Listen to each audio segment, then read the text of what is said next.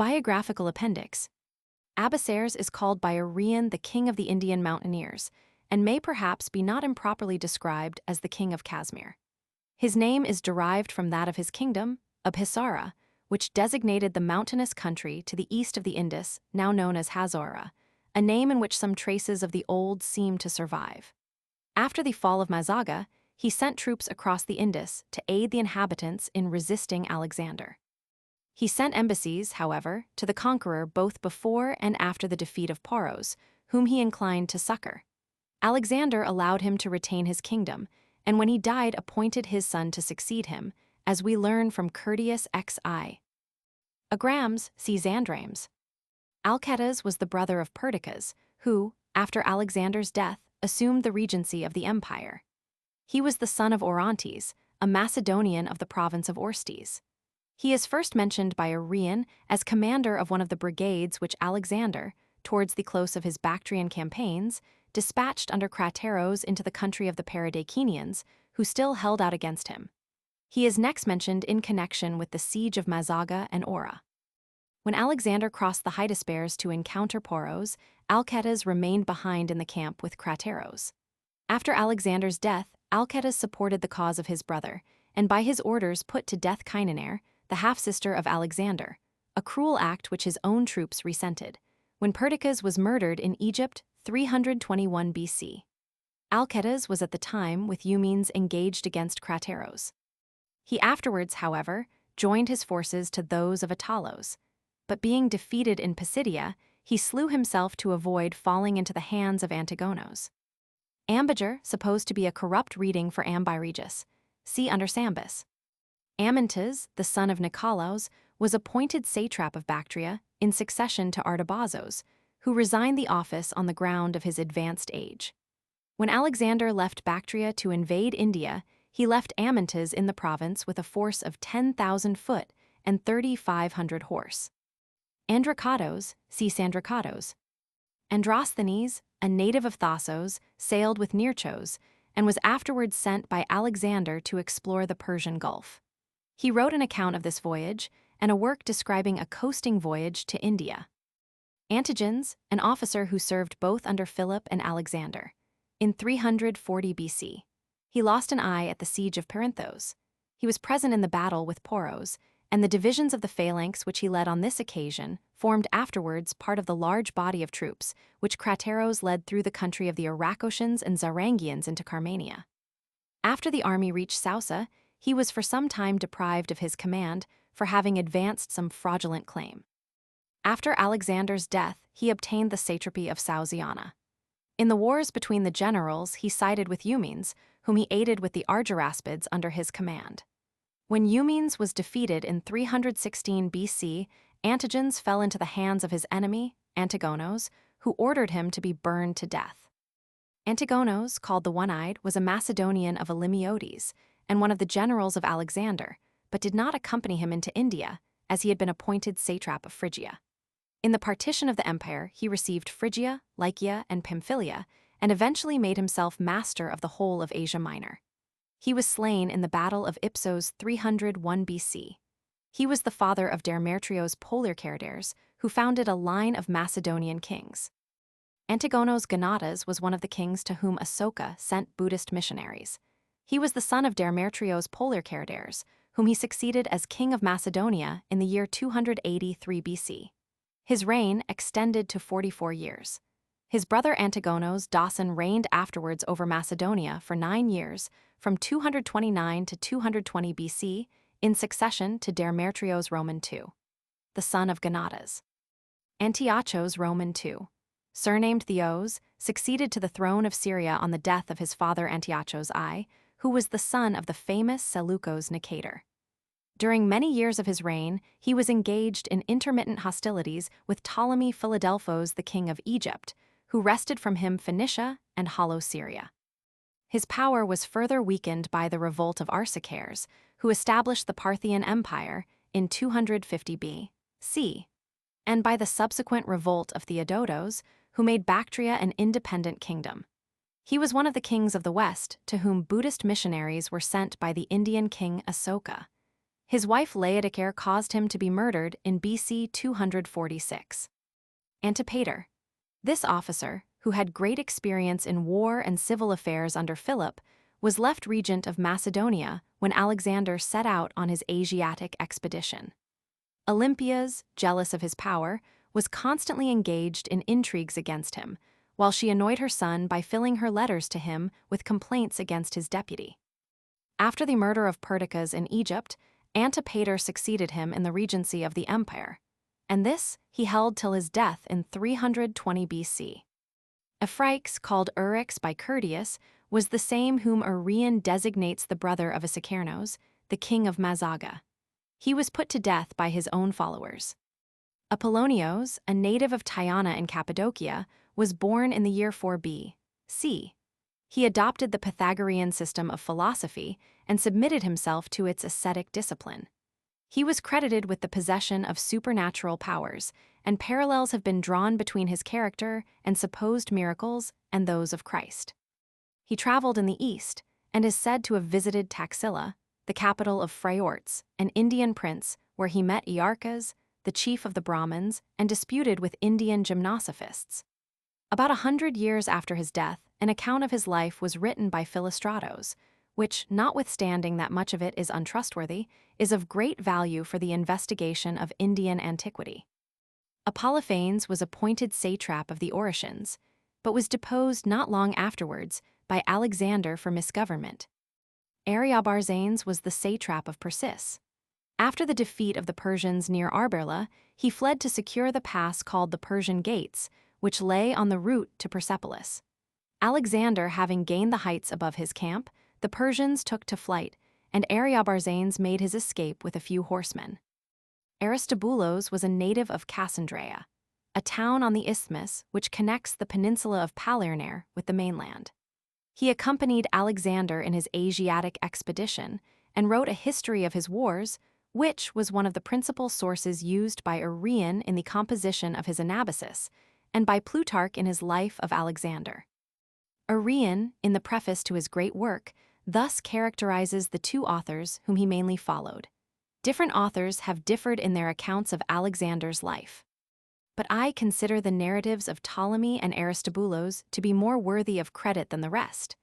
Aristobulus, because he attended Alexander in his expedition, and Ptolemy, not only for that reason, but also because he was afterwards himself a king, and for one in his position to have falsified facts would have been more disgraceful than for a man of humbler rank. Both of them, moreover, compiled their histories after Alexander was dead, when they were neither compelled, nor tempted by hope of reward, to misrepresent facts, and on this account they are the more worthy of credit. Lucian, nevertheless, accuses Aristobulus of having invented marvelous stories of Alexander's prowess in battle, but it is thought that in the anecdote which he relates in this connection, he has used by mistake the name of Aristobulus for that of one Secretos. See Lucian's How History Should Be Written, c. 12.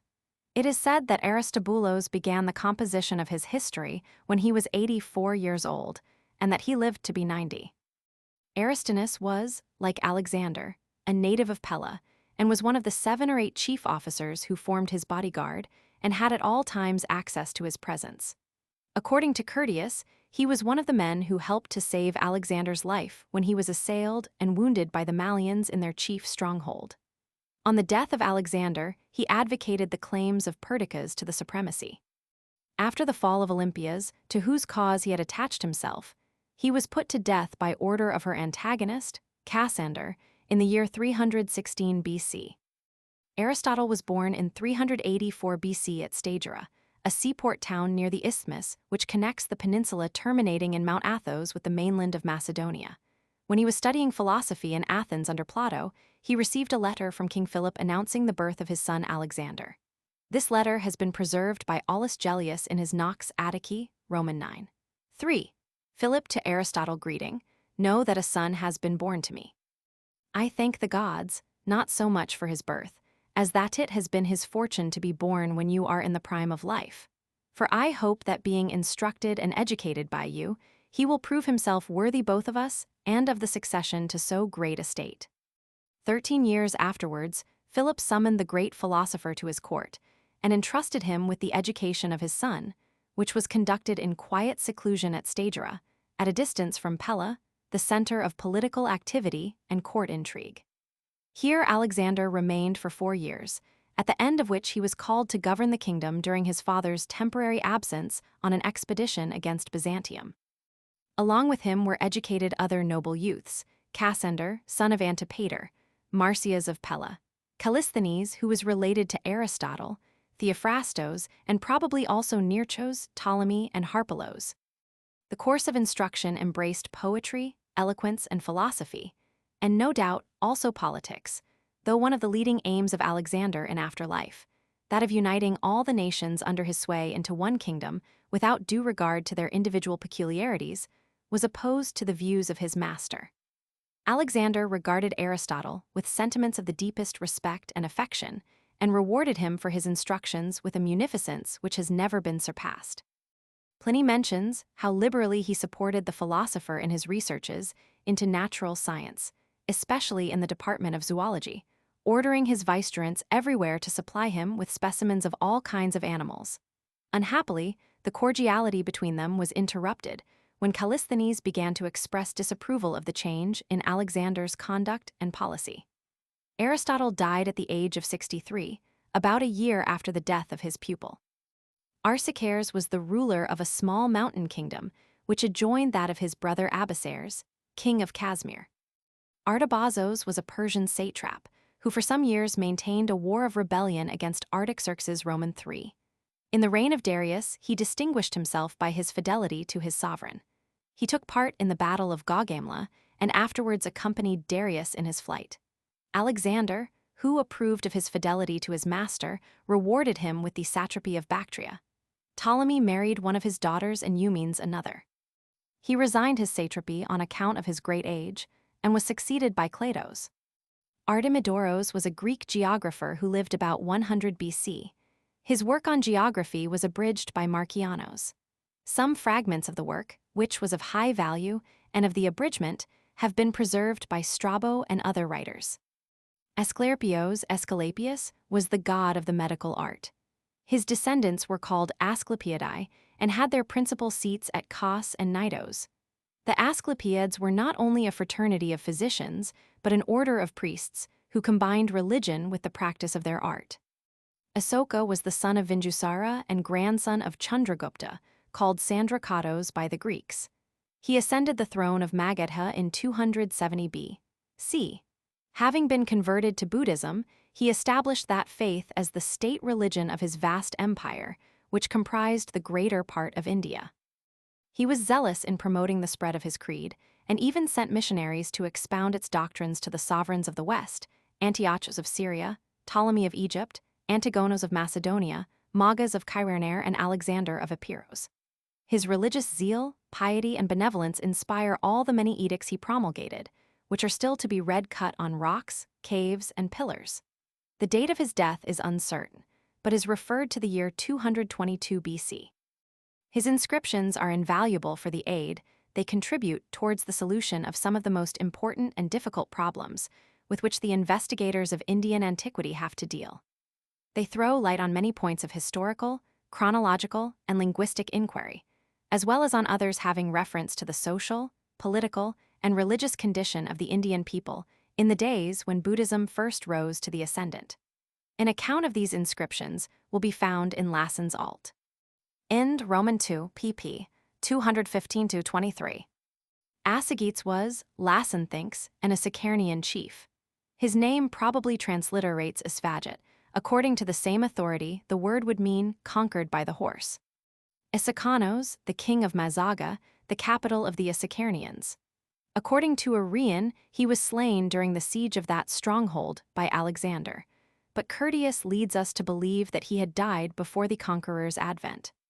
Estes, the chief of Pucellates, submitted to Alexander when he entered India, but afterwards revolted and was slain by the troops under Hephaestion. Athernæus was the author of the Deipnosophists, i.e. the banquet of the learned, or perhaps the contrivers of feasts. This work is described by a writer in Smith's Classical Dictionary as a vast collection of anecdotes. extracts from the writings of poets, historians, dramatists, philosophers, orators, and physicians, of facts in natural history, criticisms and discussions on almost every conceivable subject, especially on gastronomy. It contains numerous references to Alexander and the events of his time. Athenaeus was a native of Naucratis, in Lower Egypt. He wrote in the earlier part of the 3rd century of our era. Diodoros was the leader of the sedition of the Greek colonists, settled in Bactria, who were anxious to return to their native country. Attalos, 3 persons of this name are mentioned in this work. One Attalos, one of the generals of King Philip, and uncle of Cleopatra, whom that king married in 337 BC at the nuptial festivities. Attalos requested the guests to pray to the gods that a legitimate heir to the throne might be the fruit of the marriage. This naturally gave great offense to Alexander and his mother, Olympias, who both in consequence withdrew from the kingdom. Attalos was in Asia at the time of Philip's death and was instigated by Demosthenes to rebel against his successor. Alexander then caused him to be assassinated. It will be seen from what has been stated that the royal house of Macedonia practiced polygamy. 2 Attalos, who commanded the Agrianians in the battles of Issos and Gaugamela.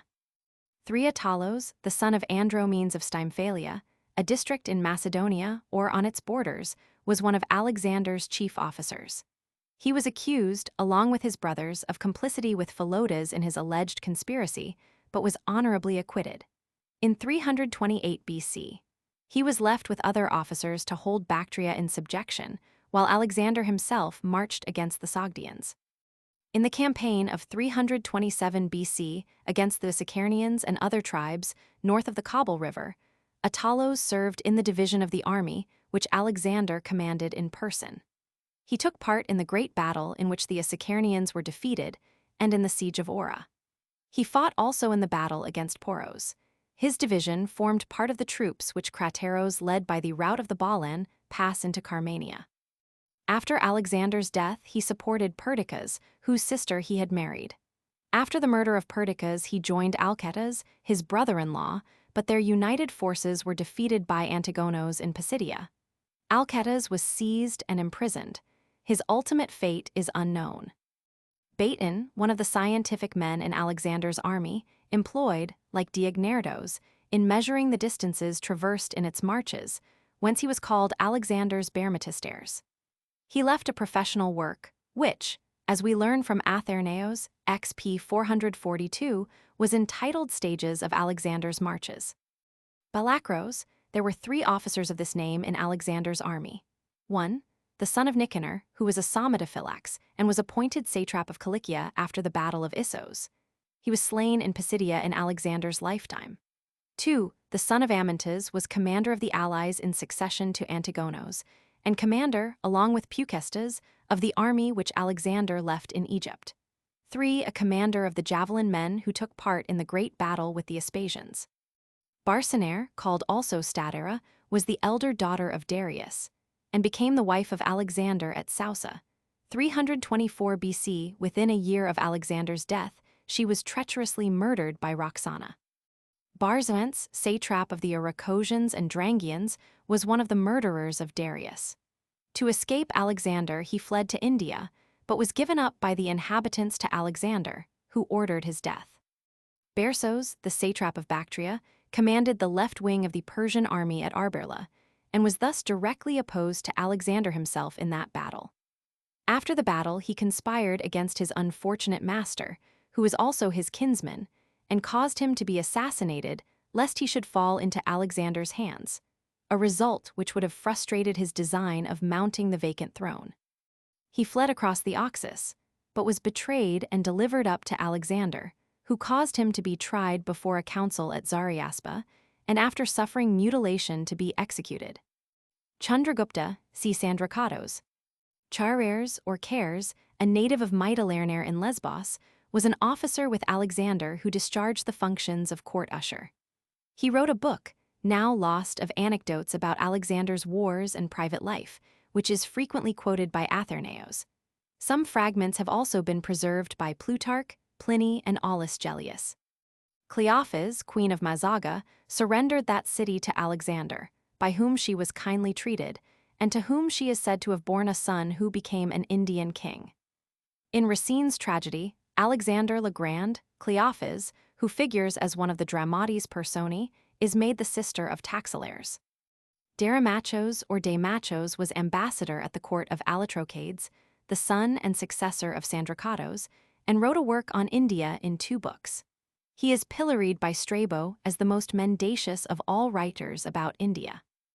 Demetrios was one of the officers who formed Alexander's bodyguard.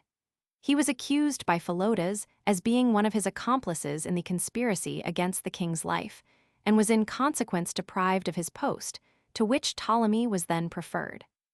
Demetrios, son of Pythonax, was one of the select band of cavalry called the Companions.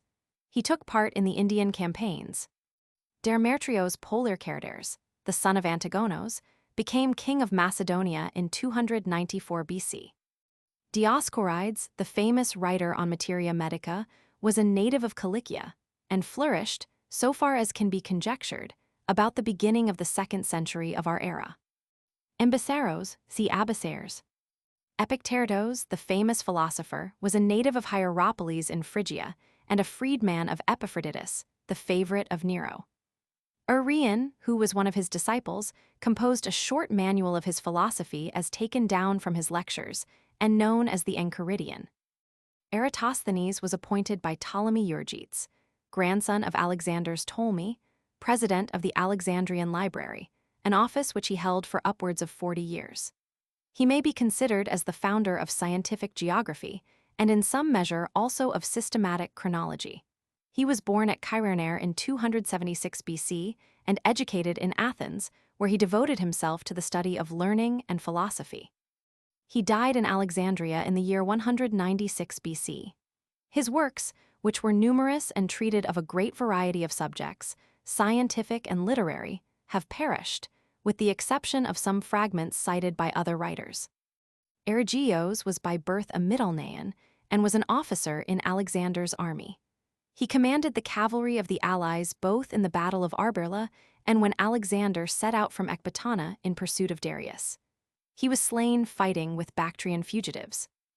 Eudormos, when Alexander heard in Carmania that Philip, who had been left in India as satrap, had been treacherously murdered by the mercenaries, he sent orders to Taxilares and Eudormos to administer affairs till a new satrap should be appointed. Sometime after Alexander's death, Eudormos decoyed Poros into his power and cut him off. He then left India either because Eumenes requiring his services in contending against Antigonos recalled him, or because he was unable to hold out against the native revolt headed by Sandricatos. The troops and elephants which he took with him from India were of great service to Eumenes. After the fall of his chief, Eudormos was put to death by Antigonos. Eumenes was a native of Cardia, a Greek colony situated in the Thracian Chersonese. He was private secretary to King Philip, and then to Alexander, whom he attended throughout his Asiatic expedition. It was one of his duties as royal secretary to keep a diary, ephemerides, in which the transactions of each day had to be recorded, and this work is quoted both by Arrian and Plutarch. He showed himself a man of consummate ability in the arts both of war and of politics. His alien origin, however, exposed him to the jealousy of the Macedonian officers. Hephaestion, in particular, Alexander's chief favorite, sought by every means to compass his overthrow. Eumenes, however, by his prudence and tact frustrated all attempts made to undermine his influence with the king, who had a just appreciation of his merits. Though his labors were chiefly those of the closet, he was sometimes employed in the field, more especially on occasions of unusual emergency. When Alexander, on returning to Sousa, celebrated his own nuptials and those of his companions with oriental brides, he gave, as Arrian tells us, Romans 6.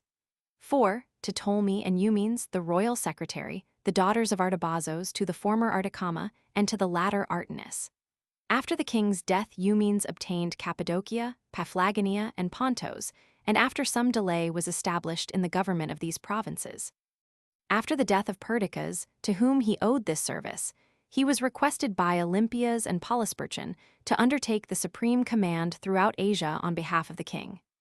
He had in consequence to contend against the faction opposed to the royal family which was headed by Antigonos, and supported by Ptolemy, Python, Seleucus, and Nearchos. After coping successfully for a considerable time against this powerful confederacy, he was delivered up by his own troops to Antigonos, who, notwithstanding the remonstrances of Nearchos, ordered him to be put to death, 316 BC. Gorgias, a commander of a division of the phalanx. He marched with Heraklês and Perdiccas by the Khyber pass to the Indus and fought in the battle against Poros. Harpalos was of princely birth and nephew of King Philip. He was educated along with Alexander, whom he accompanied into Asia in the capacity of superintendent of his treasury. Having betrayed his trust, he fled to Greece, but was recalled by Alexander, who overlooked his offense and reinstated him in his office. Alexander, on setting out from Ecbatana to pursue Darius, left Harpalos in that stronghold in charge of the vast treasures which had been transported thither from Susa and other plundered capitals.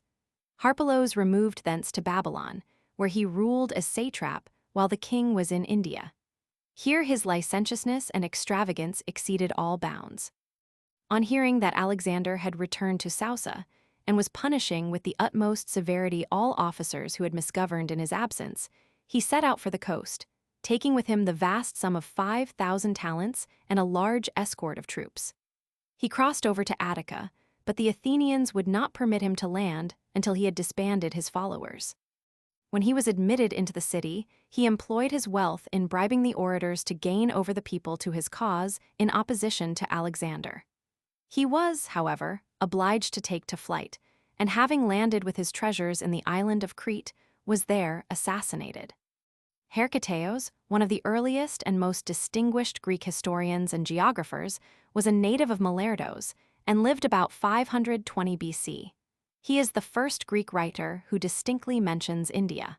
Some fragments of his works have been preserved.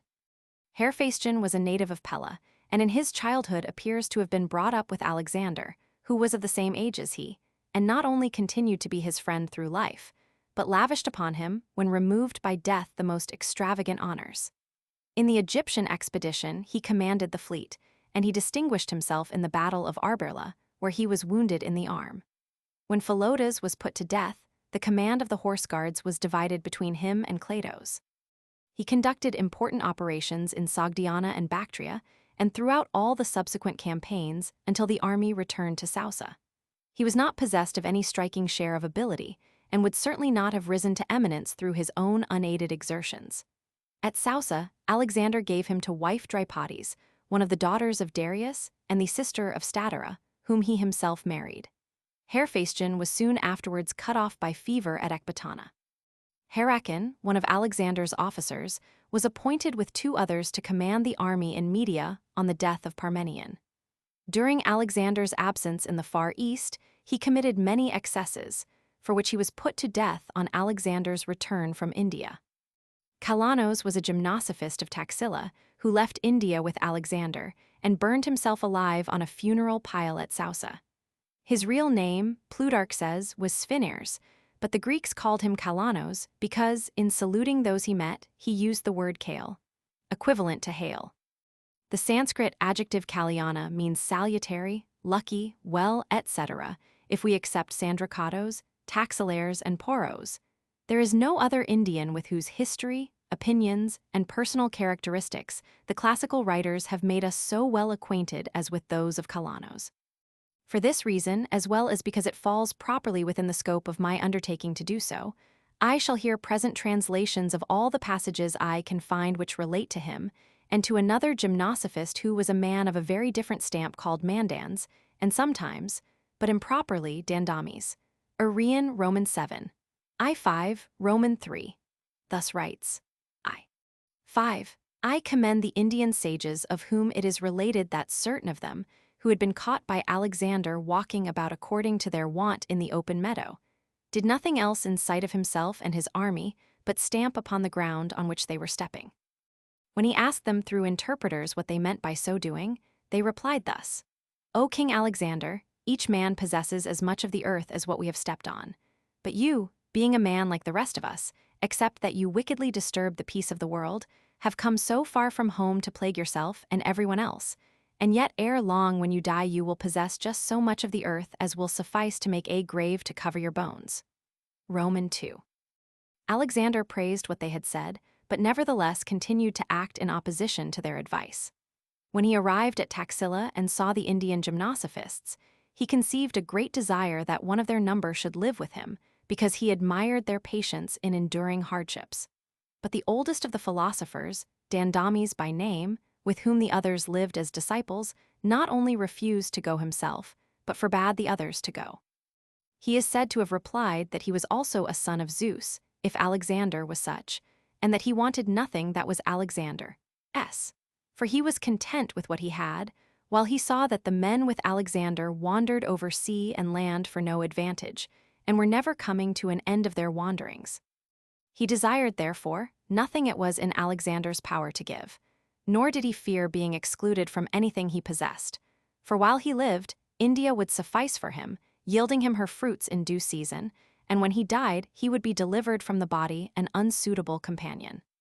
Alexander accordingly did not attempt to compel him to go with him, considering him free to please himself.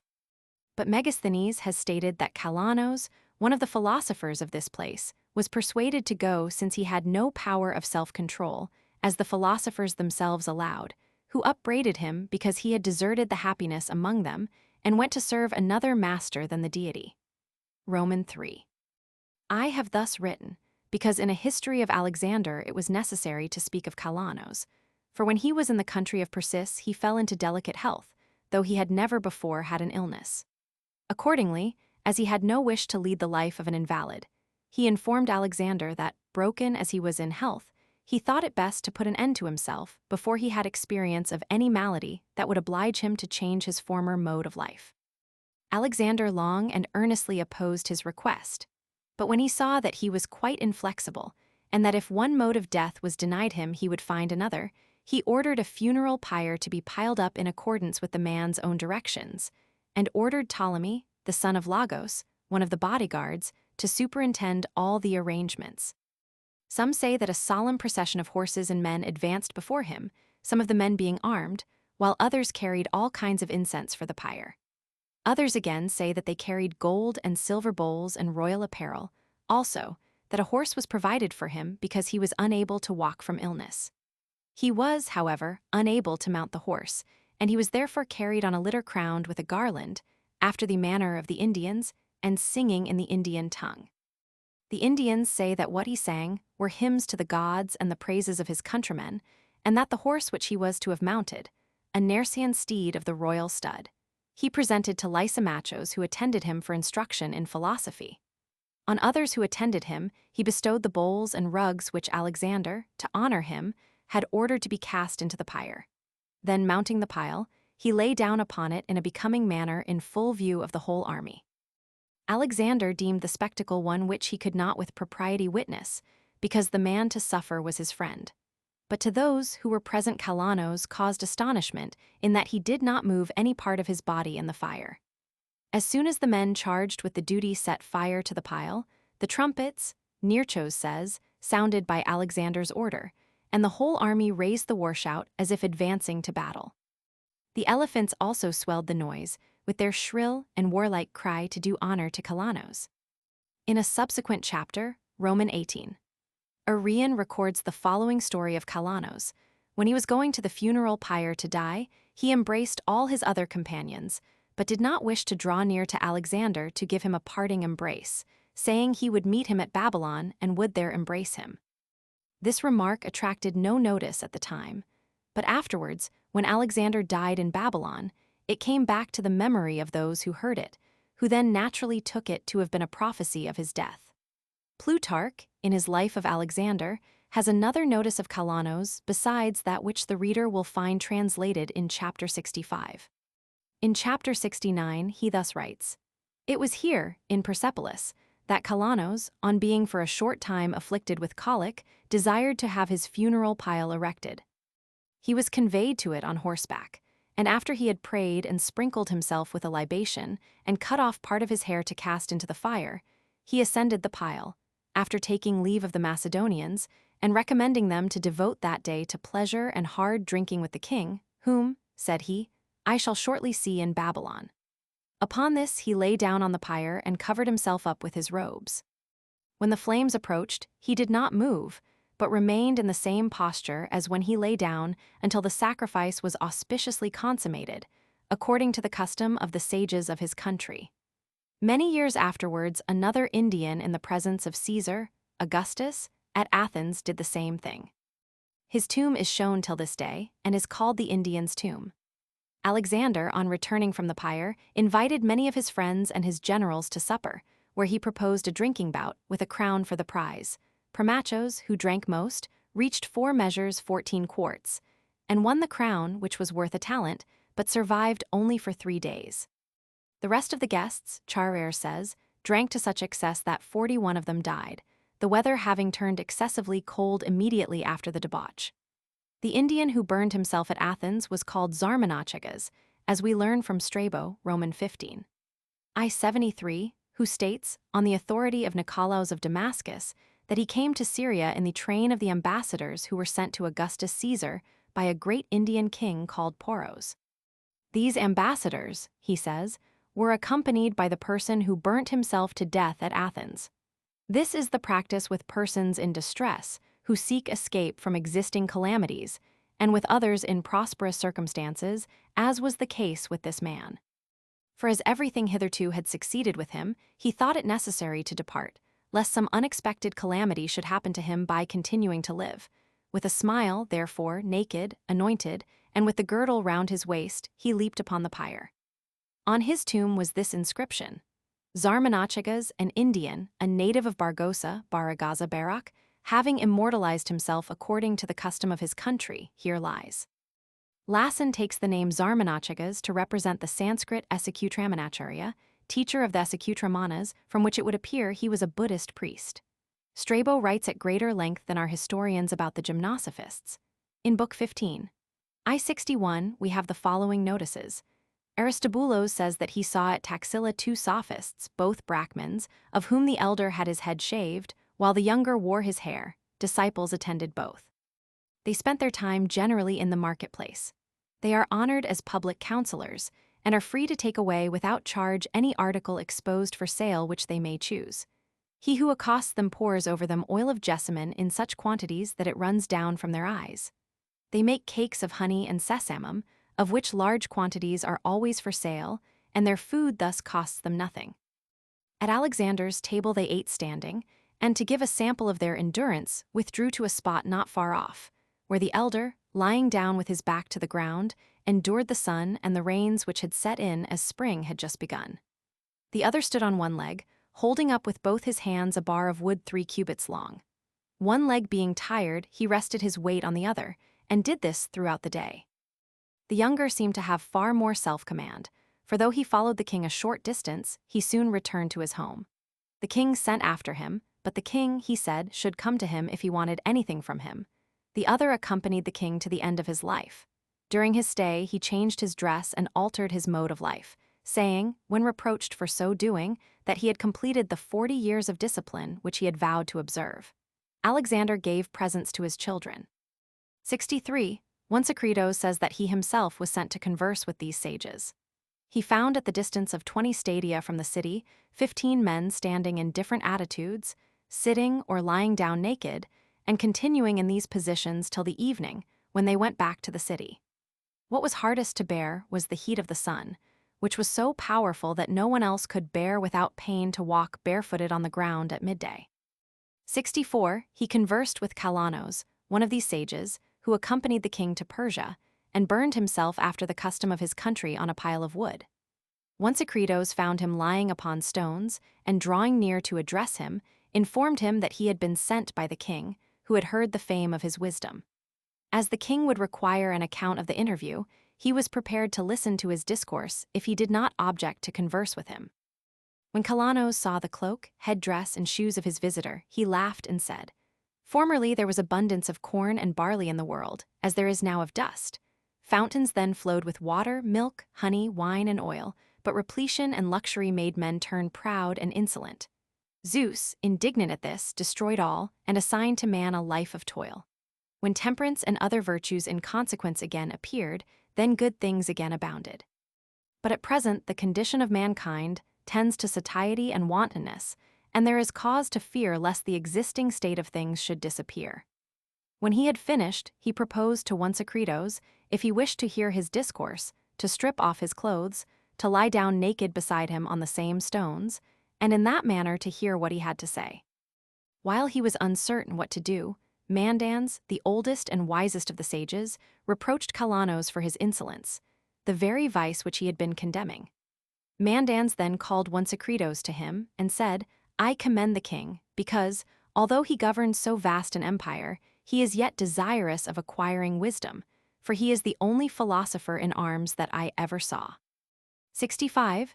The tendency of his discourse, he said, was this, that the best philosophy was that which liberated the mind from pleasure and grief. That grief differed from labor, in that the former was pernicious, the latter friendly to men.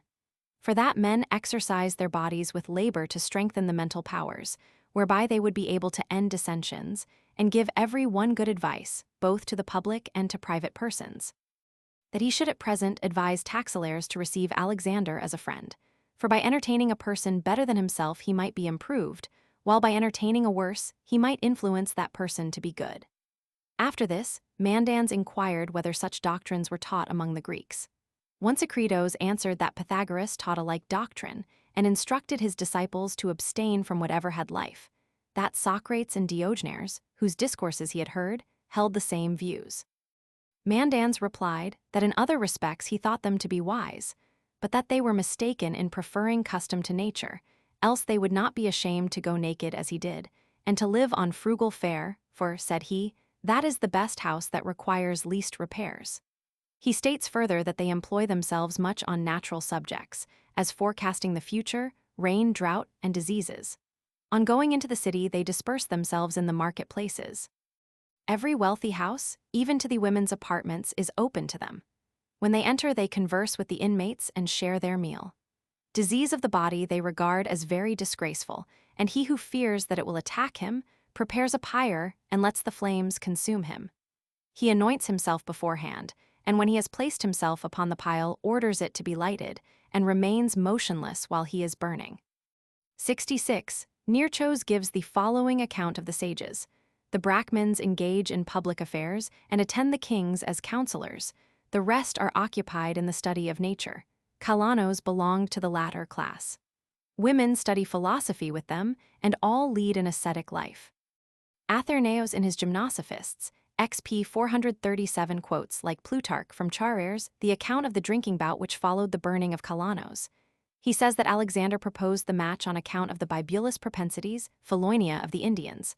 Other references to Kalanos are to be found in Aelianos, VH Roman 2, 41 and V6, Lucian de M. Pereg, 25, Cicero Disp, Tusk, Roman 2, 22 and de Divin. I-23, 30, in the Romance History of Alexander, by the Pseudo-Callisthenes, 6 long chapters of Book 3. 11-17 are full of Kalanos, Mandans, and the Brahmins. St. Ambrose wrote a work, De Bragmanibus, in which the two Gymnosophists are frequently mentioned. Callisthenes was a native of Olynthos. He was brought up and educated by Aristotle, to whom he was related, and at whose recommendation he was permitted to accompany Alexander on his Asiatic expedition. He was deficient in tact and prudence, and exasperated the king by the freedom with which he censured him for adopting Oriental customs, and especially for requiring Macedonians to perform the ceremony of adoration. When the plot of the pages to assassinate Alexander was discovered, Callisthenes was charged with being an accessory. According to Charres, he was imprisoned for 7 months and died in India, while Ptolemy states that he was tortured and crucified. Besides other works, he wrote an account of Alexander's expedition, to which Strabo and Plutarch make a few references, but it was a work of little, if any, value. Kanishka, a great Turanian conqueror, whose empire extended from Kabul to Agra and Gujarat. He was an ardent Buddhist. The date of his coronation, 78 AD, marks the beginning of the Sakabda era. Cleander, one of Alexander's officers. He was employed to kill Parmenion, to whom he was next in command at Ecbatana. He was himself put to death when he joined Alexander in Carmania, on account of his profligacy and oppression while in Media. Cleitos was a Macedonian and brother to Alexander's nurse. He saved Alexander's life at the Granicos. When the companion cavalry was divided into two bodies, the command of one was given to Cleitos and of the other to Heraklês. In 328 BC, he was appointed to succeed Artabazos in the satrapy of Bactria, but on the eve of his departure to take up this office, he was killed by Alexander in a drunken brawl. Koinos was the son of Polmocrates and the son-in-law of Parmenion. He was one of Alexander's ablest generals and greatly distinguished himself on various occasions, and especially in the battle with Poros. When Alexander had reached the Hyphasis and wished to proceed farther and reach the Ganges, Koinos had the courage to remonstrate, and the king was obliged to act on his advice. He died soon after of an illness and was honored with a splendid burial. Kathaians, a chief whose dominions lay to the west of the Indus and along the river Kathaians. Koragos, a Macedonian bravo called also Herodotos. Cosmas Indicopleustes, an Egyptian monk who flourished towards the middle of the 6th century of our era. In early life he was a merchant and visited for traffic various countries, Ethiopia, Syria, Arabia, Persia, India, and many other places of the East. After he had taken to monastic life, he wrote a work called Christian Topography, which is valuable for the geographical and historical information it contains. It has some notices concerning India, especially concerning its Christian communities. Crateros, a Macedonian of Orestes, was one of Alexander's most distinguished generals, and next to Heraklês, his greatest favorite. He was in command of infantry on the left wing at Issos, and of cavalry on the same wing at Gaugamela. He rose afterwards to be commander of one of the divisions of the phalanx. On the day of the battle with Poros, he was left with a part of the army in the camp, and did not cross the river till victory had declared for Alexander. He commanded the troops which were sent back from India by way of the Ballan Pass to Carmania. At Sousa, he married Amistris, the niece of Darius, after which he led, along with Polysperchon, the discharged veterans back to Europe. In the division of the empire after Alexander's death, Greece and Macedonia and other European provinces fell to the share of Antipater and Crateros, who divorced Amistris and married Phila, Antipater's daughter. In 321 B.C., Crateros fell in battle against Eumenes, who honored his old comrade in the Indian Wars with a magnificent funeral. Kiasilos, a native of Pharsalos, who accompanied Alexander to Asia and wrote an account of his exploits. He is mentioned by Strabo, Roman 14:12. Leonatos, a native of Pella, was one of Alexander's most capable and distinguished officers. At the time of Philip's death, he occupied one of the highest positions at court, being one of the select bodyguard called Somatophylakes, but under Alexander he was at first only an officer of the companion cavalry.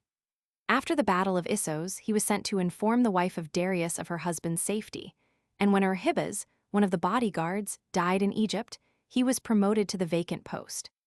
After this, his name continually occurs among the names of those who were constantly about the king's person and stood highest in his confidence. On several occasions, he showed the greatest courage, and at the siege of the Malian stronghold he saved, along with Peucestes, the king's life. When the army marched back from India, he was left to overawe the Oretai, and to wait in their country till Nearchos should reach it with the fleet.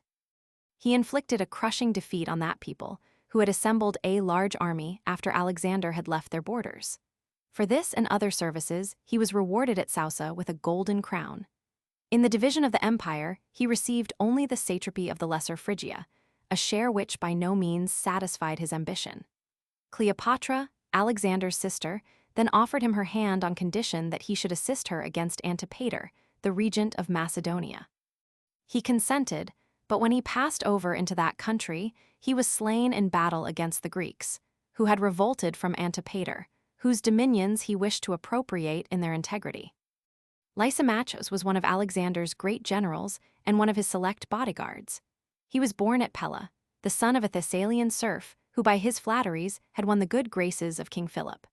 Great personal strength and undaunted courage seem to have been the qualities by which Lysimachus gained his splendid position, for he was seldom entrusted by Alexander with any separate command of importance. He was present in the battle with Poros and was wounded at the siege of Sangala. In the division of the empire, he obtained Thrace for his share, but his dominions after the Battle of Issos, in which along with Seleucus, Ptolemy, and Cassander, he defeated Antigonos and his son Demetrios, embraced for a time all Alexander's European possessions, in addition to Asia Minor. His third wife was Arsinoe, the daughter of Ptolemy, king of Egypt. In 281 BC, he was defeated and slain by his old comrade in arms, Seleucus. He was then 80 years of age. Megasthenes, the ambassador sent by Seleucus Nicator to the court of Sandrikatos, and author of a work on India of the highest value. Though this work is lost, numerous fragments have been preserved by Strabo, Arrian, Pliny, and many other writers. Mela Pomponius, the first Roman author known to have composed a formal work on geography. It is supposed that he flourished under the Emperor Claudius. Meleager was by birth a Macedonian and served with distinction in Alexander's Asiatic campaigns, where he commanded one of the divisions of the phalanx. He was present in the great battles of the Granicos, Issos, Gaugamela, and the Hydaspes. He was never entrusted, however, with any special or important command. He was a man of an insolent and factious disposition, and showed himself to be such in the discussions which arose between the generals after Alexander's death concerning the arrangements which should be made for the government of the empire. He led for a time the opposition against Perdiccas, but was afterwards for a short time associated with him in the regency. Two such colleagues could not long act in harmony. Perdiccas, who was an adept in the arts of dissimulation, lulled Meleager into fancied security, devised a cunning scheme for his overthrow, and having succeeded in this, ordered him to be put to death. Memnon, the Rhodian, was the brother of Mentor, who stood high in the favor of Darius, and brother-in-law of Artabazos, the satrap of Lower Phrygia. On the death of his brother, Memnon, who possessed great military skill and experience, succeeded to his authority, which extended over the coast of Asia Minor. He was the most formidable opponent Alexander encountered in Western Asia. Fortunately for him, Memnon died in 333 BC, when preparing to sail for Greece, where the Spartans were ready to join him and rise against the Macedonians. Maphis, see Taxilares. Mousicanos was the ruler of a rich and fertile kingdom which lay along the banks of the Indus, in Upper Sind. He submitted to Alexander without resistance and was allowed to retain his sovereignty. The Brahmins, however, prevailed on him to revolt during Alexander's absence. He was captured by Python and crucified by Alexander's orders. Mulinus is called by Curtius the king's secretary. Eumenes is probably meant. The name is not met with except in one passage in Curtius. Nearchos. Among all the great men associated with Alexander, no one has left a reputation more noble and unsullied than that of Nearchos. The long and difficult voyage in unknown seas, which he successfully accomplished, ranks as one of the greatest achievements in the annals of navigation. He was free from the mad ambition to rule, which gave rise to the deadly feuds between Alexander's other great generals, and stained the records of their lives with so many dark crimes. He was a native of Crete, but settled at Amphipolis, a Macedonian city near the Thracian border. He held a high position at the court of King Philip, where he attached himself to the party of the young prince, and was banished along with Ptolemy, Harpalos, and others who had involved themselves in his intrigues. Alexander, on mounting the throne, recalled his former partisans and did not neglect their interests. Nearchos accompanied him into Asia, where he was appointed governor of Lycia and other provinces south of the Tauros. This post he continued to hold for 5 years. He rejoined Alexander before he left Bactria to invade India, and in India he was appointed commander of the fleet which was built on the Hydaspes. He conducted it down that river and the Aixenares and the Indus to Patala, now Hyderabad, a naval station at the apex of the Indus Delta. He arrived at that place about the time when the southwest monsoon usually sets in. Alexander, on returning to Patala from the excursions he made to the ocean, removed the fleet to Kilauda, an island in the western branch of the Indus, which possessed a commodious haven. He then set out on his return to Persia, leaving the fleet with Nearchos, who had relieved Alexander's mind of a load of anxiety by voluntarily proffering his services to conduct the expedition by sea to the head of the Persian Gulf. When we consider, as Bunbury remarks, the total ignorance of the Greeks at this time concerning the Indian seas, and the imperfect character of their navigation, it is impossible not to admire the noble confidence with which Nearchos ventured to promise that he would bring the ships in safety to the shores of Persia, if the sea were navigable and the thing feasible for mortal man. Nearchos wished to defer his departure till the monsoon had quite subsided, but as he was in danger of being attacked by the natives, who were no longer overawed by Alexander's presence, he set sail on the 21st of September, 325 BC. He was forced, however, by the violence of the weather when he had reached the mouth of the Indus to take refuge in a sheltered bay at a station which he called Alexander's Haven, and which is now known as Karachi, the great emporium of the trade of the Indus. After a detention here for 24 days, he resumed his voyage on the 23rd of October. Coasting the shore of the Arabes for 80 miles, he reached the mouth of the river Arabis, now the Purali, which divides the Arabes from the Oratai. The coast of the latter people, which was 100 miles in extent, was navigated in 18 days. At one of the landing places, the ships were supplied by Leonatos with stores of corn, which lasted 10 days. The navigation of the Meccan coast, which succeeded, occupied 20 days, and the distance traversed was 480 miles English, though Nearchos in his journal has set it down at 10,000 stadia or 1250 miles. The expedition in this part of the voyage suffered great distress for want of provisions. The coast was barren, and its savage inhabitants, the ichthyophagi, had little else to subsist on than fish, which some of them ate raw. The Carmanian coast, which succeeded, was not so distressingly barren, but was even, in certain favored localities, extremely fertile and beautiful.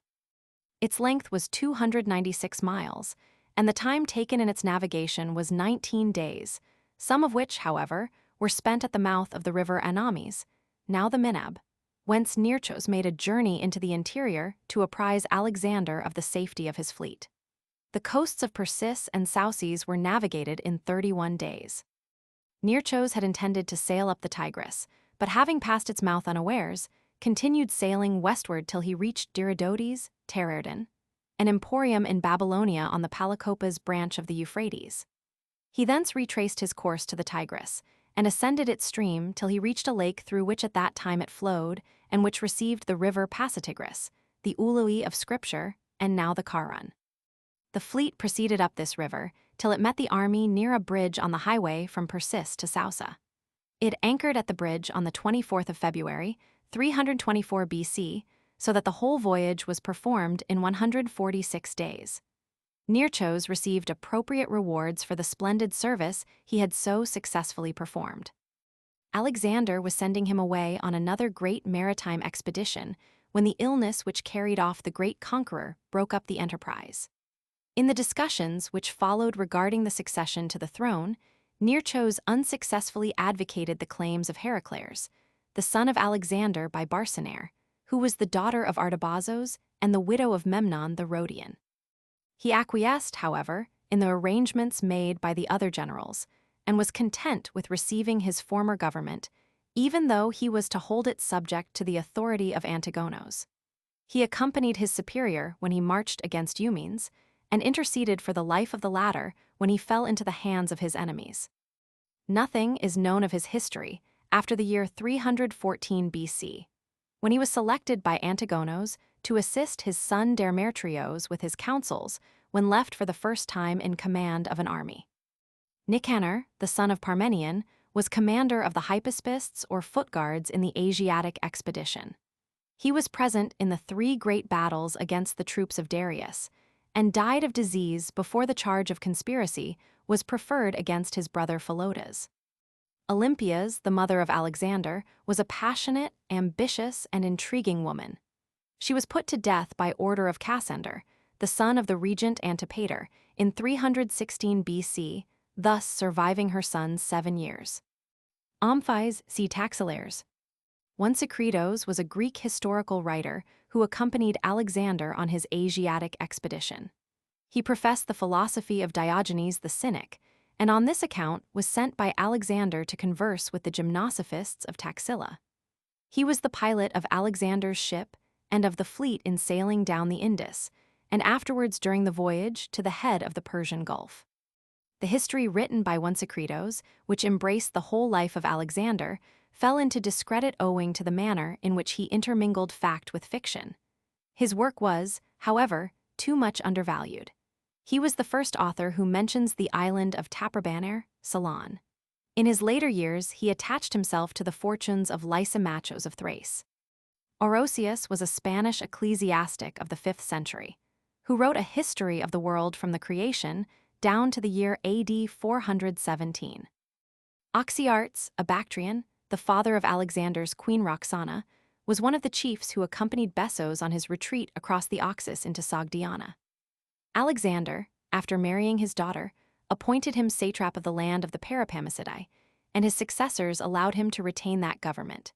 It is not known how long he lived, but it is supposed that he was dead when Seleucus undertook his Indian expedition, as his dominions were among those which were surrendered to Sandricatos. Oxycanos, called Porticanos by Strabo and Diodoros, ruled a territory which adjoined that of Mausicanos, but its exact position or boundaries cannot be ascertained. Panini, the celebrated Indian grammarian, was a native of Salichara in Gandhara. His date is generally referred to the 4th century BC, but this is still a matter of controversy. Parmenion was the most experienced and most trusted general who accompanied Alexander into Asia. He commanded the left wing of the Macedonian army in the 3 great battles against Darius. He was left in command in Media, and so did not accompany the expedition into India. His assassination has left an indelible stain on Alexander's character. Patroclus was a general who held under Seleucus and Antiochus an important government over some eastern provinces of the Syrian Empire. He collected much valuable information regarding the little-known parts which adjoined his province. His work, embodying this information, is frequently quoted by Strabo.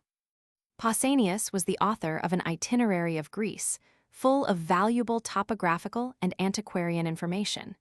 He wrote in the age of the Antonines. Pithon, 3 officers of this name accompanied Alexander into Asia. First, Pithon, the son of Sophocles, who was wounded and taken prisoner by the Scythians under Spitamenes, and is not subsequently mentioned. Second, Pithon, the son of Crateuas, who, like Ptolemy, was a native of Aeardaea and a member of the select bodyguard.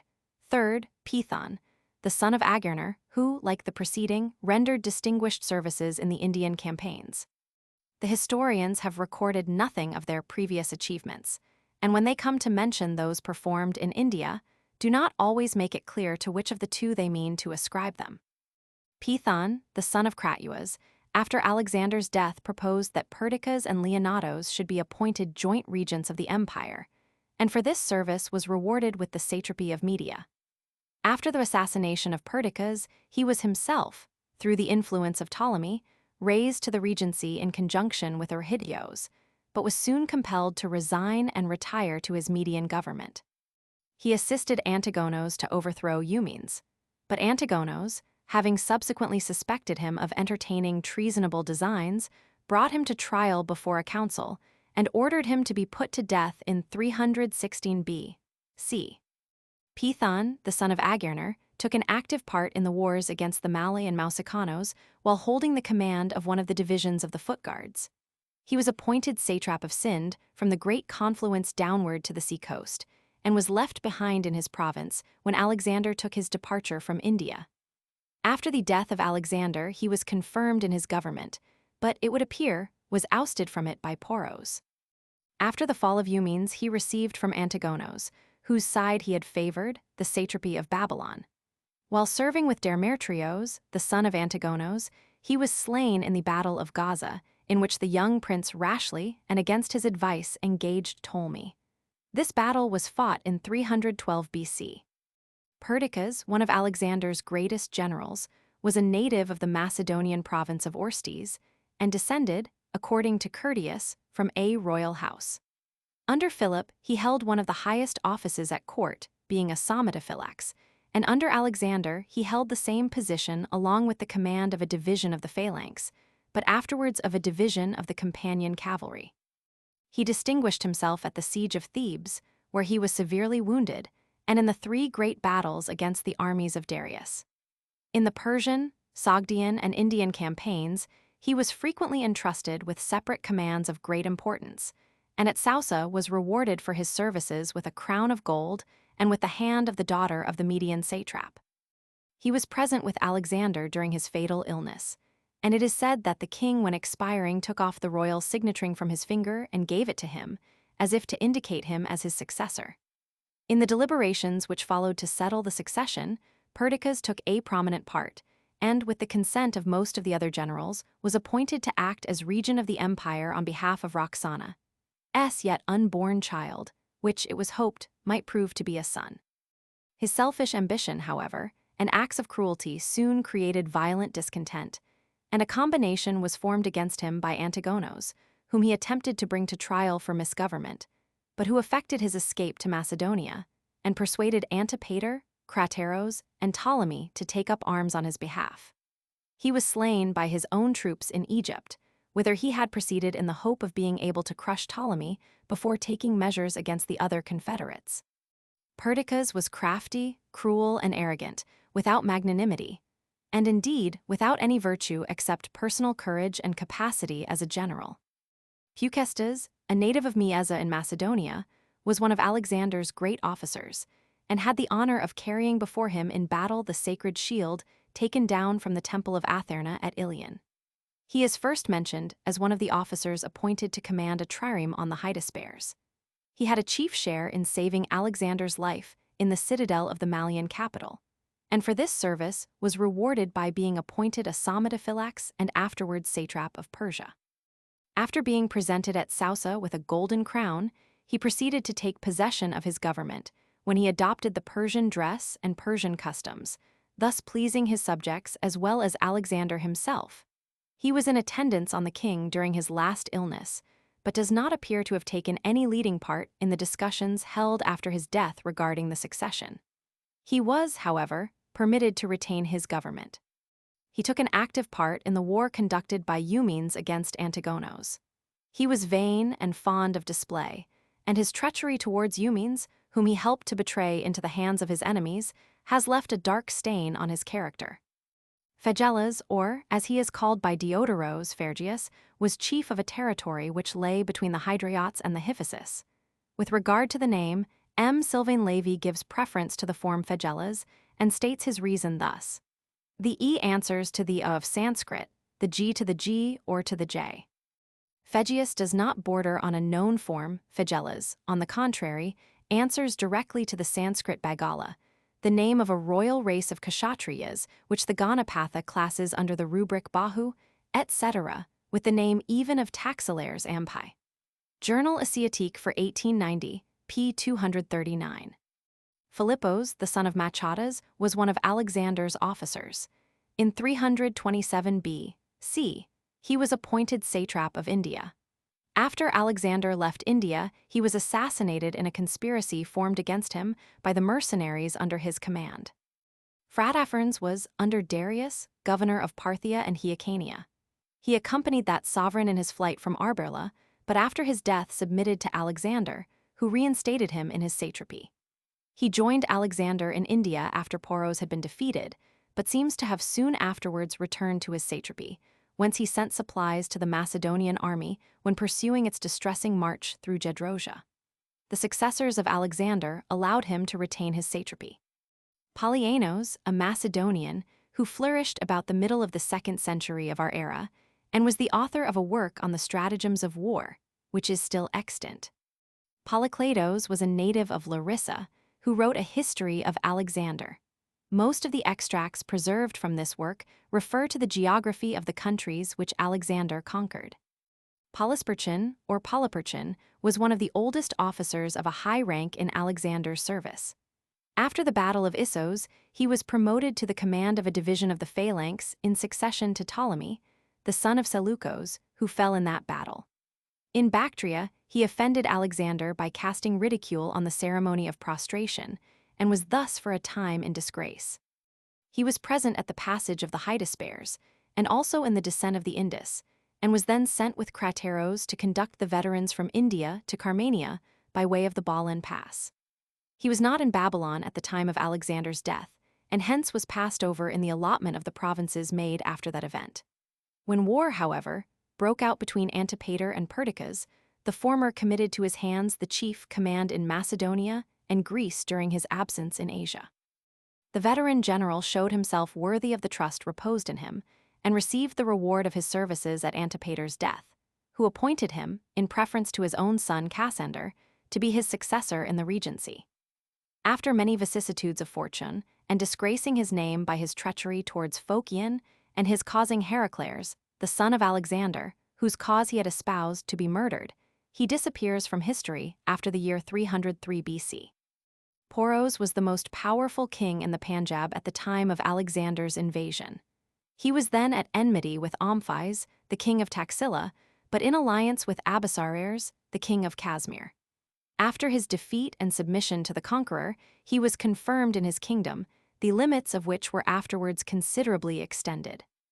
All that is known of his history will be found in the translations, if read along with the notice below, of Sandrikatos, except that after Alexander's death he made himself master of Sind, from which he ousted Pithon. The name of Poros, which is formed from Pora or Parava, with the Greek termination os added, shows that he belonged to a family of the lunar race. Bolin, however, takes the name to be a corruption of the Sanskrit Purusha, which means heroic. Pordikanos, see Oxykanos. Ptolemy, called the son of Lagos, is supposed to have been in reality the son of Philip, as his mother Arsinoe was the concubine of that king, and was pregnant when married to Lagos. Of all Alexander's generals, Ptolemy was the one who approached him nearest in a capacity both for war and government, while he did not fall short of him in magnanimity of disposition. He was banished from Macedonia by Philip, who discovered that he was promoting with others a marriage between Alexander and the daughter of Pixoderos, the king of Caria.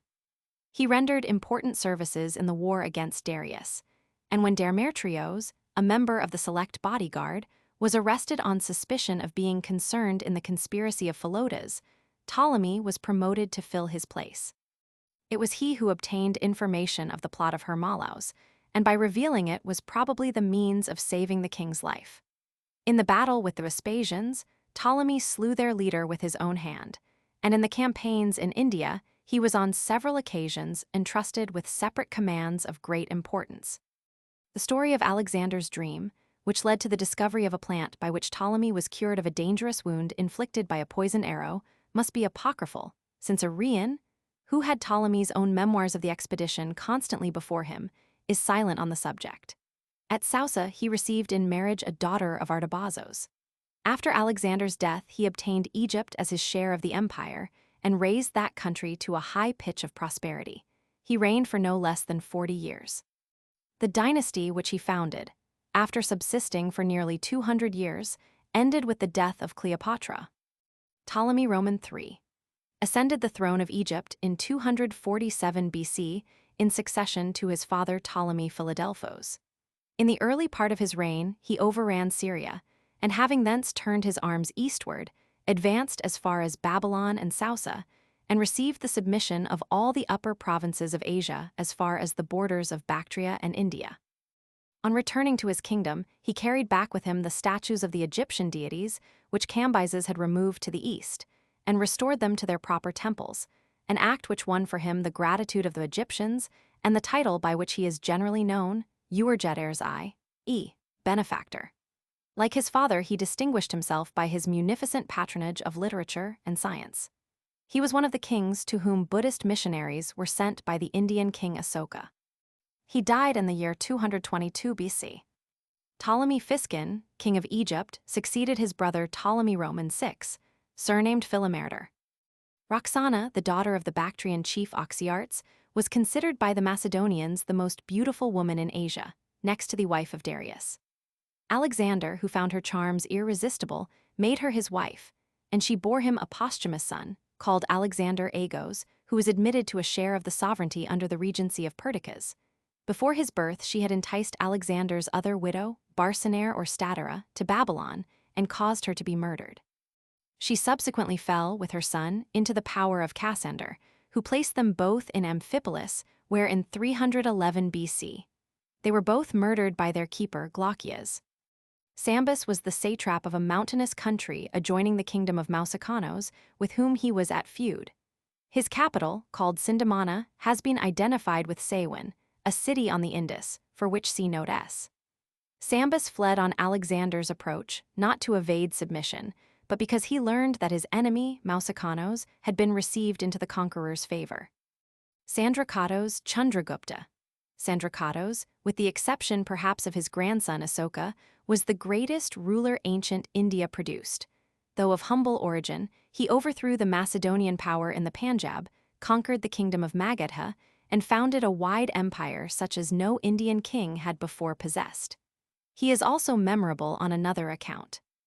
Those learned men who about a century ago took up the study of Sanskrit established his identity with the Chandragupta, who is mentioned in the Buddhist Chronicle of Ceylon as the founder of the Mauryan dynasty of Magadha, and by fixing the date of his accession to the throne of that kingdom, supplied the chronology of ancient India with its first properly ascertained era, and thus brought it into line with the chronology of general history.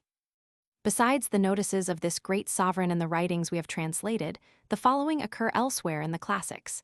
Appian's Syriacer, c. 55, speaking of Seleucus, says, "And having crossed the Indus, he warred with Androcatos, the king of the Indians, who dwelt about that river, until he entered into an alliance and a marriage affinity with him." Strabo, Roman 2. I9 says, "Both of these men were sent to Palambothra, Megasthenes to Sandracatos, and Deramachos to Alatrocades his son," and in Roman 15. I36 repeats the statement as concerns Megasthenes, in Roman 15. I53 we read, "Megasthenes, who was in the camp of Sandracatos, which consisted of 400,000 men, did not witness on any day thefts reported which exceeded the sum of 200 drachmae, and this among a people who have no written laws, who are ignorant even of writing, and regulate everything by memory." Lastly, in Roman 15. I57 we read, "Similar to this is the account of the Annotacoid, of the wild men, and of other monsters. The wild men could not be brought to Sandracatos, for they died by abstaining from food." Arrian in his Indica, c. 5, says, "But even Megasthenes, as far as appears, did not travel over much of India, though no doubt he saw more of it than those who came with Alexander, the son of Philip, for, as he says, he had interviews with Sandracatos, the greatest king of the Indians, and with Poros, who was still greater than he." Lastly, Athenaeus mentions him in his Deipnosophists, c. 18d.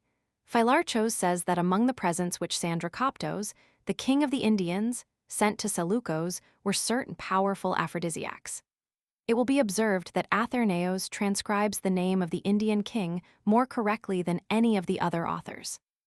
These detached notices, combined with those which appear in the translations, we may now gather together into a connected and consistent narrative. Sandracatos was of obscure birth, and from the remark of Plutarch that in his early years he had seen Alexander, we may infer that he was a native of the Panjab. It was at one time thought that he had in some way offended the conqueror, and that to escape the effects of his displeasure, he had fled for protection to the court of Magadha. But this belief must now be given up, as it was based on a corrupt passage in Justin, which, by the restoration of the correct reading, shows that it was not Alexander whom he had offended, but Nandris or Zandrames, the Magadha king. We do not know what induced Sandracatos to leave his home and take service under the latter monarch, but we incline to attribute it to a sentiment of patriotism, forbidding him to seek office or advancement under a power which had crushed the liberties of his country. What the nature of his offense against Nandris was does not appear, but he so dreaded his resentment that he quitted his dominions and returned home to the Panjab. He found it, although Alexander had now been 6 years dead, still under Greek vassalage, and ruled as formerly in civil matters by Omphis of Taxila and the great Poros, while the military administration had passed into the hands of Eudormos. Soon after his arrival, however, the order of things was violently disturbed. Eudormos, having decoyed Poros into his power, treacherously murdered him, but had no sooner done so than he was recalled to the west to succor Eumenes in his war against Antigonos. As he took with him 3,000 foot, 500 horse, and 125 elephants, he denuded the province of the main strength of the force by which it was held in subjection, and his departure was fatal to Greek power. The Indians, who longed for freedom, and were no doubt greatly incensed by the murder of Poros, rose in revolt. Sandracatos, who headed this movement, having collected a band of insurgents, overthrew the existing government, expelled the remainder of the Greek garrison, and finally installed himself in the sovereignty of the Punjab and of all the lower valley of the Indus. The insurgents, whom he led to victory, are called by Justin robbers, but we must not thence infer that he was a bandit leader, who, by taking advantage of an opportune crisis, rose to power by the help of desperadoes whose crimes had banished them from society. His adherents were, in point of fact, chiefly the Arata of the Punjab, who were always called robbers, and are denounced as such in the Mahabharata. The Kathaians, who so stoutly resisted Alexander at Sangala, were included under this designation, which means kingless and implies that they lived under republican institutions. The stories told by the same author of the lion which licked the sweat from Sandrikatos when asleep, and of the elephant which volunteered to carry him into battle, and thus gave presages of his future greatness, reflect the true spirit of Oriental romance, and were no doubt derived from native traditions which somehow found their way to the West. They remind one of Joseph's dreams, in which he saw the sheaves and then the heavenly bodies falling down in obeisance before him. Sandrikatos, while in Magadha, had seen that the king was held in such odium and contempt by his subjects that, as Plutarch tells us, he used often afterwards to speak of the ease with which Alexander might have possessed himself of the whole country. He accordingly had no sooner settled the affairs of the Punjab than he prepared to invade the dominions of his former master. The success which he anticipated followed his arms. He overthrew with ease the unpopular despot, and having received the submission of Magadha, extended his conquests far beyond its eastern limits. He was thus able to combine into one great empire the regions both of the Indus and the Ganges. He established the seat of government at Palibothra, the capital of Magadha, a great city advantageously situated at the confluence of the Aranaboas or Son with the Ganges, and on the site now occupied by Patna, beneath which, at a depth of from 12 to 15 feet, its ruins lie entombed. While Sandrikatos was thus, with a genius like that of Akbar, welding the states of India into unity, the successors of Alexander were too much engrossed with their internecine wars to concern themselves with his doings. But when they had for a time composed their differences, Seleucus Nicator, the king of Syria, advanced eastward to recover the Indian conquests of Alexander. The date of this expedition cannot be fixed with precision, but it was probably made in the year 305 BC, or about 10 years after Sandrikatos had ascended the throne of Palibothra. The records of it are unfortunately lost. It seems that he was allowed to cross the Indus without opposition, but it is not known how far he advanced into the country. We do not even know whether the hostile armies came into actual conflict, but we may conjecture that the sight of the vast and formidable host brought into the field by his antagonist, who was an experienced commander of the stamp of Poros, led him to think discretion would be the better part of valor, and to prefer entering into negotiations rather than to risk the chance of defeat. At all events, he concluded a treaty by which he not only resigned his claims to the Greek conquests beyond the Indus, but ceded to the Indian king considerable districts extending westward from that river to the southern slopes of the Hindu Kush. The compact was cemented by a matrimonial alliance, the Syrian king giving his daughter in marriage to Sandrikatos. Friendly relations seem to have subsisted ever afterwards between the two sovereigns. Seleucus sent as his ambassador to the Indian court his friend and companion Megasthenes. This was a fortunate choice, for while their Megasthenes, who was an acute observer and of an inquisitive turn of mind, composed a work on India, in which he gave a faithful account of what fell under his own observation, as well as of what facts he could gather from trustworthy reports. That work, now lost, was the source whence Strabo and other classical authors derived most of their information regarding India. In such of the fragments thus preserved as relate to Sandrikatos, we find an admirable picture of his system of government, of his personal habits, and of the regulations of his court.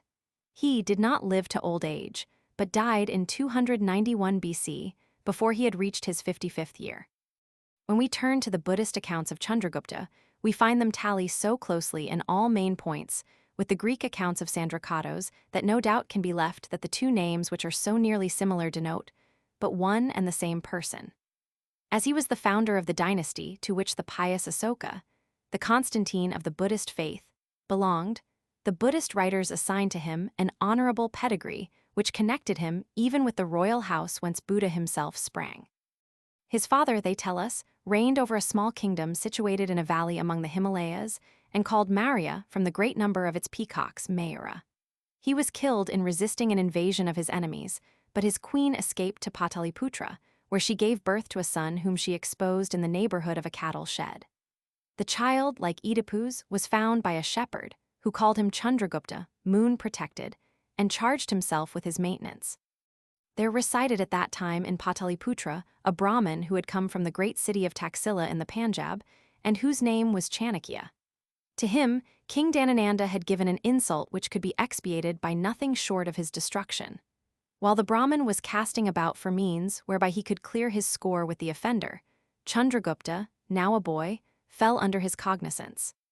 Having discovered that he was of royal descent, and foreseen from his conduct among his companions that in after life he would be capable of great achievements, he bought him from the shepherd and gave him a training adapted to make him a fit instrument for the execution of his designs. When Chandragupta had grown up, his master put under his command a body of troops kept secretly in his pay, and attempted a rebellion, which proved abortive. Chandragupta fled to the desert, but having ere long collected a fresh force, he invaded Magadha from the border, that is, from the side of the Panjab. He captured city after city till the capital itself fell into his hands. The king was slain, and Chandragupta ascended the vacant throne. Another form of the native tradition assigns his paternity to Dhanananda, the last of the 8 Nanda kings, who ruled in succession over Magadha, though not by his queen, but by a woman of low caste, a Sudra called Mura. The Brahmins made this base-born scion of the royal house the instrument of their rebellious designs, and with the help of a northern prince, to whom they offered an accession of territory, raised him to the throne while he was yet a youth, and put Nanda and his 8 sons to death. They did not make good their promise to their ally, but rid themselves of him by assassination. His son Malayakettu marched with a large army, in which were Yavanas, Greeks, to revenge his death, but returned without success to his country. It has been supposed that this expedition may have been the same as that of Seleucus. The Nanda dynasty, which was supplanted by the Mauryan in 315 BC, had succeeded to that of Sisanaga in 370 BC. Its last member, whom the Greeks call Zandrames and Curtius Agrams, is variously named in native writings Dhanananda, Nanda Mahapadma, and Hiranyagupta. Zandramas, of which Agram seems to be a distorted form, transliterates the Sanskrit Chandramas, which means moon god. A Hindu play, the Mudra Rakshasa, produced early in the Mahometan period, refers to the revolution by which Chanakya raised Chandragupta to power, but is of no historical value. Chandragupta was succeeded by his son Vindusara, who is called by Strabo Alatrochades, and by Athernaeus, Roman 14. 67, Amitrochates, a form which transliterates the Sanskrit Amitragata, a title by which he was frequently designated, and which means enemy slayer. He was succeeded by his son Asoka in 270 BC. Seleucus Nicator, one of Alexander's great generals who made himself king of Syria, was the son of Antiochus, an officer of high rank in the service of King Philip. Seleucus was distinguished for his great personal strength and courage, and when he accompanied Alexander into Asia, held a command in the companion cavalry. He crossed the Hydaspes with Alexander himself and took an important part in the great battle which followed. At Sausa, he was rewarded for his eminent services with the hand of Apama, an Asiatic princess, the daughter of Spitamenes. In the dissensions which broke out after Alexander's death among his generals, Seleucus sided with Perdiccas and the cavalry against Meleager and the infantry, and was in consequence made chiliarch of the companions, one of the highest offices, and one which Perdiccas himself had previously held.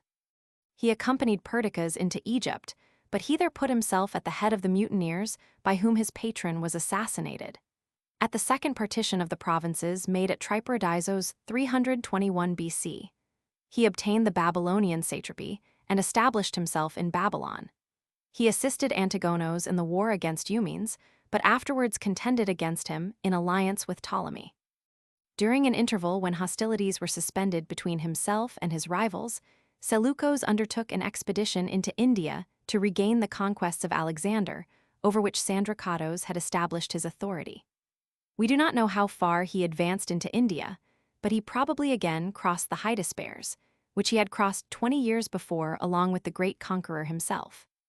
The result of the expedition was a treaty by which Seleucus ceded to Sandrikatos his Indian provinces and the regions west of the Indus as far as the range of Peloponnesos, in exchange for 500 elephants, and a marriage alliance by which the daughter of Seleucus became the bride of the Indian king. Immediately either before or after this expedition, Seleucus in 306 BC, following the examples of Antigonos and Ptolemy, formally assumed the regal title and diadem.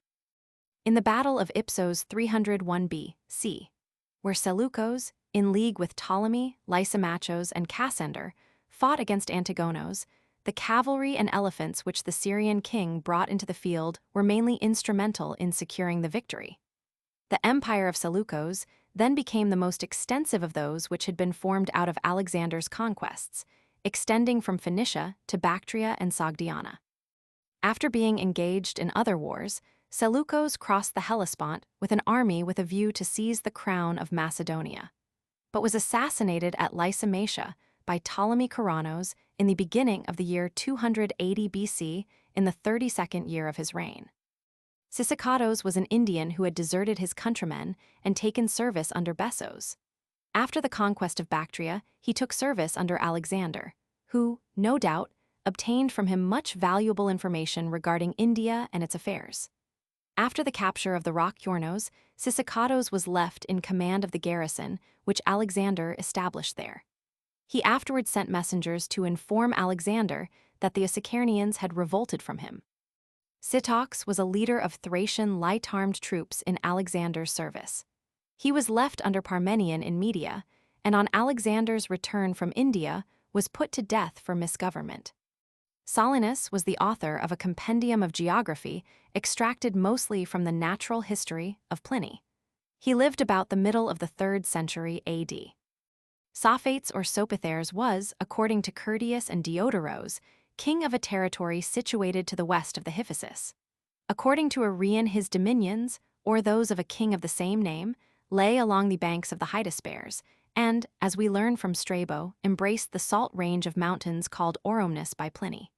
With regard to the name, Lassen took it to represent the Sanskrit Asvapati, lord of horses. M. Sylvain Lévy, however, thinks this a fanciful identification of the two names, erring against Greek and against Sanskrit. He then says, a drachma of Indian silver coin towards the end of the 4th century BC, in imitation of Greek money, bears the inscription sigmo mega phi upsilon tau omicron upsilon. The form Sophites is, then, the only one to be considered. The laws of transcription established by numerous examples give the equivalence, omega equals, or phi equals bh.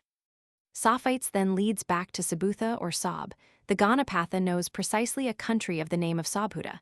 Panini, Roman 4, Roman 2, 67 SQQ. Shows by examples how local names are formed. The name of Samkala, etc., is formed in this way. M. Bandarkar has already recognized in the city of Samkala the famous fortress of Sangala. But the Indian savant has not overcome the old prejudice which, regardless of the laws of transcription, identifies Sangala with Sakala, capital of the Madras, Lassen Ind. Alt. I 801. The identification firmly fixed of Sophates and Sobhuta dissipates henceforward all doubts. Among the names classed in the Ganapatha under the rubric Samkala, etc., is found Subhuta, which gives, in virtue of the rule stated, Sobhuta as the name of a locality.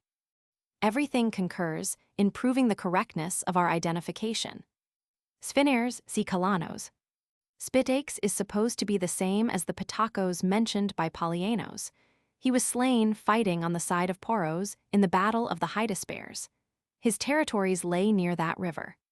Spite means the most formidable and persistent of all the chiefs who opposed Alexander in the regions of the Oxus and Jaxartes. Stasener, a distinguished officer in Alexander's army, was a native of Sala in Cyprus. For services rendered during the Bactrian campaign, he was appointed satrap of Aria and afterwards of Drangiana. In the first partition of the provinces after Alexander's death, he was confirmed in his satrapy, but in the partition made at Triparadisos, he received the more important government of Bactria and Sogdiana. He ruled his subjects with justice and moderation. He is not heard of in history after 316 BC. Statira or Barcenae, the daughter of Darius and wife of Alexander, was murdered after his death by Roxana with the consent of the regent Perdiccas. Stephanos of Byzantium was the author of a geographical lexicon in which the names of some Indian towns occur. His date is uncertain, but may be referred to the 6th or 7th century of our era. Strabo, the great geographer, was a native of Amasia in Pontos. He lived in the reign of Augustus, and during the first 5 years at least of Tiberius. Sibaidios was appointed by Alexander on returning from India satrap of Carmania, and afterwards of Arachosia and Gedrosia in succession to Thoas. He was confirmed in his government in accordance with the first and the second partition of the provinces. He incurred the displeasure of Eumenes, and thereby secured the patronage of Antigonos. Megasthenes was his friend, and at one time resided with him. Tauron was an officer in Alexander's army, who distinguished himself in the battle with Poros. Taxileres, whose personal name was Omphis, ruled a fertile territory between the Indus and Hydaspes, which had for its capital the great and flourishing city of Taxila. He was at feud with his neighbor, King Poros, and this probably determined him to send an embassy to Alexander while he was yet in Bactria, in the hopes of forming an alliance with him which would enable him to crush his powerful rival. He waited on Alexander before he had crossed the Indus, and when he reached Taxila entertained him and his army with the most liberal hospitality. After the defeat and submission of Poros, Alexander effected a reconciliation between the two princes. Taxileres gave all the assistance in his power to help forward the construction and equipment of the fleet, by which Alexander intended to convey a portion of his troops down the Hydaspes and the Indus to the ocean. For this service, he was rewarded with an accession of territory. After the death of Alexander, he was allowed to retain his power, which had been increased after the murder of the satrap Philip. Subsequently to the year 321 BC, Eudermos seems to have exercised supreme authority in his province. We know nothing regarding Taxileres after that date. M. Sylvain Lévy shows that the personal name of Taxileres is incorrectly given by Diodoros as Mophis instead of Omphis, which is the form in Curtius. He gives the reason thus. The study of the words transcribed from the Indian languages into Greek proves that the omicron corresponds to an a circumflex or to an o in Sanskrit, while the phi is the regular transcription of bh. Mophis gives therefore a Sanskrit mabhai or mabhai. Neither the one nor the other is met with in the texts. They are both strangers to the language as well as to the history of India. But Ampai presents itself in the Ganapatha, a genuine appendix to the grammar of Panini. He then shows that Ampai has been obtained from Ampes in accordance with an established rule, and thus proceeds. A double conclusion unfolds itself. First, the dynasty which was reigning at Taxila at the time of the Greek invasion was a family of Kshatriya descended from Ampes, and designated by the patronymic Ampai. Second, the dynasty Ampai has disappeared with the Greek rule soon after the death of Alexander. The revolt of India has swept away without doubt these allies of the stranger. Before the end of the 4th century BC, Chandragupta, founder of the Mauryan dynasty and king of the Prasyas, joined to his dominions the kingdoms of the basin of the Indus. Taxila became the residence of a Mauryan governor. The part played by the Ampai does not appear to have been considerable enough to preserve their memory long. The mention of them in the Ganapatha is the only known testimony to their existence. The Ganapatha, and at the same time the grammar of Panini, which is inseparable from it, are then very probably contemporary with the Macedonian invasion. He adds as a footnote, the mention of the Yavanas Greeks and of the Yavanani Greek writing excludes the hypothesis of priority. See Journal Asiatique for 1890, pp. 234-36. Tyriolts, called also Tyriasps, was appointed satrap of the Parapamisidae, but was deposed, or, according to Curtius, put to death for misgovernment. His satrapy Alexander then gave to his father-in-law Oxyartes. Tlepolemus was appointed satrap of Carmania by Alexander on his return from India. Tyriasps, see Tyriolts. Vindusara, the son of Sandricatos, see Sandricatos. Xandrames, king of Magadha, see Sandricatos. Footnotes. With the exception of Alexander, All the great conquerors who have crossed the Indus to invade India have sprung from provinces towards Tartary and northern Persia.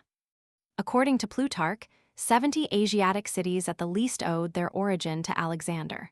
Of those, 40 can still be traced. Grote thinks the number is probably exaggerated and disparages their importance. In saying this, I do not forget that the Greco-Bactrian kings at one time extended their sway in India even far beyond the parts conquered by Alexander. But this cannot be regarded as having resulted from his invasion. It might have equally happened had his invasion been as mythical as the Indian expeditions of Dionyssos and Heraklês. Nor do I by any means overlook the effects produced by Greek ideas on the Indian mind, effects which can be traced in a variety of spheres, such as religion, poetry, philosophy, science, architecture, and the plastic arts. On this subject, Professor A. Weber read a very learned paper, entitled Die Griechen in Indien, before the Prussian Academy of Sciences in July 1890. It is a paper which well deserves to be translated into our language. Scholars now rather incline to believe that, whatever may be the exact degree of the indebtedness of India to Greece, the ancient civilization of India was much less original and self-contained than it was at one time supposed to be. Patroclus, who held an important command in the east under Seleucus Nicator and his son Antiochus I, stated, in a work now lost, which included a description of India, that while the army of Alexander took but a very hasty view of everything in India, Alexander himself took a more exact one, causing the whole country to be described by men well acquainted with it. This description, Patroclus says, was put into his hands by Xenocles the treasurer.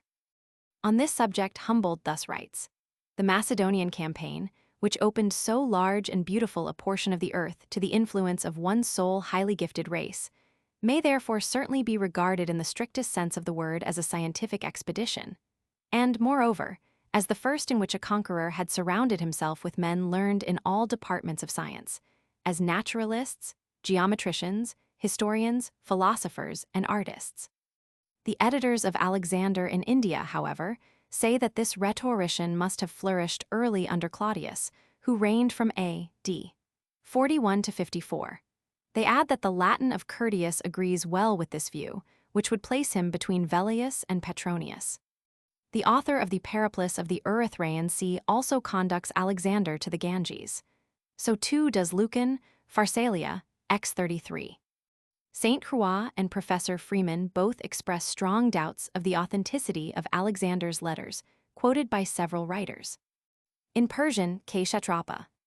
The Macedonian line in this part of the field being broken, some of the Indians and of the Persian cavalry burst through the gap and fought their way to the enemy's baggage, where a desperate conflict ensued. Arrian, Roman 3. 14.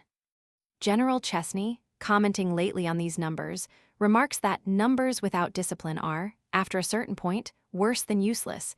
The men only get in each other's way. This was especially the case in the battles of old times fought at close quarters. The biographers of Sir Charles Napier, he continues, have made a great point of the circumstance that at the Battle of Meany, the British force of less than 3,000 men was opposed by 40,000 of the enemy who fought desperately for several hours. Now, the whole British loss in killed and wounded was under 300, so that, assuming every wound to have been inflicted by a separate sword or bullet, it follows that out of the 40,000 desperate fighters, 39,700 contributed nothing to the fighting. In another passage, he points out that an ancient battle was in some respects a much more formidable thing than a modern one. In the battle of old days, the absence of noise, except the words of command, the tramp of men, and the clashing of armor, above all the closeness of one's adversary, must have been of a kind to try the nerves much more than the rattle of musketry, the crashing of shells, and the thunder of the artillery in a modern battle. What we shall never get back to is hand-to-hand fighting at close quarters. It was this that made a battle so decisive in olden days and caused the tremendous slaughter that used to be the fate of the beaten side. An ancient battle was really a very short affair. After the marshalling of the troops and the preliminary skirmishing of the cavalry and the archery practice of the light troops, in which a good deal of time would be taken up, the business must have been decided in a very few minutes when once the infantry actually engaged. The fact is that when two bodies of men meet with sword or spear, a prolonged contest is from the nature of the case impossible. In modern warfare, when a battle is lost, a large part of the defeated army is already at a distance and gets off unharmed. But there was no escape for the man in armor, and when he turned his back, his shield was no defense. Against Phoenicians, Egyptians, Babylonians, Alexander had no mission of vengeance. He might rather call on them to help him against the common foe. If the gods of Attica had been wronged and insulted by the Persians, so had the gods of Memphis and Babylon. Prof. Freeman, Historical Essays, Roman 2, pp. 202-203. From this unhappy time, all the worst failings of Alexander become more strongly developed. Impetuosity and self-exaltation now grew upon him till he could bear neither restraint nor opposition. Prof. Freeman, Historical Essays, Roman 2, p. 206. The Merdos is now the Palvar, and the Eryxares the Bundamir. Kinnair places the Auxian, passes to the northwest of Babehen. The narrow defile near Kale Safed, the White Fort, some 50 miles to the northwest of Shiraz. Curzon thinks that Pasargadae lay to the northeast of Persepolis, at a distance of some 30 miles.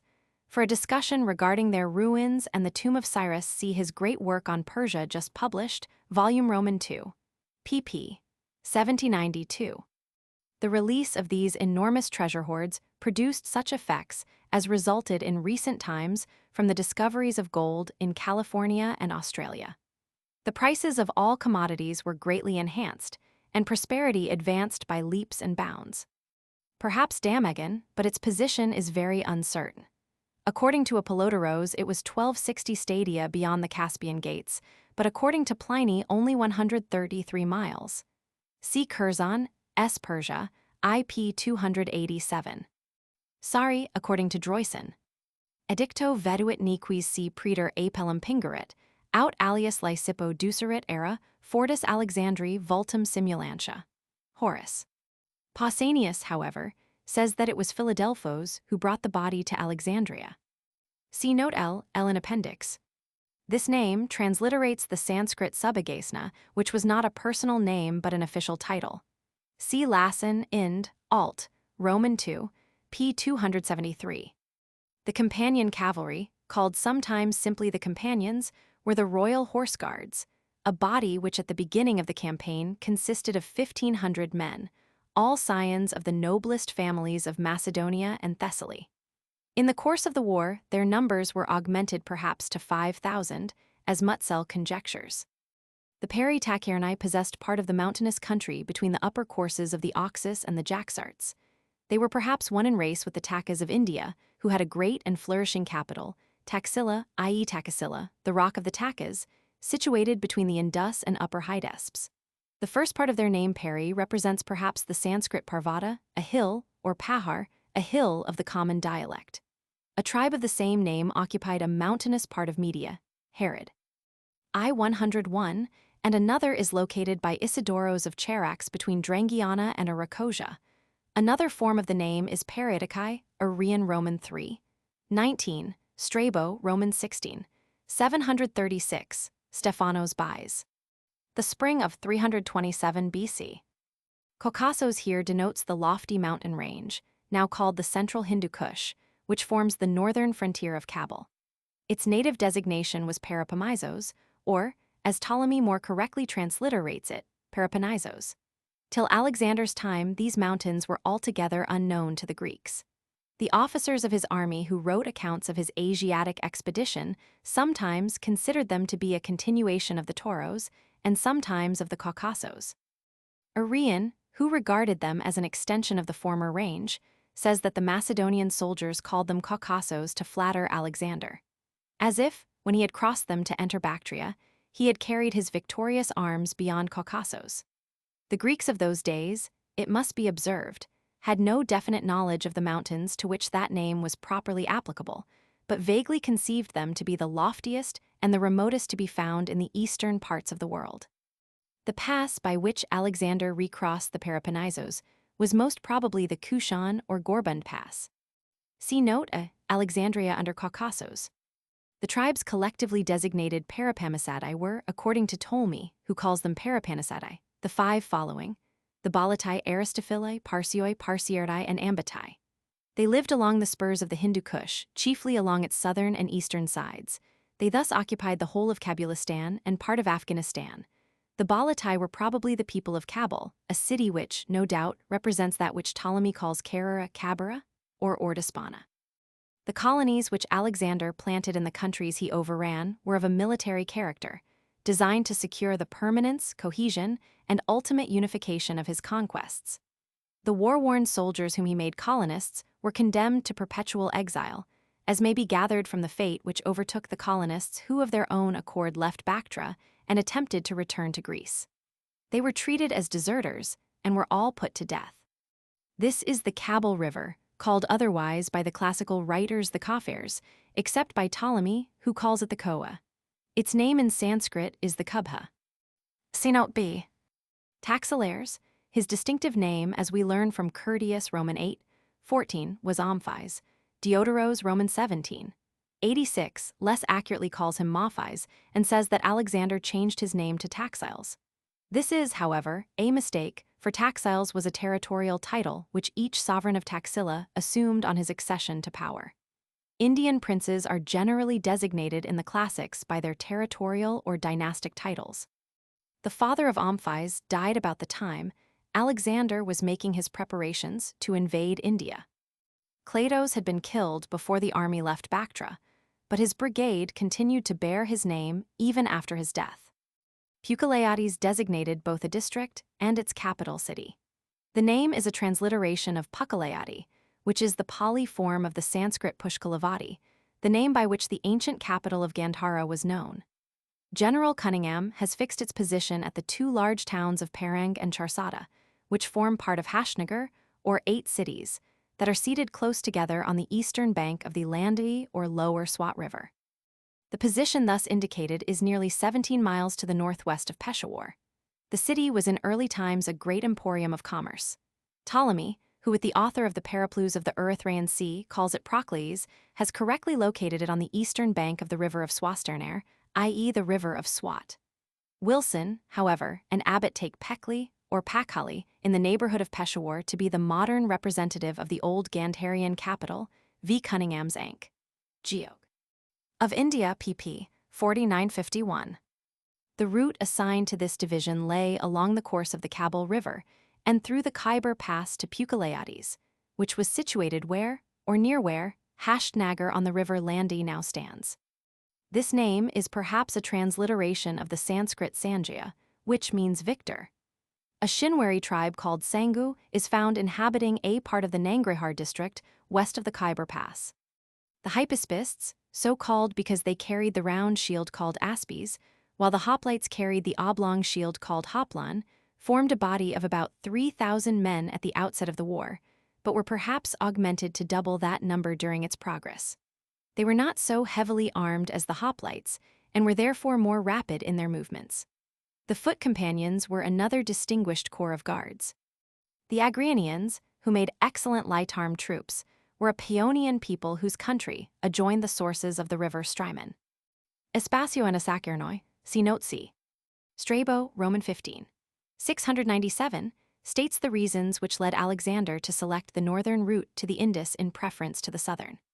Alexander was informed, he says, that the mountainous and northern parts were the most habitable and fertile, but that the southern part was either without water or liable to be overflowed by rivers at one time, or entirely burnt up at another, more fit to be the haunts of wild beasts than the dwellings of men.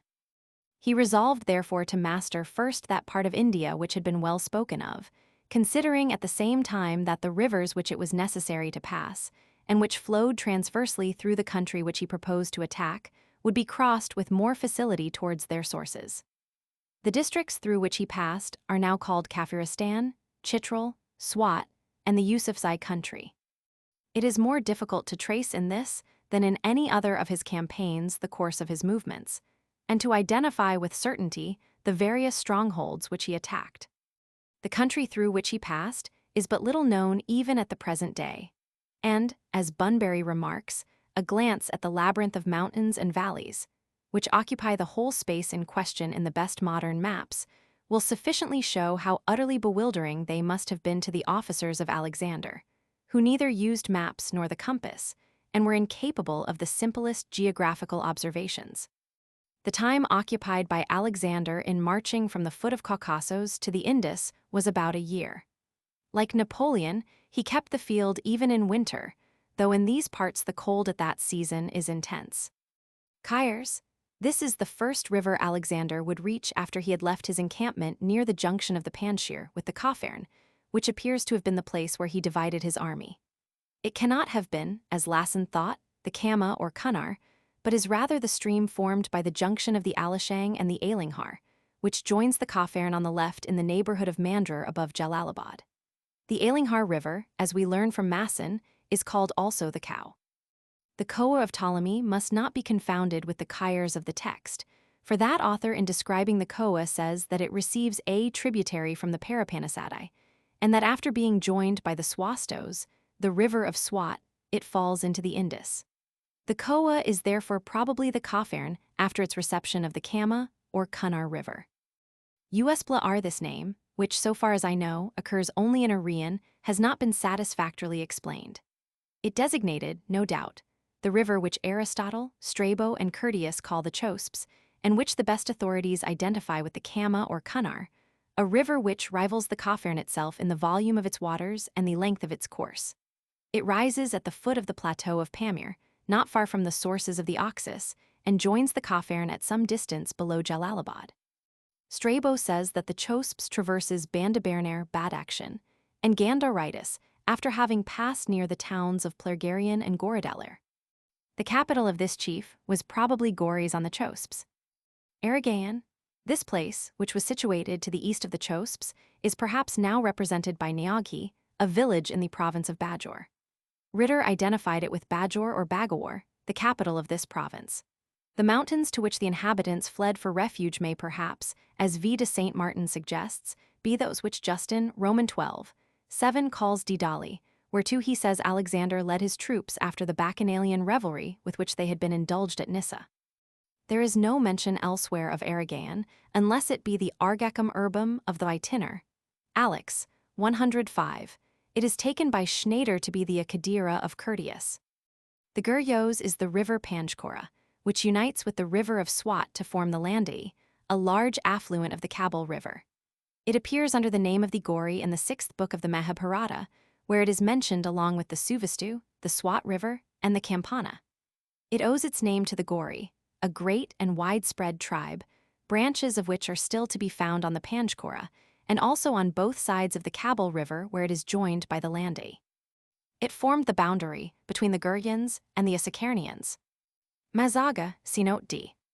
Alexander seems to have treated these mercenaries with less than his usual generosity towards brave enemies. Plutarch reprobates his slaughter of them as a foul blot on his military fame. The attack upon the city after it had capitulated on terms admits of no justification. See note E. Abbasares, Arrian in a subsequent passage calls this chief king of the mountaineer Indians. His name shows that he ruled over Abhasara, that region of mountain-girt valleys, now called Hazara, which lies between the Indus and the upper Hydesps. In Hazara, the ancient name of the country seems to be preserved. It has been supposed, but less reasonably, that the district was so called from the great number of its petty chiefs, Hazara being the numeral for 1,000 in Persian. Abbasares was a very powerful prince, and it is supposed with reason that Kashmir was subject to his sway. Yornos, see note F. Heraklês, says Herodotos, Roman 2:43-44, is one of the ancient gods of the Egyptians, and, as they say themselves, it was 17,000 years before the reign of Amasis, when the number of their gods was increased from 8 to 12, of whom Heraklês was accounted one. And being desirous of obtaining certain information from whatever source I could, I sailed to Tyre in Phoenicia, where, as I had been informed, there was a temple dedicated to Heraklês. The name of the Egyptian Heraklês was Disona or Chan, or, according to Pausanias, Macaris, and that of the Tyrian was Melkart. These were more ancient than the Theban Heraklês, the son of Zeus and Alkmene. The Indian Heraklês, called Dorsanes, who, according to Arrian, was the father of Pandya, has been identified with Siva, but also with Balarama, the 8th avatar of Vishnu. Diodoros, Roman 2. 39 ascribes to him the building of the walls and of the palace of Palibothra, now Patna. Arrian in the second book of this work, c. 16, distinguishes the Tyrian Heraklês from the Egyptian and Argive or Theban. The latter, he says, lived about the time of Oedipus, son of Laos. The Olympic Stadium, which was the chief Greek measure for itinerary distances, was equal to 600 Greek feet, 625 Roman feet, and 606 feet 9 inches English. The stadium of this length was the only one in use before the 3rd century of our era. The site of Orobotes must be sought for in the district west of Pucellates, through which Hephaestion advanced on his way to the Indus. The position and name of Arabot, a village in this locality where ruins exist, plainly show its identity with the Orobotes of the text. It is situated on the left bank of the Landui and is near Neashara. It is probably the Orapa of the Ravenna geographer.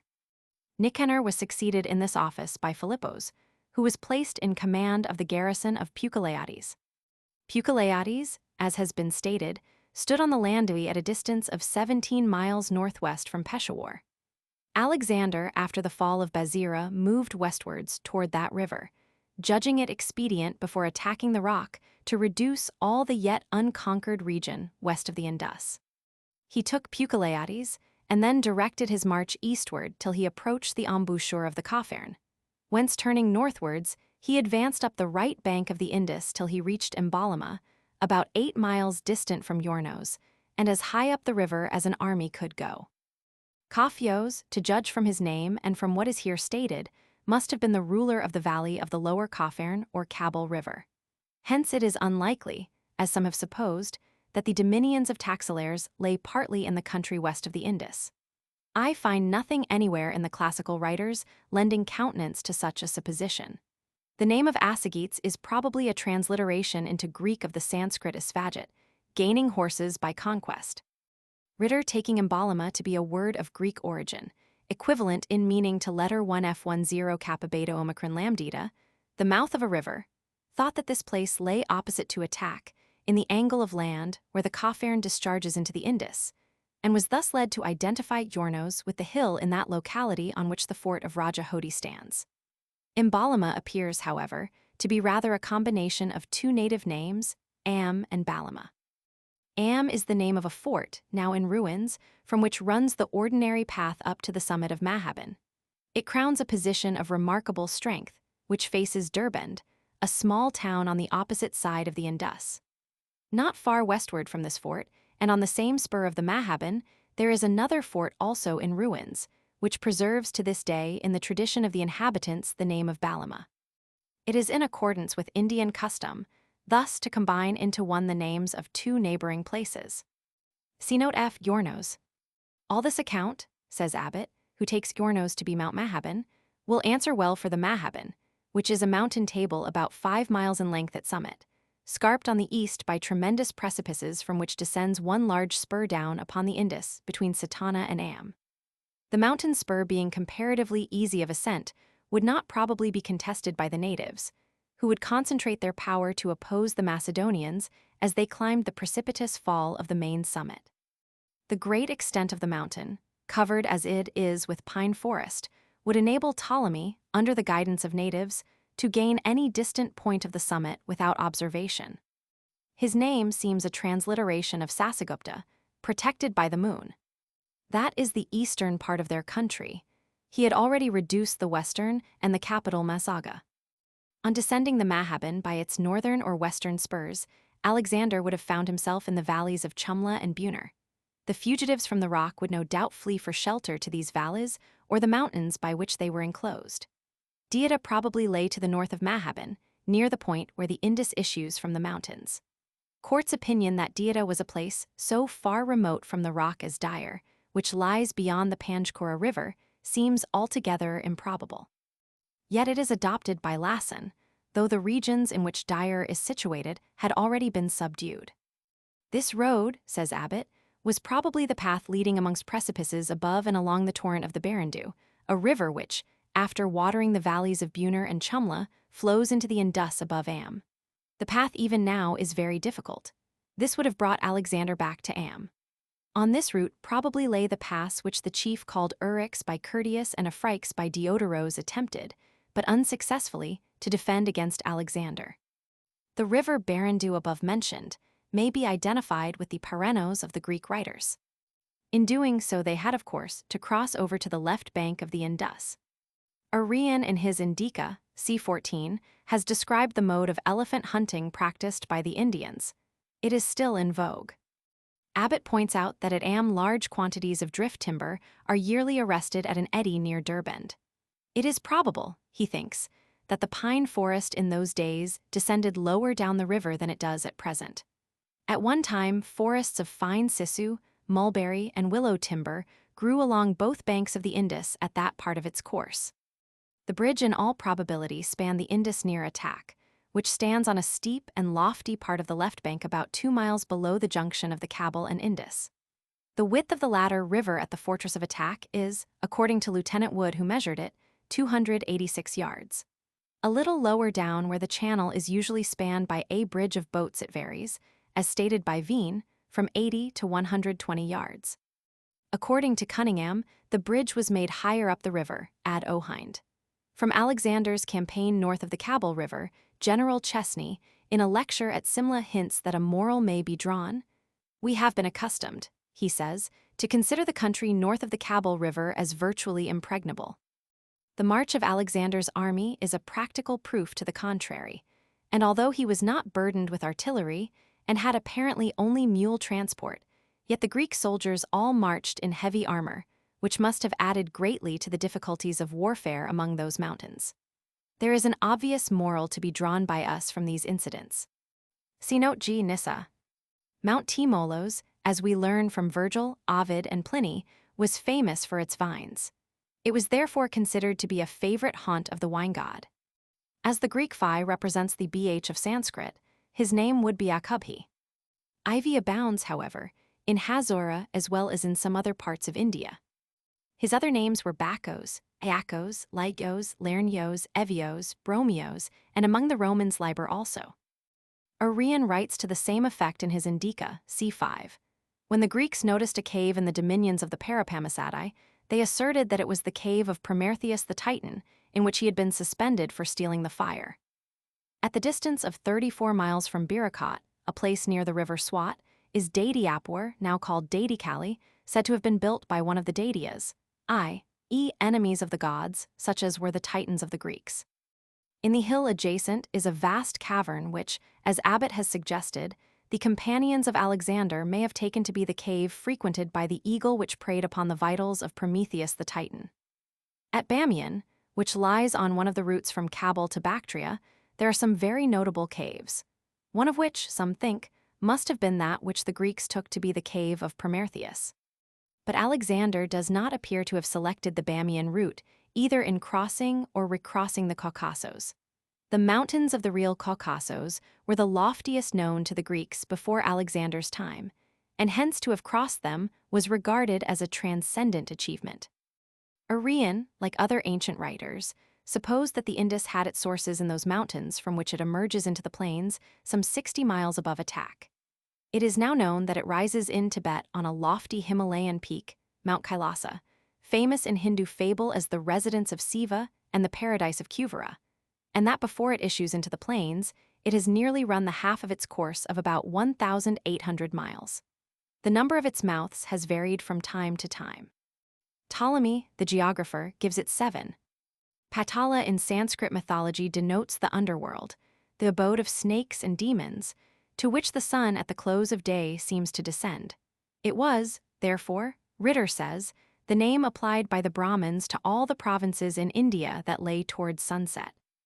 Cunningham, however, suggests that Patali, a Sanskrit word meaning the trumpet flower Bignonia suivolens, may have given its name to the delta, in allusion, he says, to the trumpet shape of the province included between the eastern and western branches of the mouth of the Indus, as the two branches as they approach the sea curve outwards like the mouth of a trumpet. But could the idea of such a resemblance have occurred to the minds of the Indians unless maps were in use among them? For a better etymology, see note U, it has been conclusively proved that Hyderabad is the modern representative of the ancient Patala. The Indus, after receiving the united streams of the great Panjab rivers, is increased in breadth from 600 to 2,000 feet. Its breadth is therefore grossly exaggerated here, unless the extent to which its inundations spread beyond its banks enters into the account. See Note 8. The Afghans and Rajputs are still noted for their great stature. The Greek geographers derived the name of the Ethiopians from alpha letter 1f34 theta omega I burn and letter 1f66 psi, the visage, and applied it to all the sunburnt, dark-complexioned races south of Egypt. As the Ethiopic language is, however, purely Semitic, the name, if indigenous, must also be Semitic, since, as Salt states, the Abyssinians to this day call themselves Idiopjoan. Herodotos, Romans 7:70, speaks of Asiatic Ethiopians. These served in the army which Darius led into Greece, and were marshaled with the Indians, and did not at all differ from the others in appearance, but only in their language and in their hair, which was straight, while that of the Ethiopians of Libya, Africa, was woolly. The Persians were originally the inhabitants of that poor and insignificant province called Persis, which was included between the Persian Gulf in the south and Merdia in the north, and which stretched eastward from Susiana, Elam, to the deserts of Carmania. The great empire won by their arms extended from the Mediterranean to the Jaxartes and Indus. Xenophon says that the Persians in early times led a life of penury and hard toil, as they inhabited a rugged country which they cultivated with their own hands, Chairop. Romans 7:5-67. Cyrus is said to have perished in this expedition against the Scythians, who lived beyond the Jaxartes and were led by Queen Tomiris. The account of this expedition, given by Herodotos in the closing chapters of his first book, is examined at length by Dunker in the 6th volume of his History of Antiquity, pp. 112-124. Xenophon represents Cyrus as dying in peace at an advanced age. Called the Indica, written in the Ionic dialect and based chiefly on the works, now lost, of Megasthenes and Nearchos. The Indian Ocean and Persian Gulf, in contrast to the interior sea or Mediterranean. By the Indian Ocean, called immediately afterwards the Great Sea, is meant here the Bay of Bengal and the ocean beyond, then unknown, which extended to the shores of China. By the Caucasus, which extended to this eastern ocean, is meant the vast Himalayan range. Regarding the Maeotic Lake, now generally called the Sea of Azov, the ancients entertained very hazy and inaccurate notions. They supposed it to be situated in the remotest regions of the earth Aish. Prom, 427, and to be almost equal in size to the Euxine, Herod, Roman 4:86. Arrian, who might have known better, seems here to have adopted the crude notion current in Alexander's time that the Jaxartes, which they confounded with the Tanais or Don, entered by one arm the Hyrcanian or Caspian Sea, and by another the Maeotic Lake. The Caspian itself was taken to be a gulf of the great Eastern Ocean. Herodotos, however, is guiltless of this geographical heresy. This does not mean that Megasthenes was sent on frequent embassies to Sandrikatos, but that during his embassy he had frequent interviews with him. The former interpretation, however, finds its advocates. See Herodotos, Roman 2:5. Diodoros applies to Lower Egypt the epithet pi omicron tau alpha mu omicron chi, mega sigma tau omicron sigma, i.e. deposited by the river. See Odyssey, Roman 4:477-581. Modern science confirms this theory. Thus Sir W. Hunter, in his Brief History of the Indian People, says, "In order to understand the Indian plains, we must have a clear idea of the part played by these great rivers, for the rivers first create the land, then fertilize it, and finally distribute its produce. The plains were in many parts upheaved by volcanic action or deposited in an aqueous era long before man appeared on the earth. Arrian has named these in his Indica, c4. See Herod, Roman 7:33-36, Roman 4:83-97-133-141. Diodoros says the passage was made by a bridge of boats. There is a Rhenos in Italy, the Reno, a tributary of the Po, from which the Great Rhine is distinguished as the Celtic. The famous bridge made by Caesar over the latter river is described in his De Bello Gallico, Roman 4:17. See Note I Taxilla. We learn from Curtius that Alexander, before taking hostile action against Poros, demanded from him through an envoy called Cleochers that he should pay tribute and come to meet him on the frontiers of his dominions. To this, Poros replied that in compliance with the second request, he would meet Alexander at the place appointed, but would attend in arms. Alexander was perhaps justified by the laws of war in exacting submission from the tribes west of the Indus, since these had been subject to Darius, whom he had overthrown, and to whose rights he had succeeded, but the tribes of the Panjab, those at least that lay to the east of the Hydaspes, had never, so far as is known, been under Persian domination, and hence his invasion, according to modern ideas, was altogether indefensible. He could, however, justify himself on the ground of the principles held by the Greeks of his day, who considered that their superiority in wisdom and virtue to the rest of mankind gave them a natural right to attack, plunder, and enslave all barbarians except such only as were protected by a special treaty. Such a view, repugnant as it seems to every principle of justice, was held nevertheless by Aristotle, who no doubt impressed it on the mind of his illustrious pupil. Hence Alexander, in attacking Poros, was not conscious, like Caesar, when he invaded Britain, of perpetrating an unwarrantable aggression for which some kind of an excuse had to be trumped up. The Hydaspes, now the Jillam, is called by the natives of Kashmir, where it rises, the Badasta, which is but a slightly altered form of its Sanskrit name, the Vitasta, which means widespread. In Ptolemy's geography, it appears as the Bidaspes, a form nearer the original than Hydaspes. It is mentioned in one of the hymns of the Rig Veda, along with other great Indian rivers. Receive favorably this my hymn, O Ganga, Yamuna, Sarasvati, Sudadri, Parishni. Hear O Maridvridha with the Vasikni and Vidasta, and thou Arjikya with the Sashoma. In advancing from the Indus at attack to the Hydaspes, Alexander followed the Rajapatha, that is, the king's highway, called by Megasthenes the letter 1F41 delta, letter 1F78 sigma beta alpha sigma, oda lambda iota eta. It is the route which has been taken by all foreign conquerors who have penetrated into India by the valley of the Kafirs. Elphinstone, who followed this route in returning from Kabul, describes it thus. The whole of our journey across the track between the Indus and Hydaspes was about 160 miles, for which space the country is among the strongest I have ever seen. The difficulty of our passage across it was increased by heavy rain. While in the hilly country our road sometimes lay through the beds of torrents.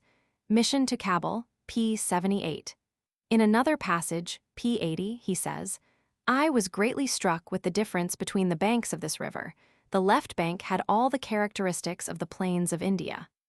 The right bank, on the contrary, was formed by the end of the range of the Salt Hills, and had an air of extreme ruggedness and wildness that must inspire a fearful presentiment of the country he was entering into the mind of a traveler from the east.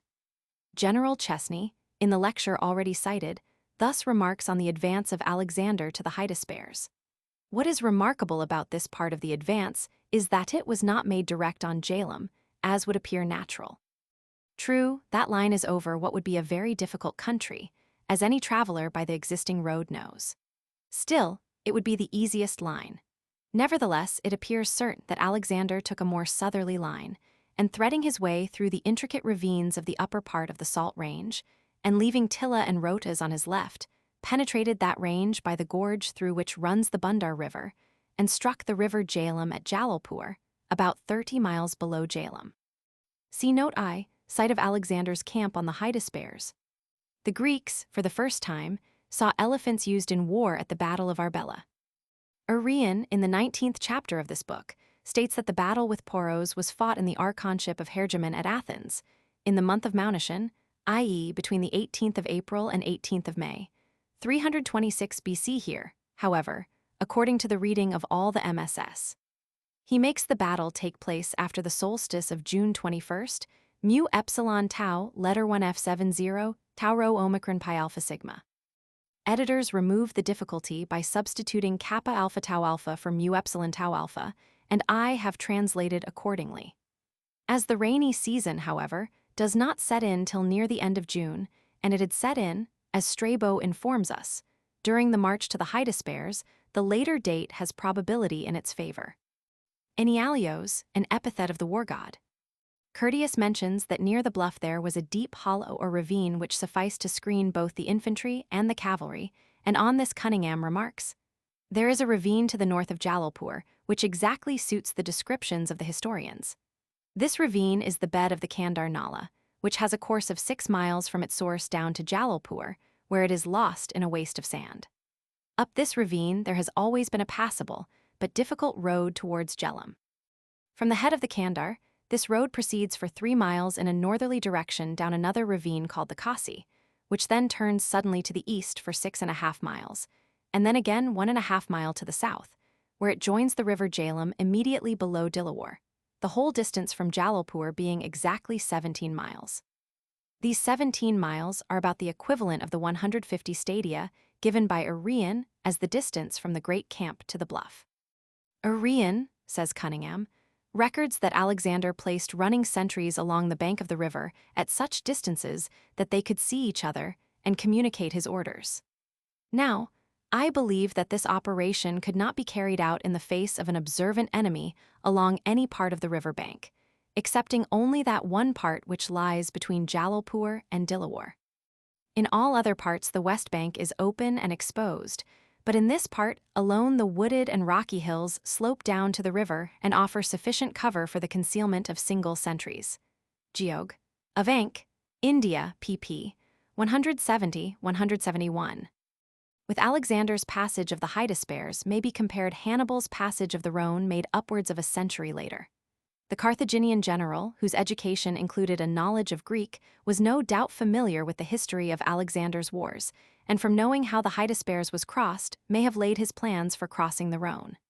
V. Livy, Roman 21, 26-28, Polyb, Roman 3, 45-46. Here, or in the immediate neighborhood, was fought, in 1849, the Battle of Chilianwala. On this occasion, the inferiority of the British commander as a strategist to Alexander was signally manifested. The left wing of the Indian army was flanked by the river. This passage, as interpreted by Droysen, Thirlwall, and indeed as generally understood, intimates that Alexander ordered Koinos to station himself opposite the enemy's right, and not on the Macedonian extreme right. Thus Moberly, who holds the general view, remarks, Alexander in the Punjab, p. 61, Coenus was ordered to station himself opposite the enemy's right. Then, in case of Porus withdrawing all his cavalry from the right, in order to meet Alexander's attack on the left, Coenus was to pass from one wing to the other, apparently in front of the Macedonian line, and to attack the Indian cavalry in the rear as soon as, in advancing to meet Alexander, they had got some little distance from their supports. Distance can be got over quickly by cavalry. Cockley and Rustow, however, in their History of the Greek Military System, advocate a different view. Alexander, they say, must have sent Koinos to the extreme right wing with the order that if the cavalry broke from the line against himself, Alexander, he was to fall upon their rear. Had he been detached to oppose the right wing of Poros, he would have been too far off to support Alexander's front attack by an attack on the enemy's rear. This seems the preferable view. To meet the double assault of Alexander and Coenus, they resorted to one of those changes of front in which Indian cavalry are often so surprisingly rapid, facing partly to the front and partly to the rear. Yet Alexander was beforehand with them, and his renewed charge threw them into utter confusion before they could fully assume their new formation. Flying along the front of their own infantry, they took refuge in the spaces left between every two elephants, and, as it would seem in the absence, from Arrian's account of the full details, passed as soon as possible through the intervals of the foot regiments, so as to be for the moment quite outside the battle. As soon as they were out of the way, the Indian elephants were sent on, supported by the infantry, but were at once met face to face by the Macedonian phalanx. V. Moberly's Alexander in the Punjab in Trad, p. 12. Diodoros gives the number of Indians killed at upwards of 12,000, and of the captured at more than 9,000, besides 80 elephants. The Spittacares here mentioned as one of the slain is probably the same as Pittacus, who is recorded by Polyaenos to have had an encounter with Alexander during the march of the latter from Taxila to the Hydaspes, as Droysen and Thirlwall agree in thinking. The hiatus is supposed to have contained the number of officers killed. This death roll evidently greatly underestimates the loss on Alexander's side. Diodoros says that there fell of the Macedonians 280 cavalry and more than 700 infantry. Poros was the first sovereign that Alexander had captured on the field of battle. Curtius and Diodoros relate somewhat differently from Arrian the story of his capture, representing him to have been protected to the last by his faithful elephant. See Note R, Battle with Poros. Diodoros says the battle occurred while Cremes was archon at Athens. Nicaea most probably occupied the site of the modern town of Mong, near the left bank. Nothing is known of its history. With respect to its sister city Baucephala, the ancient writers are not in agreement. Plutarch places it on the left or eastern bank of the Hydaspes, for he says that Baucephalas was killed in the battle, and that the city was built where he fell and was buried. According, however, to Strabo, Arrian, and Diodoros, it stood on the west bank. But while Strabo places it at the point where the troops embarked, Arrian places it farther down the stream on the site of the great camp at Jalopur. It became a great emporium of commerce, as we find from the Periplus of the Erythraean Sea, c. 47. In the Peutinger tables, it is called Alexandria Bucephalos. Schmieder says that Alexander could not have broken in the horse before he was 16 years old, but since at this time he was in his 29th year, he would have had him 13 years. Consequently, the horse must have been at least 17 years old when he acquired him. Can anyone believe this? Yet Plutarch also states that the horse was 30 years old at his death. Chinnock's Anabasis of Alexander, p. 296, note 4. This incident is referred by Plutarch to Hyrcania and by Curtius to the land of the Mardians. The Auxioi lived on the borders of Persis, between that province and Sausiana. Alexander, according to Diodoros, halted to recruit his army for 30 days in the dominions of Poros. He then advanced northwards with a part of his army to the fertile and populous regions that lay in the south of Kazmir, the Bimber and Bajor districts, between the upper courses of the Hydaspes and the Aixenares and Chenab. The name of the inhabitants, Glossae or Glockenike, has been identified by V. de Saint Martin with that of the Kalaka, a tribe mentioned in the Varaha Sanhita, a work of the 6th century of our era. In the Mahabharata the name is written Kalaja, and in the Rajput chronicles Kalacha, a form which justifies the Greek glossae. The second part of the longer name, Anika, means a troop or army in Sanskrit. V. St. Martin Zadud, pp. 102-103. Conf. Strabo, Roman 15. I3. Other writers affirm that the Macedonians conquered 9 nations situated between the Hydaspes and the Hypanes, Bios, and obtained possession of 500 cities, not one of which was less than Cosmoropes, and that Alexander, after having conquered all this country, delivered it up to Poros. This was a second embassy, and earlier is mentioned in Chapter 8 of this book. Strabo, Roman 15. IP 699, says this Poros was a nephew of the Poros whom Alexander had defeated, and that his country was called Gandaris. The Gandarii were a widely extended people, occupying a district stretching from the upper part of the Panjab to the west of the Indus as far as Kandahar. They are the Gandhara of Sanskrit. The Aixenares, now the Chenab, is called in the Vedic hymns the Sikni, i.e. dark-colored. It was called also, and more commonly, Chandrabhaga, which, being transliterated into Greek, becomes Sandraphagos. This word suggested to the soldiers of Alexander another of bad omen, Aelzandraphagos, which means devourer of Alexander, and hence they adopted its other name, perhaps on account of the disaster which befell the Macedonian fleet at the turbulent junction of this river with the Hydaspes. In Ptolemy's geography, it is called Sandabala by an obvious error for Sandabaga. The Aixenares, though joined by the other great Panjab rivers, retained its name until it fell into the Indus. The Hydrioters is called by Strabo, Roman 15. I-21 the Herodes, and in Ptolemy's geography the Idris or Wadis. It is now the Ravi, which is an abridged form of its Sanskrit name, the Airavati. It passes the city of Lahore and joins the Chenab about 30 miles above Multan. In former times, however, the junction occurred 15 miles below that city. In Ptolemy's geography, the Wadis is erroneously made to join the Hydaspes, or, as Ptolemy calls it, the Bidaspes. Arrian in his Indica, c. 4, describes the Hydrioters as rising in the country of the Cambisthalae, and after receiving the Hyphasis among the Astribi and the Saranges from the Kerkians, the Sakaya of Sanskrit, and the Nudros from the Atacernoi, falling into the Aixenares. The hyphasis does not, however, join the Hydriotaires. V. Note L. Kathaians. The expression independent shows that the Greeks were cognizant of the Indian village system. Each of its rural units they took to be an independent republic. V. Note M. Sangala. The Adriaistai appear to be the people called in the Periplus of the Erythraean Sea, the Erythraoi.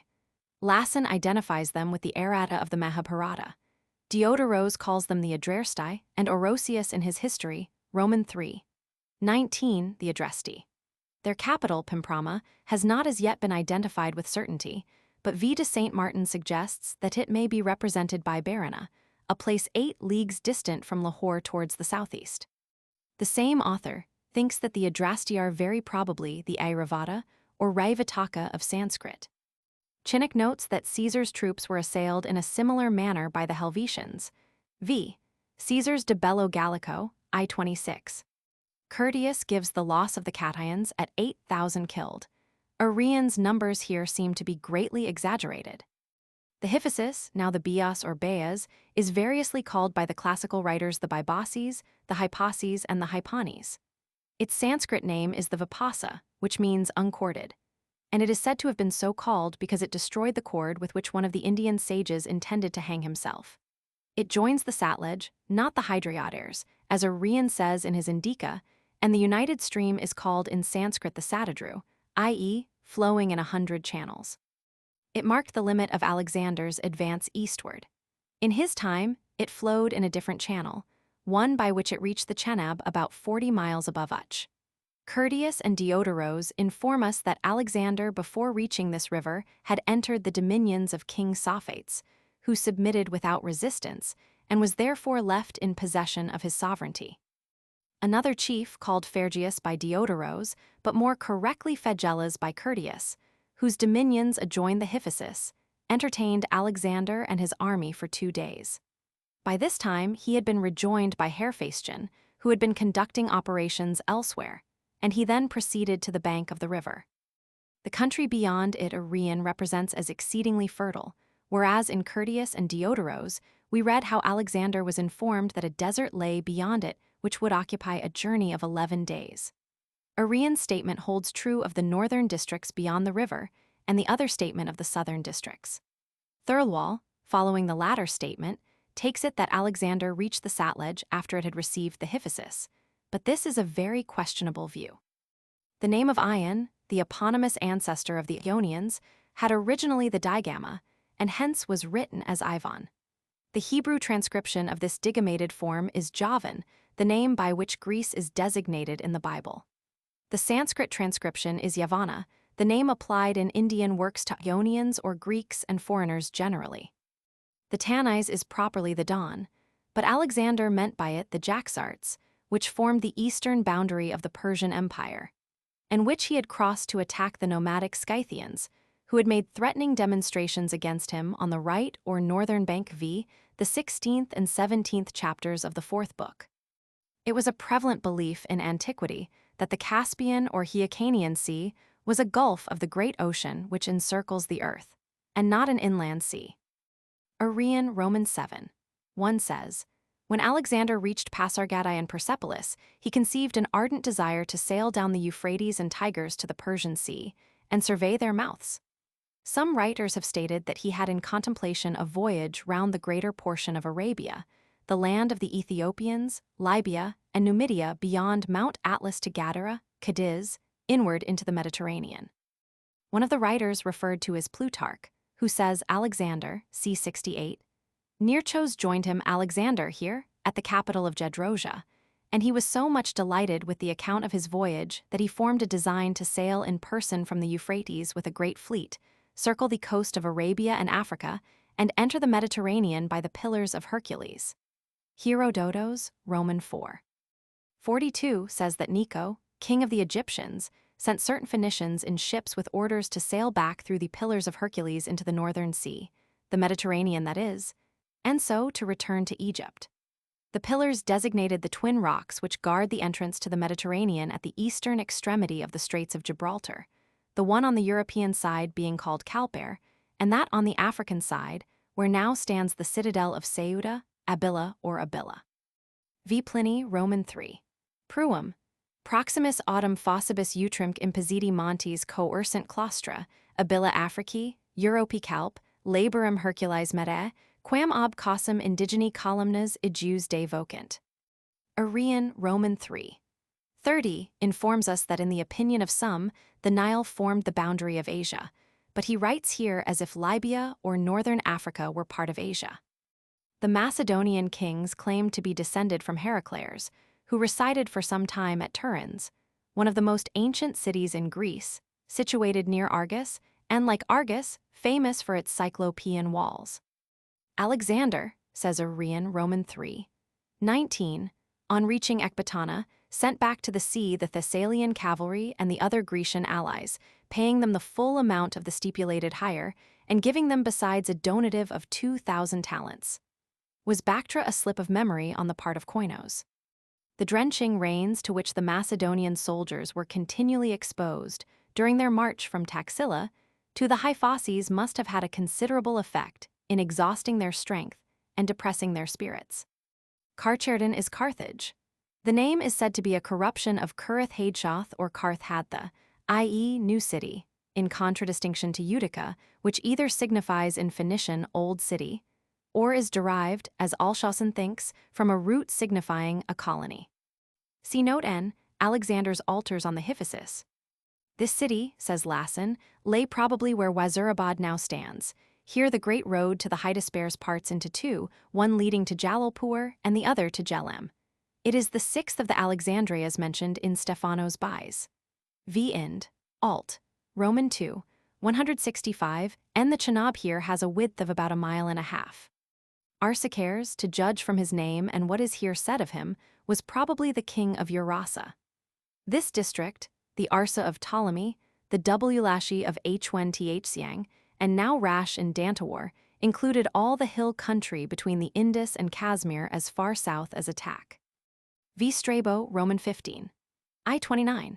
Between the Hydaspes and Aixenares is the forest in the neighborhood of the Amati Mountains, in which Alexander cut down a large quantity of fir, pine, cedar, and a variety of other trees fit for shipbuilding, and brought the timber down the Hydaspes. With this, he constructed a fleet on the Hydaspes near the cities, which he built on each side of the river where he had crossed it and conquered Poros. The timber, says Sir A. Burns, of which the boats of the Panjab are constructed, is chiefly floated down by the Hydaspes from the Indian Caucasus, which most satisfactorily explains the selection of its banks by Alexander in preference to the other rivers. Bunbury, citing this passage, adds, "The navigation of the Indus itself for a considerable part of its course below Atak is so dangerous on account of rapids as to render it wholly unsuitable for the descent of a flotilla such as that of Alexander. This is the Nelumbum speciosum, or Cyathus smithii, the sacred Egyptian or Pythagorean bean. The use of its fruit was forbidden to the Egyptian priests, v. Herod, Roman 2, 37. It is remarkable to see how, in this respect, the geographical information of the Greeks seems to have retrograded since the time of Herodotus. No allusion is found to the voyage of Scylax related by that historian, while the just conclusions derived from it by Herodotus had fallen into the same oblivion. But absurd as was this identification of the Indus with the Nile, the general resemblance between these rivers, which are constantly brought into comparison by the Greek geographers, Strabo, Roman 15, p. 692, etc., is certainly such as to justify their observations. The resemblance of the lower valley of the Indus from the time it has received the waters of the Panjab with Egypt is dwelt upon by modern travelers. One description, says Mr. Elphinstone, might serve for both. A smooth and fertile plain is bounded on one side by mountains and on the other by a desert. It is divided by a large river, which forms a delta as it approaches the sea and annually inundates and enriches the country near its banks. The climate of both is hot and dry, and rain is of rare occurrence in either country. V. Bunbury's Hist. of Ankh Geo. p. 510. Arrian in the 19th chapter of the Indica states that the number of men conveyed in the fleet was 8,000, and that the whole strength of his army was 120,000 soldiers, including those whom he brought from the shores of the Mediterranean, as well as recruits drawn from various barbarous tribes armed in their own fashion. In the preceding chapter, he gives a list of the great officers whom Alexander appointed to be in temporary command of the triremes. Of these, 33 in number, 24 were Macedonians, 8 were Greeks, and 1 a Persian. Seleucus is the only officer of note whose name does not appear in this list. Diodoros and Curtius, as has been pointed out in Note M, place the dominions of Sopathers between the Upper Hydrioters and the Hyphasis, but here we find them transferred to a more western position. Strabo was unable to decide where they lay. Some writers, he says, place Kathaians and the country of Sopathers, one of the monarchs, in the tract between the rivers Hydaspes and Axinares. Some on the other side of the Axinares and of the Herodes, on the confines of the territory of the other Poros, the nephew of Poros who was taken prisoner by Alexander, and call the country subject to him Gandaris. It is said that in the territory of Sopathers there is a mountain composed of fossil salt sufficient for the whole of India. Valuable mines, also both of gold and silver, are situated, it is said, not far off among other mountains, according to the testimony of Gorgos the miner. Strabo then describes, as do also Diodoros and Curtius, the fight between a lion and 4 dogs which Sopathers exhibited to Alexander. To account for the discrepancy in these statements, one is almost tempted to believe that as there were 2 princes of the name of Poros, each ruling dominions of his own, so there were also 2 chiefs of the name of Sopathers, or, as Curtius more correctly transcribes it, Sophaters. General Cunningham would identify Gandaris with the present district of Gundulbar or Gundarbar, and fixes the capital of Sophaters on the western bank of the Hydaspes at Old Bira, a place near Ahmedabad, with a very extensive mound of ruins, and distant from Nikya, now Mong, 3 days by water. His rule must have extended westward to the Indus, since the mountain of rock salt which Strabo includes in his territory can only refer to the salt range, the Mount Oromnus of Pliny, Roman 31. 39, which extends from the Indus to the Hydaspes. The transcription of the name Sophaters will be found discussed elsewhere. Arrian in his Indica, where he apparently follows Nearchos instead of Ptolemy as here, gives the whole number of ships at only 800, including both ships of war and transports. Schmieder and some other editors would correct this to 1800, but it seems more probable, Bunbury thinks, that the basis of the 2 calculations was different. Ptolemy, he says, distinctly includes the ordinary riverboats, which would doubtless have been collected in large numbers to assist in transporting so great an army and its supplies, while the terms of Nearchos would seem to imply only ships of war or regular transports. Kruger would correct the 2,000 of the text to 1,000, which is the number of the vessels as given by Diodoros and Curtius. The fleet began the downward voyage at the end of October 326 BC. Alexander deduced his pedigree from Ammon, just as the legend traced the pedigree of Heraklês and Perseus to Zeus. He accordingly made an expedition to the oasis in the Libyan desert, where Ammon had his oracle for the purpose of more certainly learning his origin. His mother, Olympias, according to Plutarch, used to complain that Alexander was forever embroiling her with Juno. The Indians, says Arrian in his Indica, c. 7, worship the other gods, and especially Dionysos, with cymbals and drums, which he had taught them to use. He taught them also the satiric dance, called by the Greeks kordax. See Note O, voyage down the Hydaspes and Axinares to the Indus. This halting place was at Bira or Beta, if Cunningham is right in fixing the capital of Sophaters in its neighborhood. Diodoros carelessly represents these rapids as occurring at the confluence of the 2 rivers with the Indus. The dangers of their navigation seem to have been exaggerated by the ancient writers, though their accounts have some foundation in fact.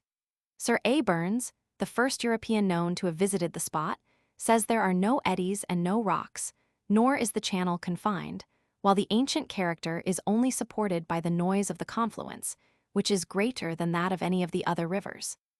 The boatmen of the locality, however, still regard the passage as a perilous one during the season when the river is swollen v. travels, IP 109.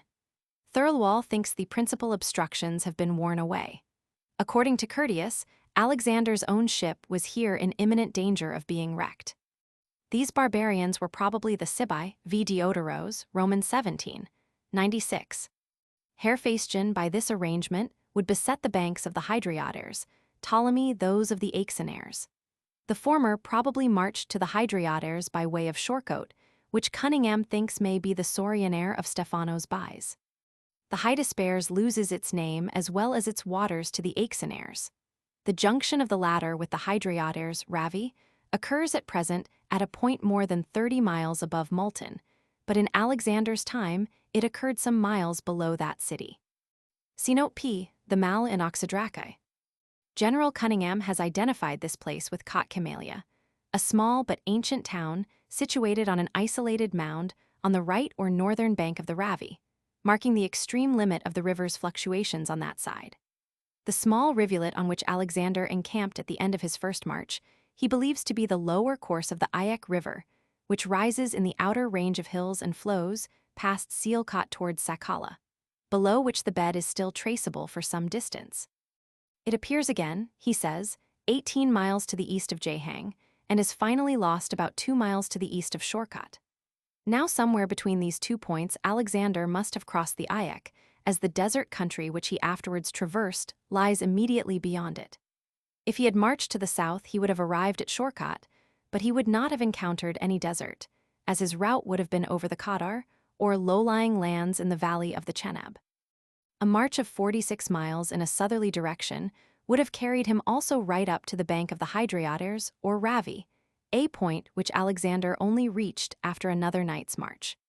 As this march lasted from the first watch until daylight, it cannot have been less than 18 or 20 miles, which agrees exactly with the distance of the Ravi opposite Chalamba from Kotkamelia. The direction of Alexander's march must therefore have been to the southeast, first to the Ayak River, and thence across the hard, clayey, and waterless tract called Sandarbar, that is the Bar, a desert of the Sandar or Chundra River. Thus the position of the rivulet, the description of the desolate country, and the distance of the city from the confluence of the rivers all agree in fixing the site of the fortress assaulted by Alexander with Kotkamelia. Ank. Geog. Of India, pp. 208-10. The city to which Perdiccas was sent in advance of Alexander, Cunningham has identified with Harappa. The mention of marshes, he says, shows that it must have been near the Ravi, and, as Perdiccas was sent in advance of Alexander, it must also have been beyond Kotkamelia, that is to the east or southeast of it. Now this is exactly the position of Harappa, which is situated 16 miles to the east-southeast of Kotkamelia and on the opposite high bank of the Ravi. There are also several marshes in the low ground in its immediate vicinity. Cunningham then gives a description of Harappa as it now exists. He had encamped at the place on 3 different occasions. It had been visited previously and described both by Burns and Masson. Its ruined mound forms an irregular square of half a mile on each side, or 2 miles in circuit. Ank. Geog. Of India, pp. 210-211. It seems to me a serious objection to this identification that Kotkamelia and Harappa, Harup, in Ainsworth's large map, lie on opposite sides of the Ravi, while Arrian's narrative leads us to suppose that they both lay to the west of that river. No mention is made of Perdiccas crossing it, and had the fortress he attacked lain beyond it, he could easily have intercepted the inhabitants in their flight to the marshes of the river. Cunningham identifies this well-fortified position with Chalamba. A whole night's march, he says, of 8 or 9 hours could not have been less than 25 miles, which is the exact distance of the Ravi opposite Chalamba from Kotkamelia. It was defended by brick walls and enormous mounds of earthen ramparts. Chalamba lies on the high road to Multan, to which, as the capital of the Malay, Alexander was marching. The Brahmins, as is well known, formed a religious caste, and were not a distinct race or tribe. Their city Cunningham has identified with the old ruined town and fort of Atari, which is situated 20 miles to the west-southwest of Chalamba and on the high road to Multan, from which it is 34 miles distant. The remains consist of a strong citadel 750 feet square and 35 feet high. On 2 of its sides are to be found the remains of the old town. Of its history there is not even a tradition, but the large size of its bricks shows that it must be a place of considerable antiquity. The name of the old city is quite unknown, Atari being merely that of the adjacent village, which is of recent origin. Curtius states that Alexander went completely round the citadel in a boat, and Cunningham thinks this is probable enough, as its ditch could be filled at pleasure with water from the Ravi. Curtius must, however, be romancing when he says that the three greatest rivers in India, except the Ganges, Indus, Hydaspes, and Acheroners, join their waters to form a ditch round the castle, Viank. Geog. Of India, pp. 228-30. The mention of a special city of the Brahmins, Lasson observes, shows that but few priests lived in this part of the country, and that they had established themselves in particular cities to protect themselves against those people, by whom they were held in but small esteem. See Note Q, the capital of the Malay. Arrian, I-11, relates that Alexander, after crossing the Hellespont, proceeded to Ilion, where, after sacrificing to the Trojan Atherner, he placed his own armor in the temple of that goddess, and took away in exchange some of the consecrated arms which had been preserved from the time of the Trojan War. Called in Greek a dimwariters, in Latin a duplicarius. Alexander's dress and arms on the day of Arbela are thus described by Plutarch. He wore a short tunic of the Sicilian fashion, girt close round him, over a linen breastplate strongly quilted. His helmet, surmounted by the white plume, was of polished steel, the work of Theophilos. The gorget was of the same metal and set with precious stones. The sword, his favorite weapon in battle, was a present from a Cyprian king, and not to be excelled for lightness or temper. But his belt, deeply embossed with massive figures, was the most superb part of his armor. It was a gift from the Rhodians, on which old Helicon had exerted all his skill. If we add to these the shield, lance, and light greaves, we may form a fair idea of his appearance in battle. The descendants of Asclepius were called by the patronymic name Asclepiadae. They were regarded by some as the real descendants of Asclepios, but by others as a caste of priests who practiced the art of medicine, combined with religion. Their principal seats were Kos and Knidos. Plutarch writes to the same effect. The great battle with Darius was not fought at Arbela, as most historians will have it, but at Gaugamerla, which, in the Persian tongue, is said to signify the house of the camel, so called because one of the ancient kings, having escaped his enemies by the swiftness of his camel, placed her there, and appointed the revenues of certain villages for her maintenance. Life of Alexander, c. 31. Cleitarchos, who accompanied Alexander to Asia and wrote a history of the expedition, and Timagenes, an historian in the reign of Augustus, gave currency to this fiction, which Curtius is at one with Arrian in rejecting. Ptolemy received his title of Soterer Savior from the Rhodians, whom he had relieved from the attacks of Demetrios Polyarchares v. Pausanias, I Roman 8. 6. Thirlwall has noted that this line is found in Stobaeus. It is a fragment from one of the lost tragedies of Aeschylus, delta rho alpha sigma alpha nu tau iota, gamma alpha rho, tau iota, kappa alpha letter 1 f7 6, pi alpha theta epsilon letter 1 f d6, nu letter 1 f40 phi epsilon iota lambda epsilon tau alpha iota. The hyphasis is here probably the satledge, though the application of the name so far down as is here indicated is contrary to Sanskrit usage. Several arms of the hyphasis may have anciently existed which went to join the Hydraeoters or perhaps the lower Acheroners. Megasthenes was the first who made the existence of the satledge known. Pliny calls it the Hesidrus, and Ptolemy the Zaradros. The united stream which joins the Indus, called the Panjnad, has before the confluence a width of 1,076 yards. The Indus after the confluence is augmented to 2,000 yards from 600 yards only above the confluence. From the present confluence to the sea, the distance is 490 miles. The Abastinoi are more correctly designated by Diodoros, Roman 17. 102, the Sambastai, under which form of the name the Ambashtha, who are mentioned as a people of the Panjab in the Mahabharata and elsewhere in Sanskrit literature, can be recognized. It is evident from the text that they were settled on the lower Acheroners. They appear to be the people called by Curtius the Sabarchi and by Orosius Sabagri. The Zathroi are the Kshatri of Sanskrit mentioned in the Laws of Manu as an impure tribe, being of mixed origin. In Williams's Sanskrit dictionary, a Kshatri is defined as a man of the second eye, military caste by a woman of another caste. V. de St. Martin suggests that in the Asadioi we have the Vasadi or Basadi of the Mahabharata, a people whom Hemachandra in his geographical dictionary places between the Hydaspes and the Indus, on the plateau of which the Salt Mountains form the southern escarpment. If the Vassati were really so placed, it can scarcely be supposed that they would have sent offers of submission to Alexander, who had already passed through their part of the country, and was now marching homeward, leaving them far in his rear. Cunningham prefers to identify them with the Yodhaya or Agithia, now the Johias, who are settled as formerly along the banks of the lower Satluj. Asodioi or Asadioi seems a pretty close transcription of Agithia. The name of this city is not given by any of the historians, but in all probability it bore the name of its founder. Its site has generally been referred to the neighborhood of Mithankot, a town situated on the western bank of the Indus, a little below the junction of that river with the united streams of the Panjab. V. de Saint Martin identifies it more precisely with Chuchpur or Chuchur, an ancient fort standing on the eastern bank of the Indus right opposite Mithankot. This fort bore formerly the names of Ascalanda, Ascalend, and Sikander, which are but variant forms of Alexandria. The great confluence, however, did not anciently take place at Mithankot, but at Uch, an old city lying 40 miles to the northeast of the confluence at Mithankot. The place is called by Rashtud din Ascalanduza, which, as Cunningham points out, would be an easy corruption of Alexandria Ucha or Ussa, as the Greeks must have written it.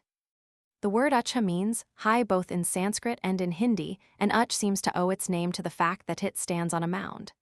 Uch is chiefly distinguished, says Masson, by the ruins of the former towns, which are very extensive and attest the pristine prosperity of the locality. V. de Saint Martin, Edud pp.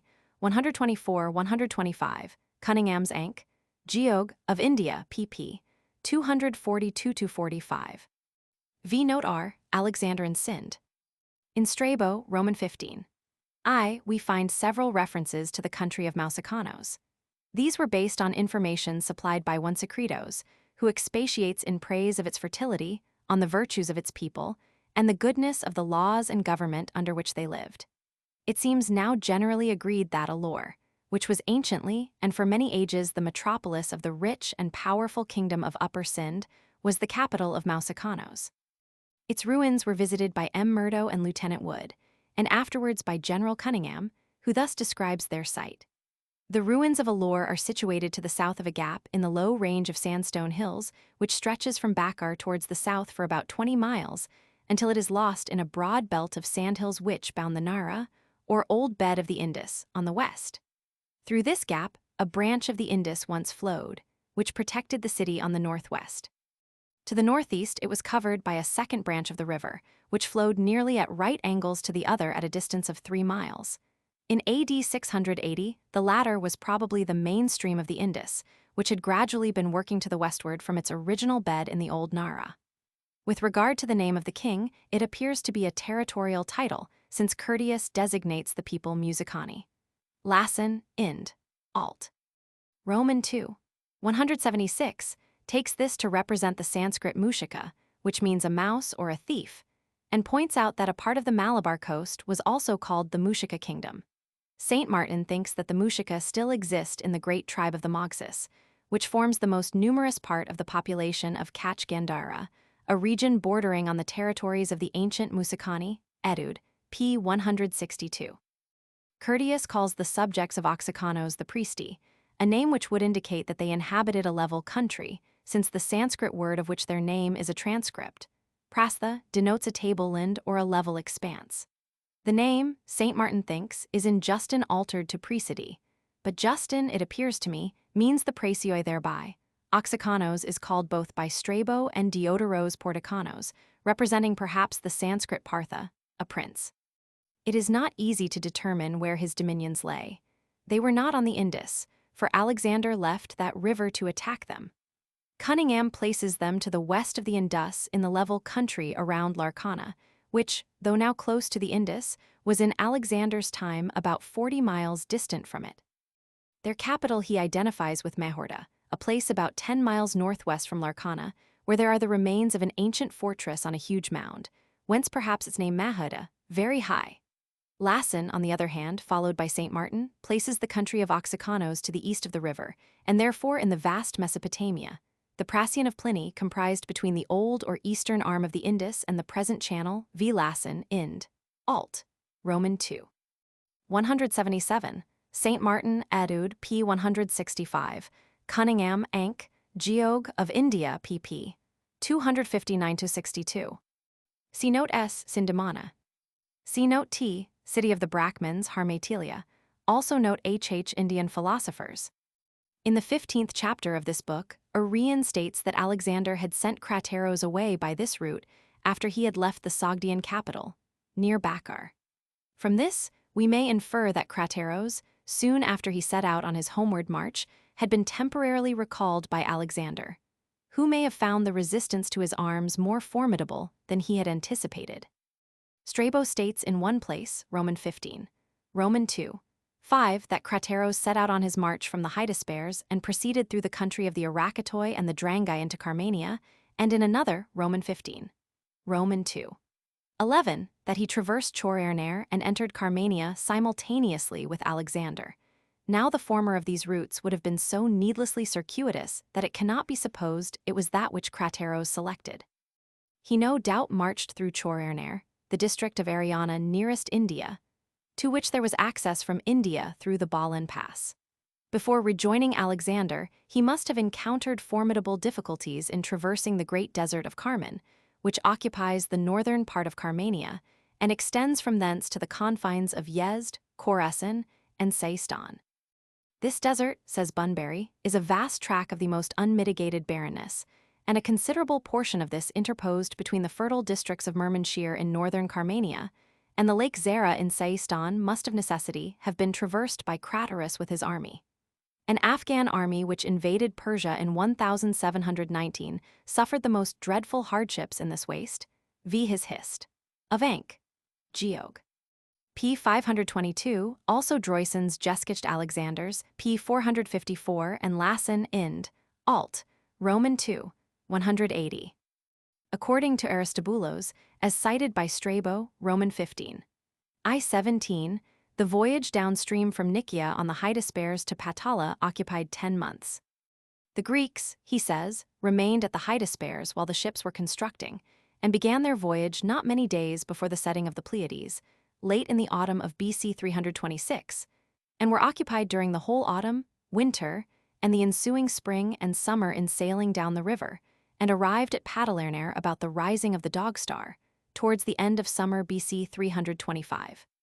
The passage down the river lasted 10 months. According to Plutarch, Alexander spent 7 months in falling down the rivers to the ocean. Sir A. Burns ascended the Indus up to Lahore in 60 days, a distance of about 1,000 miles.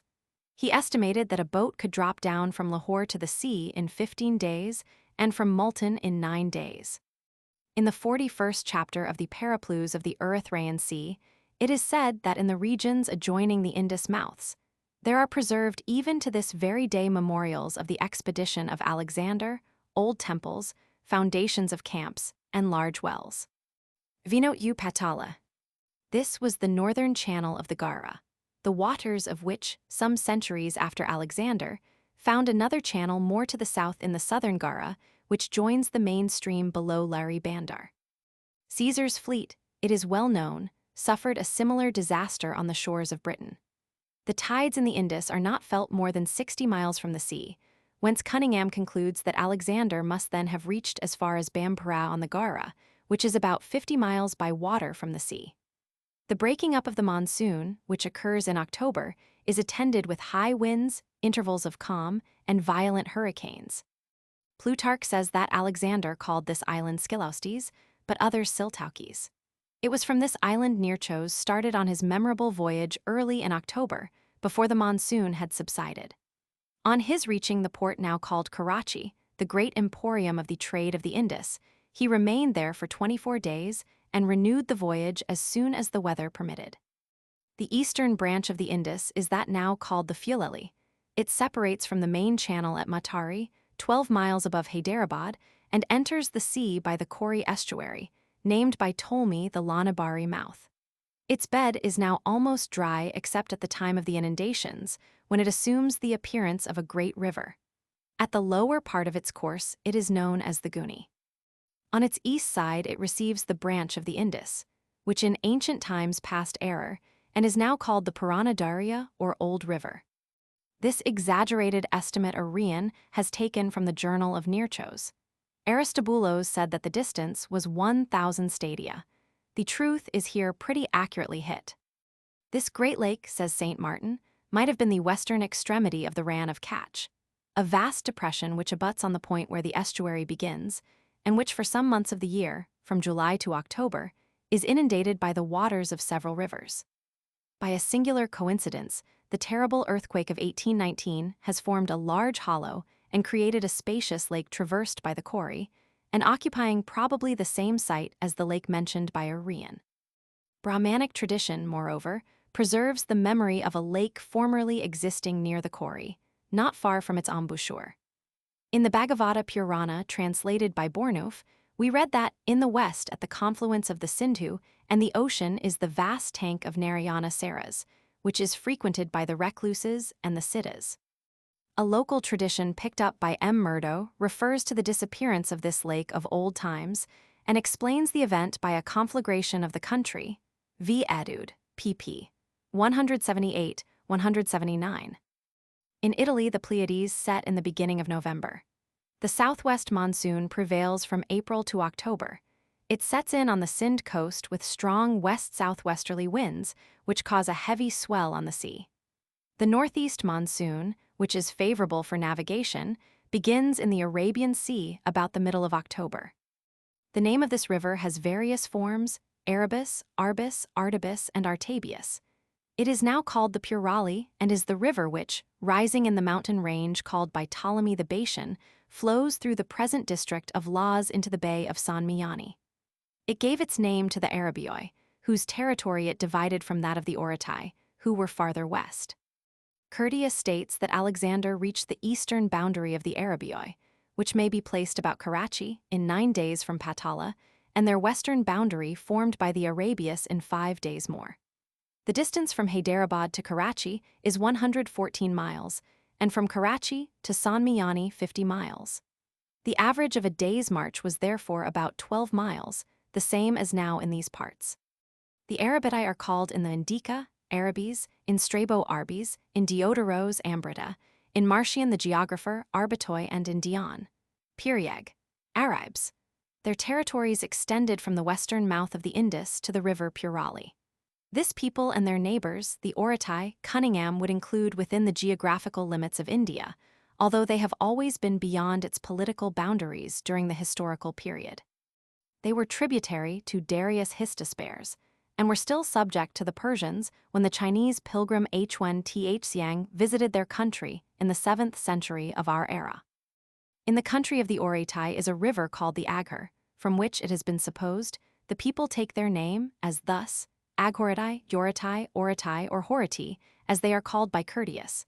They are the Neoritai of Diodoros. The length of their coast Arrian gives in his Indica at 1,600 stadia, while Strabo extends it to 1,800. The actual length is 100 English miles, somewhere about half of Arrian's estimate taken from Nearchos. The western boundary of the Oratai was marked by Cape Malin, the Malana of Arrian, which is 20 miles distant from the river Aghur. According to Strabo, the Oratai were the people by whose poisoned arrows Ptolemy was all but mortally wounded. This name is probably a transcription of the Indian Rambog, which designated the place where pilgrims assemble before starting for the Aghur Valley, in which the principal sacred places are connected with the history of Rama, the great hero of the Ramayana. Cunningham accordingly identifies Rambog with Arrian's Rambakya, and remarks that the occurrence of the name of Rambog at so great a distance to the west of the Indus, and at so early a period as the time of Alexander, shows not only the wide extension of Hindu influence in ancient times, but also the great antiquity of the story of Rama, v. his Ankh. Geog. of India, pp. 307-310. Danville and Vincent have assumed that Ora is the Hor mentioned by Edrisi as lying on the route from Dibble, near the mouth of the Indus, to Firuzabad in Mekran. Its situation is uncertain, however, as its name does not occur in any recently published account of the country. Ora may perhaps have been in the neighborhood of Kokala, mentioned in the Indica as situated on the Oratian coast, probably near Cape Kachari, to the east of the Hingal River, where the fleet was supplied with a fresh stock of provisions. Perhaps it may have here denoted the country of the Oratai. Gadrosia in Arrian denotes the inland region, which extends from the Oretai to Carmania. The maritime region between the same limits he calls the country of the Ichthyophagoi. The Gedrosian desert since the days of Alexander has protected Lower Sind from any attack by the maritime route. The Persian invader has preferred to encounter the dangers and difficulties of the mountain passes of Afghanistan, rather than to expose himself to such horrible sufferings in the burning desert, as were experienced by the soldiers of Semiramis, Cyrus, and Alexander. The length of the Makran or Baluchistan coast between the Oretai and Carmania is given by Arrian at 10,000 stadia and by Strabo at 7,000 only. The actual length is 480 English miles, and the time taken by Nearchos in its navigation was 20 days. A description of this unguent is given by Pliny, Nh. Roman 12, c. 26. He there mentions that a special kind of it was produced in the Gangetic regions. In the 33d chapter of the same book will be found a description of the myrrh tree and its produce. Chinnock notes that this was probably the snowflake. This, says Sintenes, can be nothing else than a kind of acacia. He points out that Dioscorides, I-33, applies to this thorn the expression letter 1F00 kappa alpha iota alpha, which Wildenow identifies with the acacia catechu. It grows abundantly in the Bombay and Bengal presidencies, producing a gum employed both as a coloring matter and a medicinal astringent, and known in commerce by the name of kutch. These people were the Ichthyophagoi, of whom Arrian makes frequent mention in his Indica when describing the voyage of Nearchos along their coast. His description of their appearance and habits closely agrees with that given by Strabo in his chapter on Ariana. Collates or Calatia was a large city of Thrace on the coast of the Euxine, colonized from Malerdos. Pliny says its former name was Cerbates. V. Note V. Alexander's march through Gedrosia Pora. In Latin triumphi. That is, to one who, like Alexander, approached it from Central Asia. Eratosthenes and other ancient writers describe India as of a rhomboidal figure with the Indus on the west, the mountains on the north, and the sea on the east and the south. Curtius follows them here in reckoning its length from west to east. These are the mountains of the peninsular part of India.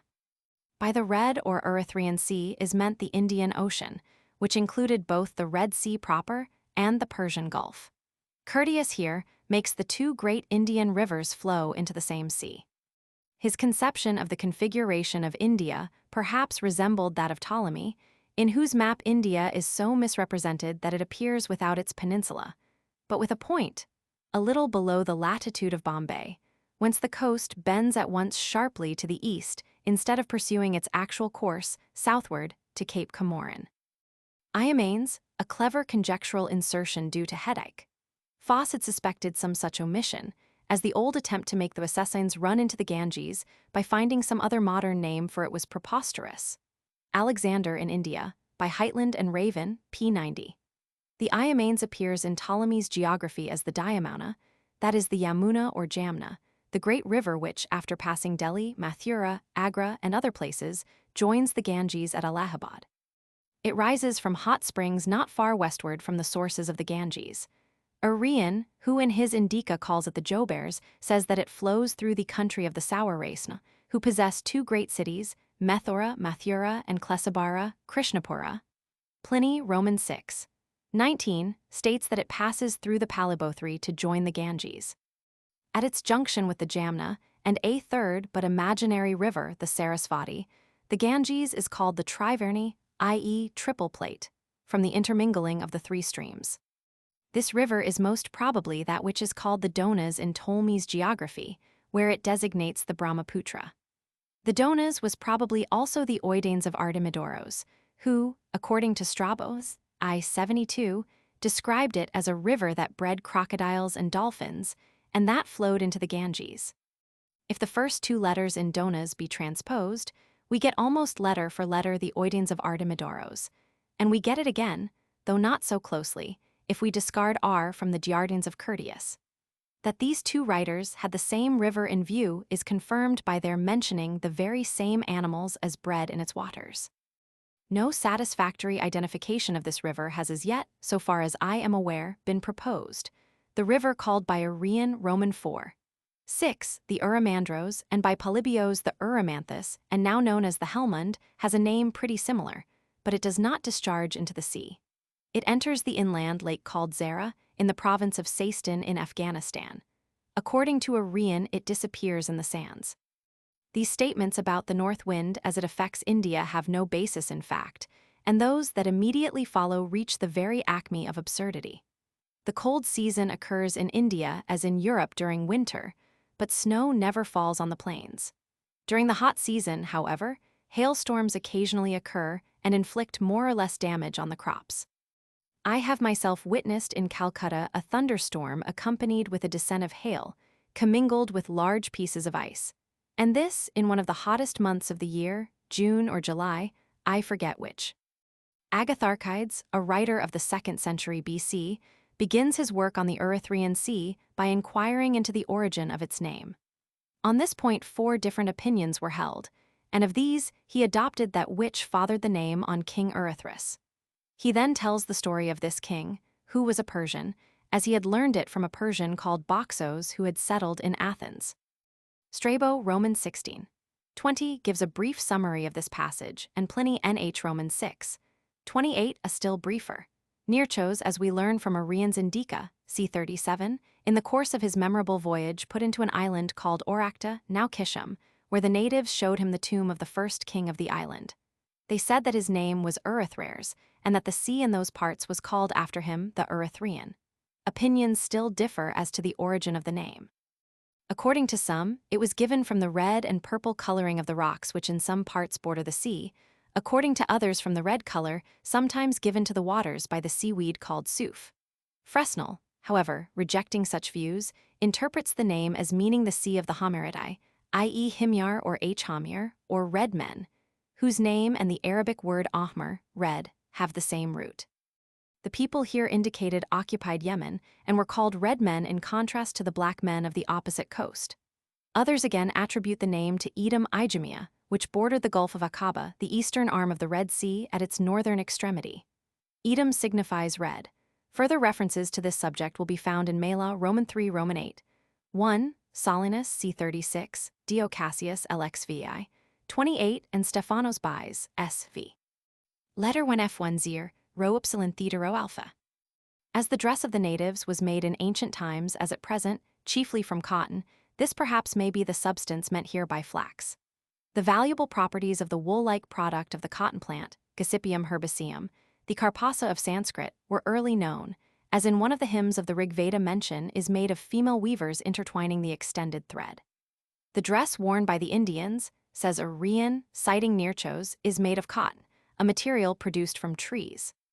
They wear an undergarment of cotton, which reaches below the knee halfway down to the ankles, and also an upper garment which they throw partly over their shoulders, and partly twist in folds round their head, Indica, c. 16. This costume is mentioned in old Sanskrit literature, and is carefully represented in the frescoes on the caves of Ajanta. We learn from the Periplus of the Erythraean Sea that muslin Authonian was imported into the marts of India from China, and exported thence along with Indian muslin and coarser cotton fabrics to Egypt. Strabo, Roman 15. I-67, states on the authority of Nearchos that the Indians wrote letters upon cloth, which was well pressed to make it smooth, but adds that other writers affirmed that the Indians had no knowledge of writing.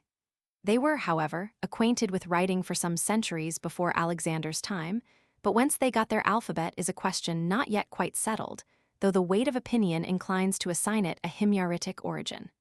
We learn from Pliny, Roman 13:21, that paper made from the papyrus plant did not come into common use out of Egypt till the time of Alexander the Great. He then goes on to say that for writing on, the leaves of palm trees were first used, and then the barks, libri, of certain trees. Some of the Egyptian papyrus rolls are as old as the 6th dynasty. Nearchos, as we learn from Arrian's Indica, c. 15, was taken with surprise when he heard in India parrots talking like human beings. Pliny says x. 58 that India produces this bird, which is called the septuagen, and that it salutes its masters and pronounces the words it hears. If it fails to do so, it is beaten on the head, which is as hard as its bill, with an iron rod until it repeats the words properly. Ovid Amores, Roman 2. 6. Calls the parrot the imitative bird from the Indians of the East. Another Indian bird, the mayna, which in size and appearance somewhat resembles the thrush, can be taught to speak with great distinctness. It is probably the bird which Aelian hissed. Anim, Romans 16. 3 describes under the name of the Curtian. Here Curtius makes a mistake, for not only is the rhinoceros bred in India, but the Indian species is the largest known, and its flesh was, by the Brahmins, allowed to be eaten, though most other kinds of animal food were interdicted. Kathaians describes it, but very incorrectly, under the name of the one-horned ass. It is described also in Aelian's History of Animals, Romans 16. 20, in a passage supposed to have been copied from the lost Indica of Megasthenes. It is there called the Cartazin. The fables about the unicorn had their source most probably in the fanciful account Kathaians has given of the Indian wild ass. Aristotle, referring to it, says briefly, "We have never seen a solid-hoofed animal with 2 horns, and there are only a few of them that have 1 horn, as the Indian ass and the oryx." Cosmas Indicopleustes, who, as his surname shows, had visited India, gives in the 11th book of his Christian topography a description of the rhinoceros, illustrated with a picture of the animal which represents it as somewhat like a horse, with its nose surmounted by a pair of horns slightly curved. We know that the picture is meant to be that of the rhinoceros from the name being attached. Cosmas says that he had only seen the animal from a distance. He has also given a description and picture of the unicorn, an animal which he had never seen, but had delineated from 4 brazen statues of it which adorned a palace in Ethiopia. A single straight horn of great length is represented as springing up from the top of its head. Pliny Nat. Hist. Roman 8. 11 notes like Curtius here that India produced the largest elephants. He had, however, stated previously, Romans 6. 22, that according to one Secretos, the elephants of Taprobane, Ceylon, were larger and more warlike than those of India. Many references to the Indian elephants occur in the classics. Arrian, in the 13th and 14th chapters of his Indica, describes the mode in which they were hunted and other particulars regarding them. Polybios, v. 84, says that the African elephants could neither endure the smell nor the trumpeting of their Indian congeners. Herodotos, Roman 3. 106, says that gold was produced in great abundance in India, some of it washed down by the streams and some dug out of the earth, but the greater part of it being the ant gold surreptitiously procured. The heavy tribute levied by Darius on the Indian provinces, chiefly west of the Indus, was paid in gold dust. We learn, notwithstanding, from Arrian that the companions of Alexander found that the Indian tribes they met with, which were numerous, were destitute of gold. The ant gold produced in Dardistan seems therefore to have found its way rather to the provinces west of the Indus than to the Panjab. Strabo, Roman 15. I-57, quoting Megasthenes, says that the rivers in India bring down gold dust, a part of which is paid as a tax to the king. By the king is here meant Chandragupta, Sandrakatos, at whose court Megasthenes for some years resided. As the river San, which in his time entered the Ganges at Palibothra, now Patna, was called poetically the Hariniyavaha, i.e., bearing gold, we may assume that gold was found in the sands of that river. The grandson of Chandragupta, Asoka, as is stated in the Mahavansa, sent missionaries to preach Buddhism into the gold district of Suvarnabhumi, a region which Turner identified with Burma, but which Lassen took to be a maritime district situated somewhere in the west, v. his Ind. Alt. Roman 2. pp. 236-237, also I-237, 238, Strabo, Roman 15. I-30 says that in the country of Sopathers, there were valuable mines both of gold and silver among the mountains. Pliny, in the latter part of his 37th book, treats of the various kinds of precious stones found in India and of the uses to which they are there applied. In some of the other books, incidental notices of them are also to be met with, while his 9th book is full of details about the pearl. From Strabo, Roman 2. Roman 3. 4. We learn that an adventurer, Eudoxos of Cyzicus, who had been sent by Ptolemy Physcon, king of Egypt, to India, returned thence, bringing back with him precious stones, some of which the Indians collect from among the pebbles of the river, and others of which they dig out of the earth. In his 15th book, he states that India produces precious stones, as crystals, carbuncles of all kinds, and pearls. In Ptolemy's Geography of India, and in the Periplus of the Erythraean Sea mention is made of the diamond, beryl, onyx, carnelian, hyacinth, and sapphire as precious stones of India. They mention also various pearl fisheries existing in and near India. Arrian states in his Indica, c8, that the pearl in India is worth thrice its weight in refined gold, and that it was called in the Indian tongue margarita. This, which is also its classical name, may represent either the Sanskrit Manjari or the Persian Marwarid. Arrian, on the authority of Nearchos, states in his Indica, c.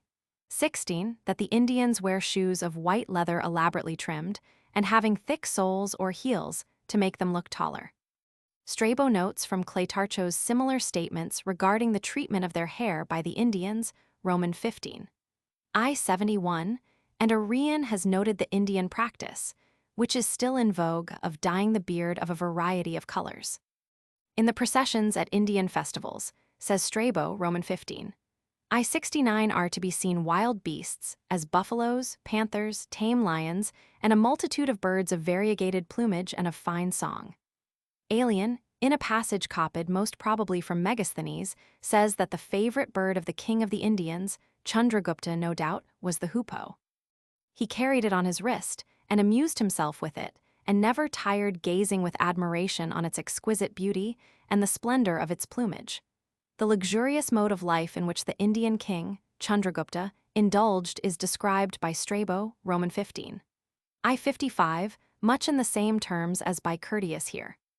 The native writings called sutras describe in like manner how the kings at festivals march out on elephants to the sound of all kinds of instruments, amid the scent of perfumes and clouds of frankincense. Strabo adds the significant statement that the king at night is obliged from time to time to change his couch from dread of treachery. The frequency of changes in the succession shows that such a precaution was not unnecessary. If a woman put to death a king when he was drunk, she was rewarded by becoming the wife of his successor. From Athenaeus, we learn that among the Indians the king might not get drunk. The assertion made by Curtius that the Indians all use much wine is contrary to the testimony of Megasthenes, who said that they use it only on sacrificial occasions. Wine was no doubt imported into the marts of the Malabar coast, but the quantity must have been limited and could only have been purchased by the rich. The Brahmins of the Ganges, from whom Megasthenes obtained much information, punished indulgence in intoxicating drinks with great severity. The Aryans of the Panjab were less abstemious, and this led to dissensions and a final rupture between them and their brethren of Iran. The wine used at sacrifices was the fermented juice of the plant called soma. When required for drinking, it was mixed with milk. The diversity of views which prevailed in India regarding suicide was noticed by Megasthenes. The Book of the Law, in case of incapacity, regards it as meritorious, but the Buddhists altogether condemned it. Pliny, Roman 6. 19, says that the Indian sages always ended their life by a voluntary death on the funeral pile. This is a very vague and meager account of the opinions and practices of the Indian philosophers and ascetics. Other writers are more copious on the subject, as Strabo, Roman 15, Arrian Anab, Roman 7, 2-3 Indica 11, Diodoros, Roman 2. 40, Plutarch, Life of Alexander, 64-65. References are made to it by Mela, Suidas, Orosius, Philo, Ambrosius, Aelian, Porphyrius, and others, v. notes W and HH. Certain trees are still held sacred in India. The pipal, for instance, is thought to be frequented by bhoots, i.e. demons. See note X. Arrian says, however, that most of the inhabitants of this city, which belonged to the Vespasians, and was fortified by a double wall, escaped to the mountains. Philostratos, Roman 2. 4 says that Alexander did not ascend the mountain, but, though anxious to do so, contented himself with offering prayers and sacrifices at its base. He was afraid that the Macedonians, on seeing the vines, would be reminded of home, and have their love of wine revived after being accustomed to do without it. The Elsevier editor aptly quotes here Tacit, Hi 55, Incita mortalibus natura, proper sequi, qui pigit inshore. Justin, Roman 12. 7 speaks of mountains which he calls Didali, and these Cunningham p. 52 takes to be Mount Dantiloch, which is about 3 miles distant from Polodary or Pelly, as General Court calls it, a place 40 miles distant from Pashkalavati Hashtnaggar. In the spoken dialect, he adds, Dantalok becomes Datalok, which the Greek Daidalos may fairly be taken to represent. I think, however, Alexander had not penetrated so far eastward as this identification implies. It has been taken by Muller to be Arrian's Andaka or Anderla, which he would therefore alter to Daidala.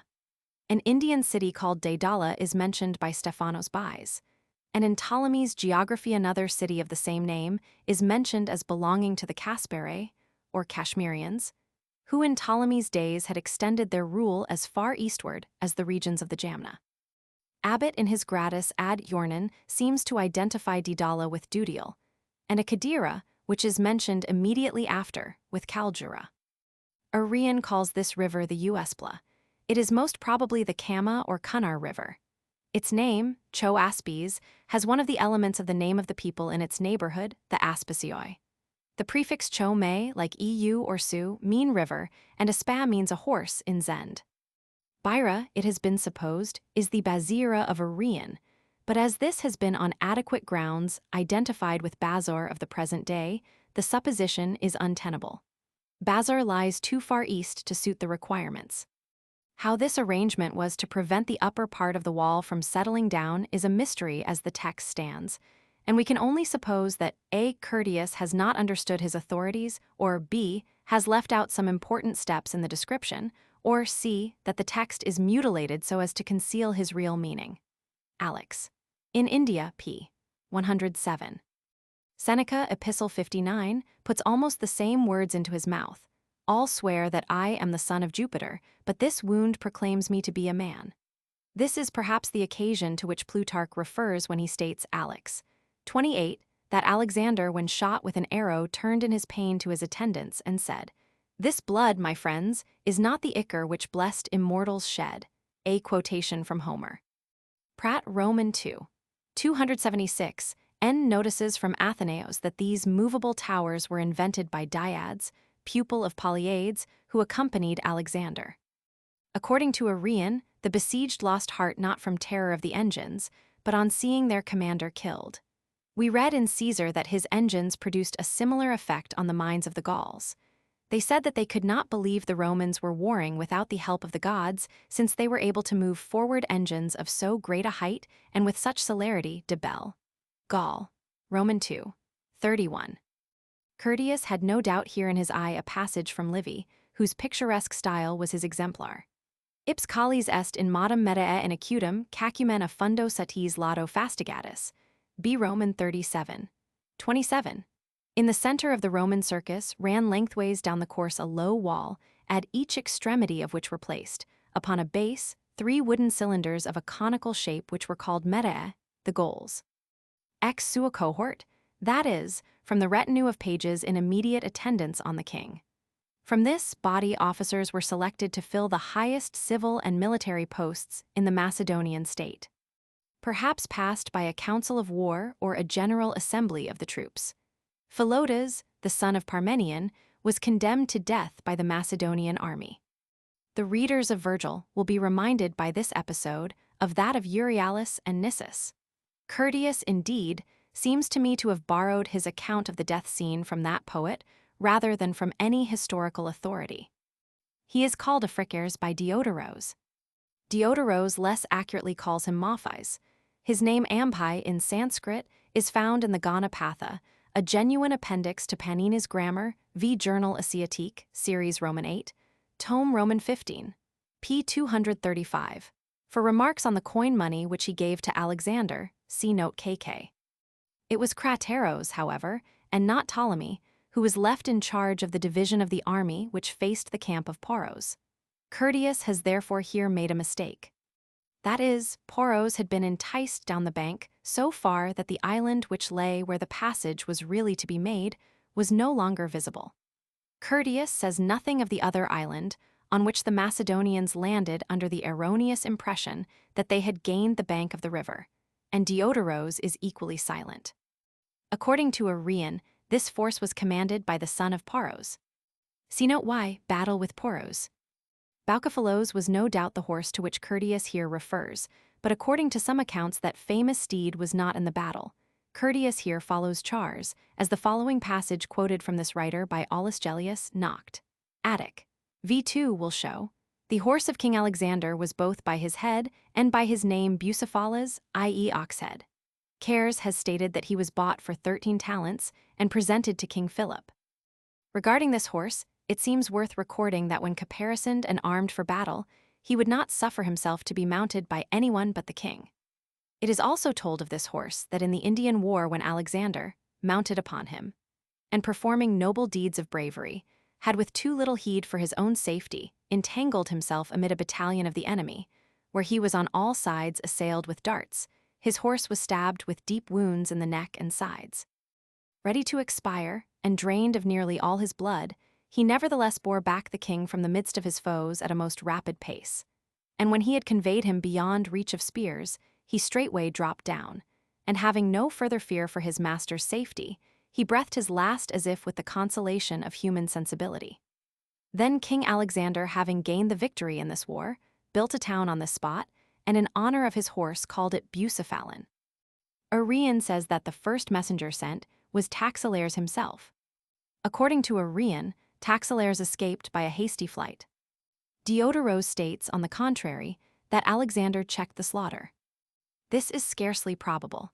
The incident is mentioned by no other writer. Curtius has here marred with his rhetoric and moral reflections the simple and dignified answer of Paros, that he wished to be treated like a king. Lucan similarly has dilated into some 20 lines of rhetoric Caesar's famous words to the boatmen in the storm. Fear not, you carry Caesar and his fortunes. Plutarch, both in his Life of Alexander and in his De Ira Cohibenda, c. 9, has stated the reply of Paros in the same terms as Arrian. Cicero, pro Marcello, extols Alexander in the highest terms for acting thus towards his vanquished enemy, and Seneca in his De Clementia follows in a similar strain. Philostratos, in his Life of Apollonios of Tyana, states that Alexander dedicated likewise to the sun one of the elephants of Poros, the first of them that deserted to his side, and which he called Ajax, and also the altars which he reared on the banks of the Hyphasis to mark the limits of his advance. As the same author states that Apollonios saw Ajax still alive at Taxila some 370 years later, his veracity may be suspected. See Note Z, Indian serpents. The Sanskrit name of the rhinoceros is Ganda, also Gandaka and Gandanga. This is the Ficus indica, commonly called the banyan tree, because of the frequent use made of its shelter by traders who dealt in grain, called in India banyans. Strabo, Roman 15. I-21 describes this tree from one Secretos, who saw it growing in the country of Mausicanos. Pliny also, NH Roman 12. 11 describes the tree and its fruit, adding that it grows chiefly in the neighborhood of the Assassins Chenab. See also Theophrastos, De Plantis Roman 4. 5 and Arrian's Indica, c. 11. Several English poets have made it the subject of their verse, Ben Jonson, Milton Tickell, and Southey. Its stately stems rise in solemn grandeur like the basaltic pillars of Fingal's cave, and with the overarching boughs form a vast and wondrous dome. Whereas to shame the temples decked by skill of earthly architect, nature herself, it seems, would raise a minster to her maker's praise. Aelianos, H. A. Roman 12. 32, says that while the Indians knew the proper antidote against the bites of each kind of serpent, none of the Greek physicians had discovered any such antidote. See Note Z, Indian serpents. See Note AA, Indian peacocks. This must be the town which Arrian calls Pimprama, distant a day's march from Sangala. The accounts of the two historians are at variance, however, since Arrian says that the place surrendered without resistance. This place was Sangala, for which see Note M. Caesar's men were similarly alarmed on seeing for the first time the war chariots of the Britons, perturbatis nostris navitate pugni bell, Gaul, Roman 4. 34. See also Livy, X 28. Arrian mentions gaps between the wagons, but does not state that they were fastened together. Vegetius, De Re Militari, Roman 3. 10, however, observes, all barbarians fasten their chariots together in a ring in the fashion of a camp, and thus keep themselves safe from surprise during the night. It is impossible to compare the numbers given by Curtius and Arrian, as neither gives the total of killed, and the details of the numbers who fell in the separate operations of the siege are not so stated as to admit of comparison. Alex. In India, p. 130. The better form of the name is Sophites, which properly transliterates the Sanskrit original Sobhutu, but see Biographical Appendix, SV. Sophites. According to Strabo, the inspection was made when the child was 2 months old. He notices that the practice of widow burning was known here.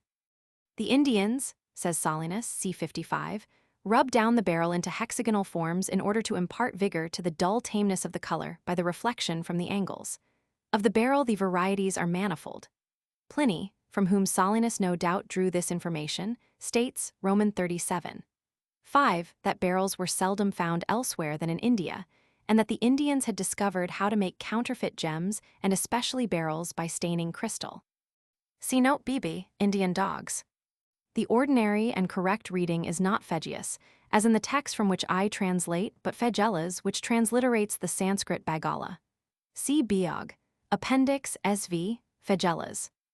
A sandy desert stretches from the southern borders of the Panjab almost to the Gulf of Kutch. The breadth of this desert from east to west is about 400 miles. In some places, it is altogether uninhabited. In others, villages and patches of cultivation are found thinly scattered. On the east, it gradually gives way to the fertile parts of India. For Gangarides, see note CC, and for Prasii, note DD. The common reading of this name in the editions of Curtius is Pharisee. The name as given here seems less correct than the form in Diod, Zandrames, which can be referred to the Indian word Chandramas, meaning moon god. See Biog. Appendix SVV, Zandrames and Sandracatos. On the contrary, elephants are easy to tame. Arrian in his Indica, c. 14, has described the manner both of trapping and taming them. The same methods are still employed, with only slight variations. See also Pliny, Roman 8, 810, Diodoros, Roman 3, 26, Aelianos, Roman 8, 10 and 15, and X, 10, and Tzetzes, Chiliad, Roman 4, 122. There was no great disparity of numbers in the Battle of the Granicos between the Greeks and Persians, 35,000 on Alexander's side and 40,000 on the other. So Caesar, when his soldiers, terrified by the accounts they had heard of the Germans, refused to advance against them, said that if nobody else would go with him, he would set out with the 10th Legion alone. Bell. Gaul. I-40.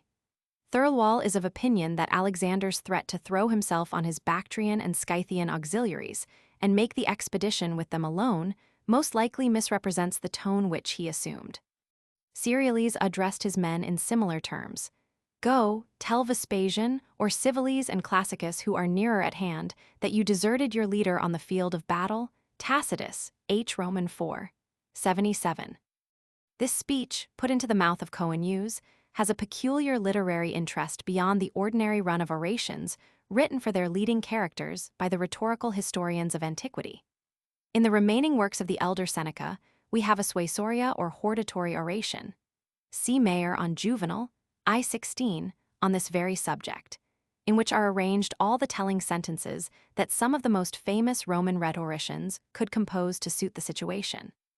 The remarkable parallels found in this collection to the present speech of Curtius illustrates, in a very striking way, the artificial nature of these harangues, and show what a vast amount of labor this spirited and polished specimen probably took to produce. The corresponding speech in Arrian, v. 27, though less pointed than that in Curtius, is more natural and easy, and certainly far superior to that put into the mouth of Alexander. Alexander in India, p. 140 n5. See note N, Alexander's altars on the Hyphasis. Curtius is here in error as to the place of his death, for he died at the Hydaspes, as will be seen by a reference to Arrian, Roman 6. 2. He is further in error, like Diodoros, in making the fleet start on its voyage from the Aixenares instead of from the Hydaspes. It is recorded, said Colonel Chesney in his Simla lecture on Alexander, that he sent to Greece for 20,000 fresh suits of armor. A suit of armor and arms probably weighed 3/4 of a mond, 60 pounds. And we may assume that with the arms, a good many other articles were indented for at the same time.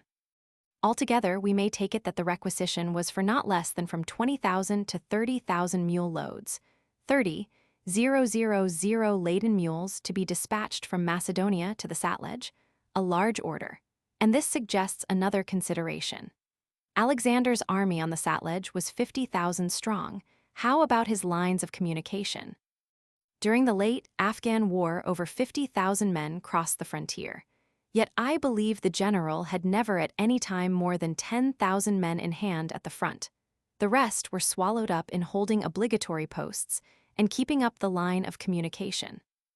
Now, if 40,000 men are needed for this purpose, to keep 10,000 effective in the front, when the distance to be covered was only 200 miles, what would be the force required to secure the line of communication between Macedonia and the army halted on the banks of the Satledge? The answer is to be found in the system of war pursued by Alexander's Greek generals, and garrisons were left at certain points on the road. And where complete submission was made, the enemy was left in possession of his country and converted into an ally. But when the resistance was obstinate, Alexander left no enemies behind. As Alexander led into India 120,000 men, Colonel Chesney's estimate that he had only 50,000 at the Hyphasis, which he calls the Satledge, must surely be far below the mark. Yet Pliny, Roman 6:17, says that though Alexander sailed on the Indus never less than 600 stadia per day, he took more than 5 months to complete the navigation of it. This would give the Indus a length of 12,000 miles. Aristobulus said the navigation occupied 10 months, but we may strike off a month from this estimate. The voyage began near the end of October 326 BC. The distance from the starting point to the sea by the course of the river is between 800 and 900 British miles. See Note E, the Sibai. See Note FF, the Agalacians. Curtius has here confounded the junction of the Hydaspes and Aixenares with that of the Indus and the combined stream of the Panjab rivers. The geography of the passage is inexplicable. Arrian has given a vivid description of the confluence, but does not indicate that Alexander's life was in danger from its perilous navigation.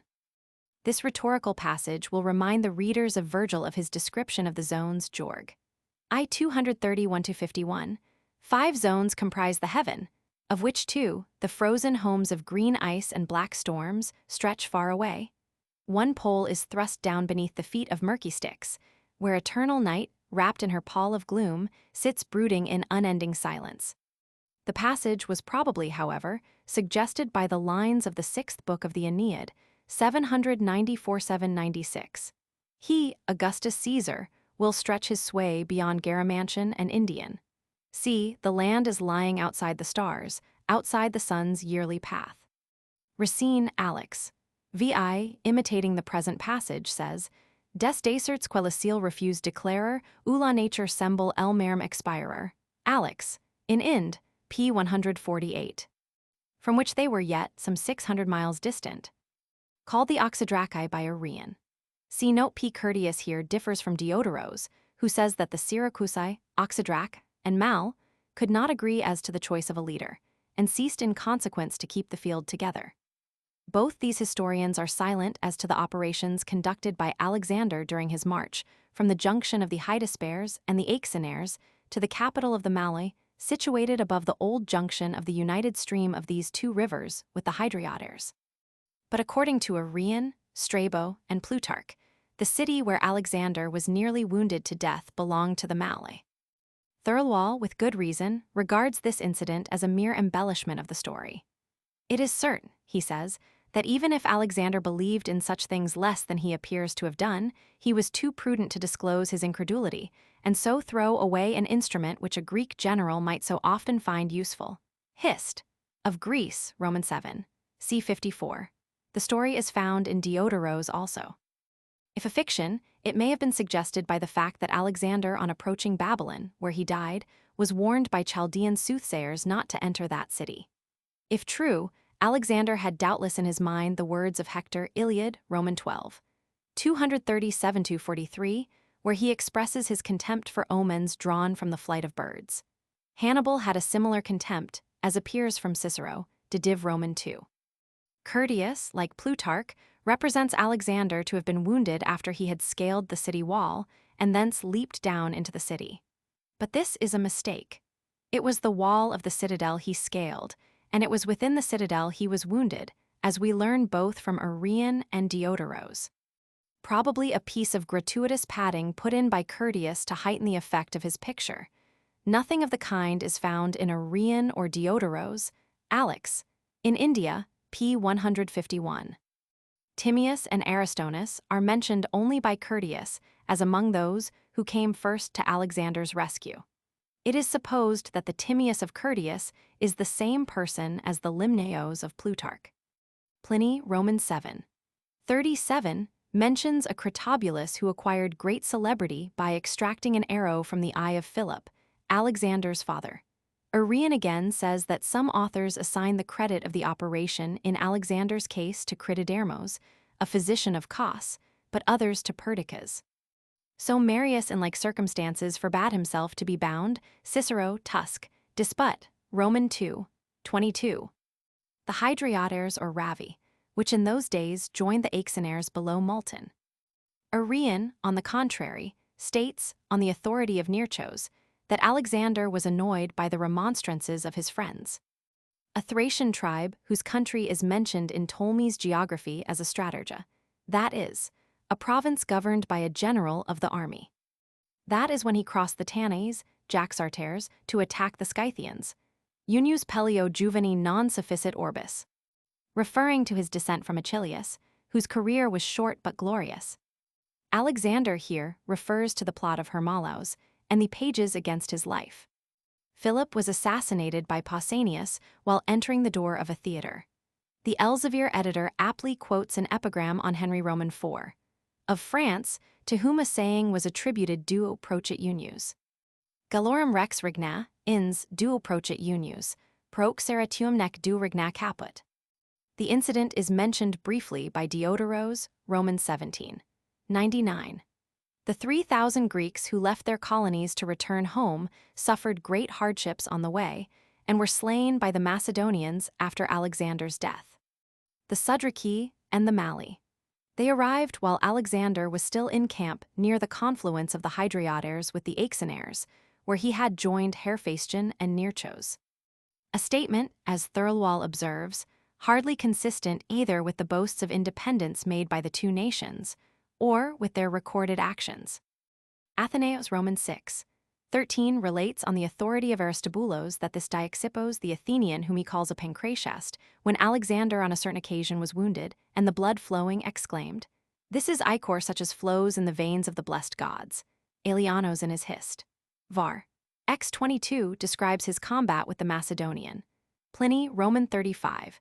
11 informs us that Dioxippos was painted as a victor in the Olympic Pancratium by Lamachus. It is uncertain whether the Macedonians were of the same blood as the Greeks. Their kings undoubtedly were, but Grote, influenced by his antipathy to Alexander, who had crushed the liberties of Greece, considered him little better than a barbarian, who had at most put on some superficial varnish of Hellenic culture. See on this point Freeman's Historical Essays, Volume Roman 2, pp. 192-1, 3rd ed. The sword blades of India had a great fame over the East, and Indian steel, according to esteemed authorities, continued to be imported into Persia till days quite recent. Its fame goes back to very old times. Kathaians mentions 2 wonderful swords of such material that he got from the king of Persia and his mother. It is perhaps the Ferrum Candidum, of which the Mali and Oxydraci sent 100 talents, weight as a present to Alexander. Indian iron and steel are mentioned in the Periplus as imports into the Abyssinian ports. See Yule's Marco Polo, IP 94. We learn from the Periplus of the Erythraean Sea that tortoise and other shells formed an important element in the ancient commerce of the East with the West. For an account of Indian shells, see British India of the Edinburgh Cabinet Library, Roman 3. CVPP 136-144. Alexander had, however, by this time taken their capital. We learn from Arrian Indica, c4, that their dominions extended to the junction of the Aixenaires with the Indus. Lasson identifies this people with the Sambastae of Diodoros. Orosius calls them the Sabagri. In Arrian, the Sambastai appear as the Bastonoi, a name which transliterates the Sanskrit word Avastana, which means, however, a dwelling place, and does not denote a people. See note on Arrian, p. 155. Two other tribes are mentioned by Arrian as having sent deputies to Alexander while in camp near the confluence, the Zathroi and the Ossadioi, concerning whom see notes on Arrian, p. 156. Their alarm would no doubt be increased by the sight of the many colored flags of the vessels, as we may infer from the words of Pliny, Roman 19. 1. The first attempt at dyeing canvas with the costliest hues for dyeing wearing apparel was made in the fleets of Alexander the Great when he was navigating the river Indus. For then, his generals and prefects had distinguished by differences of color the ensigns of their vessels, and the natives along the shore were lost in amazement at the variety of their colors. It was with a purple sail Cleopatra came with Antony to Actium and fled therefrom. This was the color of the admiral's ensign. Chachar opposite Mithinkot, a little below the great confluence, see note on Arrian. See note on Arrian, p. 156. Called Tyriaspers by Arrian, Oxyartes was Alexander's father-in-law. For the Priesti and Porta Canis see note to Arrian, p. 158. See note S. Aurangzeb captured Surat by a similar device, and to the great astonishment of the inhabitants. According to Diodoros, this happened in the neighborhood of Harmatelia. For conjectures as to the position of which see note T, Strabo says it happened in the country of the Oratai. It has been thought this name may be constructed from Maharaja, great king. For identification of Patalis see note U. This island is called by Arrian Kelauda and by Plutarch Skilaustes. See note on Arrian, p. 164. See note Gigi, tides and Indian rivers. This lake, however, was discovered neither on this voyage nor on this arm of the Indus, but during a subsequent voyage which Alexander made down the eastern arm. No magnificent idea, says Vincent, is requisite to conceive the building of cities in the east. A fort or citadel with a mud wall to mark the circumference of the peta or town is all that falls to the share of the founder. The habitations are raised in a few days or hours. The Soldan of Egypt insults Timur by telling him, "The cities of the east are built of mud and ephemeral, ours in Syria and Egypt are of stone and eternal." Nearchos with the fleet rejoined the army at a point on the river, Pasitigris or Karan, near the modern village of Awaz, where was a bridge by which Alexander led his army from Persis to Sausa, where he arrived February 324 BC. The Alexandria of Diodoros, and probably also the Alexandria which, as we learn from Pliny, Roman 6:25, was built by Leonatos by Alexander's orders on the confines of the Aryan nation. It may also be the 15th of the Alexandrias of Stephanos Bise, which he places in the country of the Aracosians next to India. It was perhaps, however, the Portus Alexandri, now Karachi, where Nearchos was detained by the prevalence of the monsoon for 24 days. Hence their name Ichthyophagoi. They inhabited the maritime parts of the Oratai and Gedrosians. In sailing along their coast Nearchos and his men suffered great hardships from scarcity of provisions. See Arrian's Indica, 2431. Much may also be read of this people in Strabo, Pliny, Aelianos, and Agatharchides. Arrian, Roman 6:27 says, however, that Frathaferns brought the provisions spontaneously. Diodoros is at one with Curtius on the point. This description is much overdrawn. Thirlwall thus remarks upon it, "We cannot wonder that, in the enjoyment of pleasures, from which they had been so long debarred, they abandoned themselves to some excesses, perhaps only following the example of their chiefs and of Alexander himself." And this was probably the main ground of fact for the exaggeration of later writers. Arrian alludes to his execution in his Indica, c. 36. This happened at Mazaga, the capital of Asacernos. Plutarch, it will be seen, justly condemns Alexander for this gross violation of the compact into which he had entered with the Indian mercenaries. For its identification, see note F. Giornos. Africares is called Urix by Curtius. More correctly, Omphis is given by Curtius. See Biog, Appendix SV, Omphis.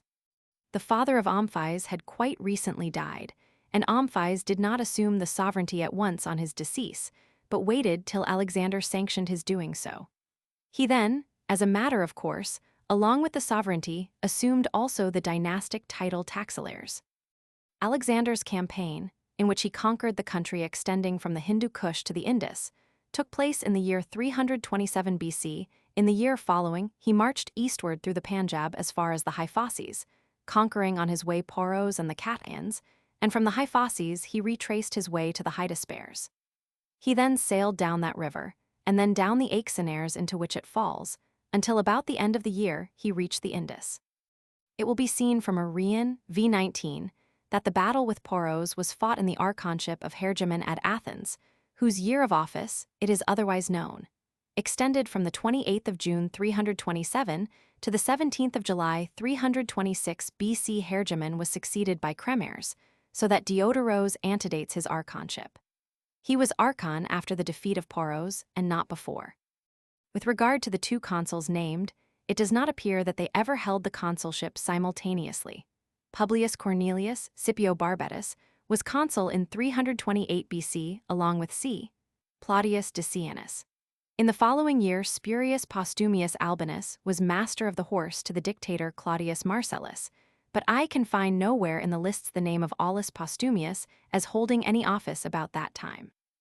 In Smith's Classical Dictionary, the year 327 B.C. appears as the annus mirabilis of Alexander's life, for early in the spring he completes the conquest of Sogdiana and marries Roxana. Thereafter he returns to Bactra, then marches to invade India, and crossing the Hydaspes defeats Poros. He then marches to the Hiphasis, and thence returns to the Hydaspes. In the autumn he sails down the Hydaspes to the Indus. See Volume Roman 3. p. 1346 and Volume ISV. Alexander Roman 3. The events of 2 years are thus compressed into the space of a single year. Clinton's chronology, which is very confused for the period from 327 to 323, seems to have been followed.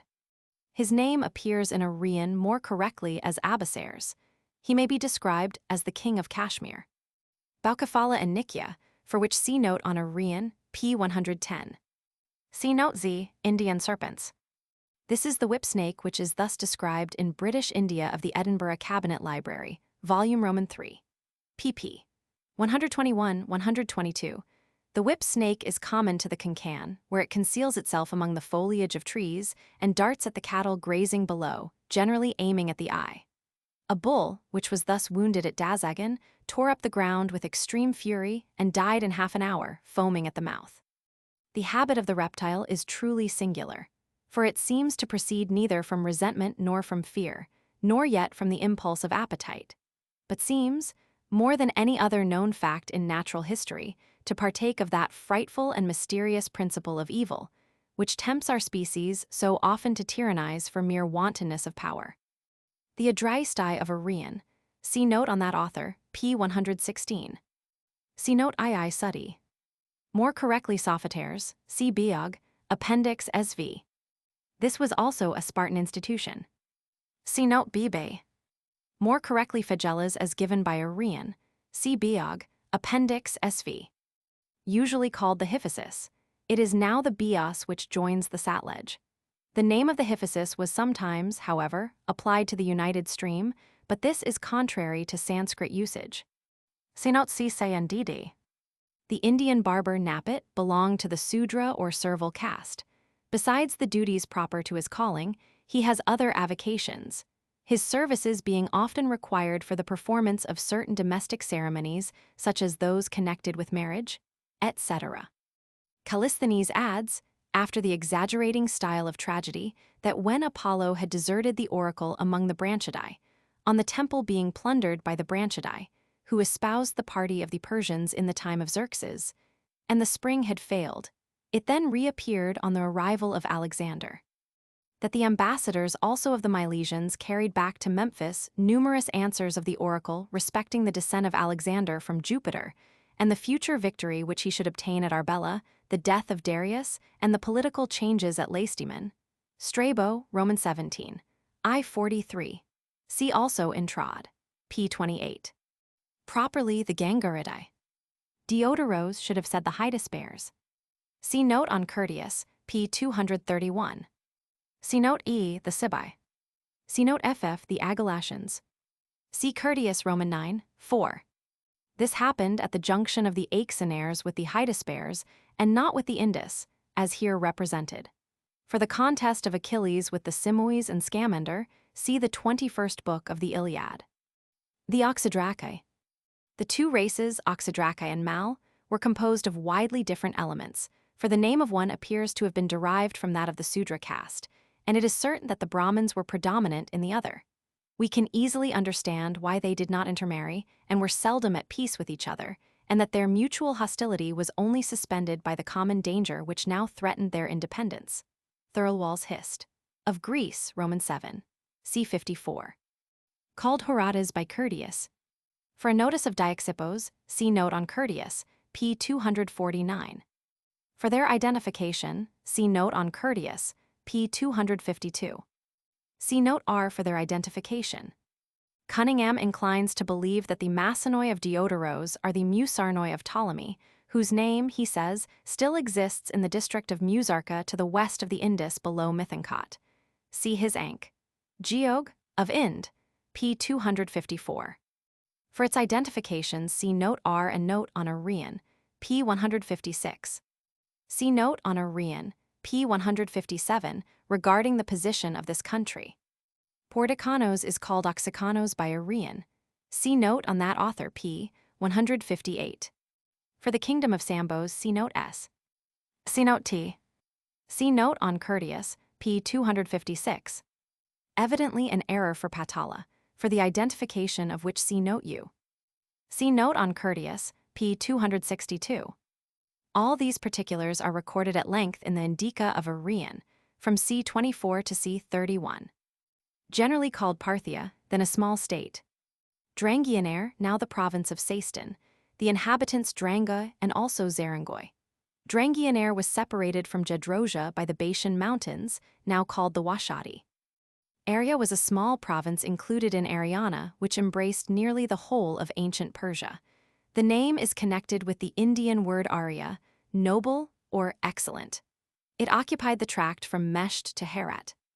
Arrian, however, relates in his Indica, c. 23, that Leonatos defeated the Oretai and their allies in a great battle in which all the leaders and 6,000 men were slain, while his own loss was very trifling.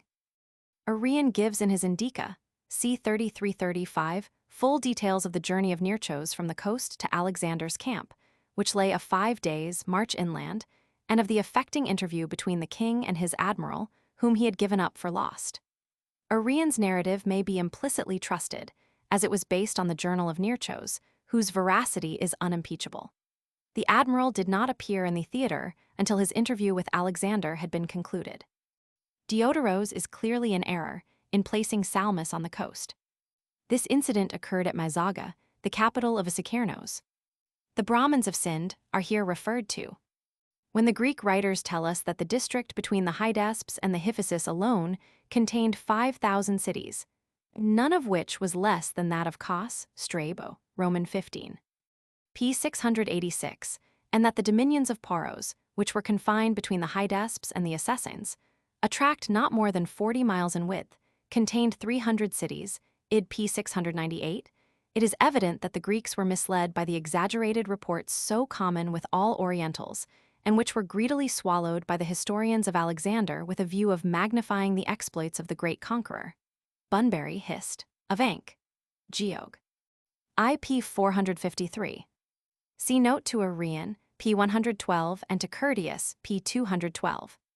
This seems an almost inexcusable mistake on Plutarch's part, his conducting Alexander as far as the Ganges. The author of the Periplus made the same egregious blunder. It is possible, however, to put a different construction on the expressions used by Plutarch, and to suppose that he wrote so carelessly that he did not mean what his words seem to imply. See note CC and DD for these people.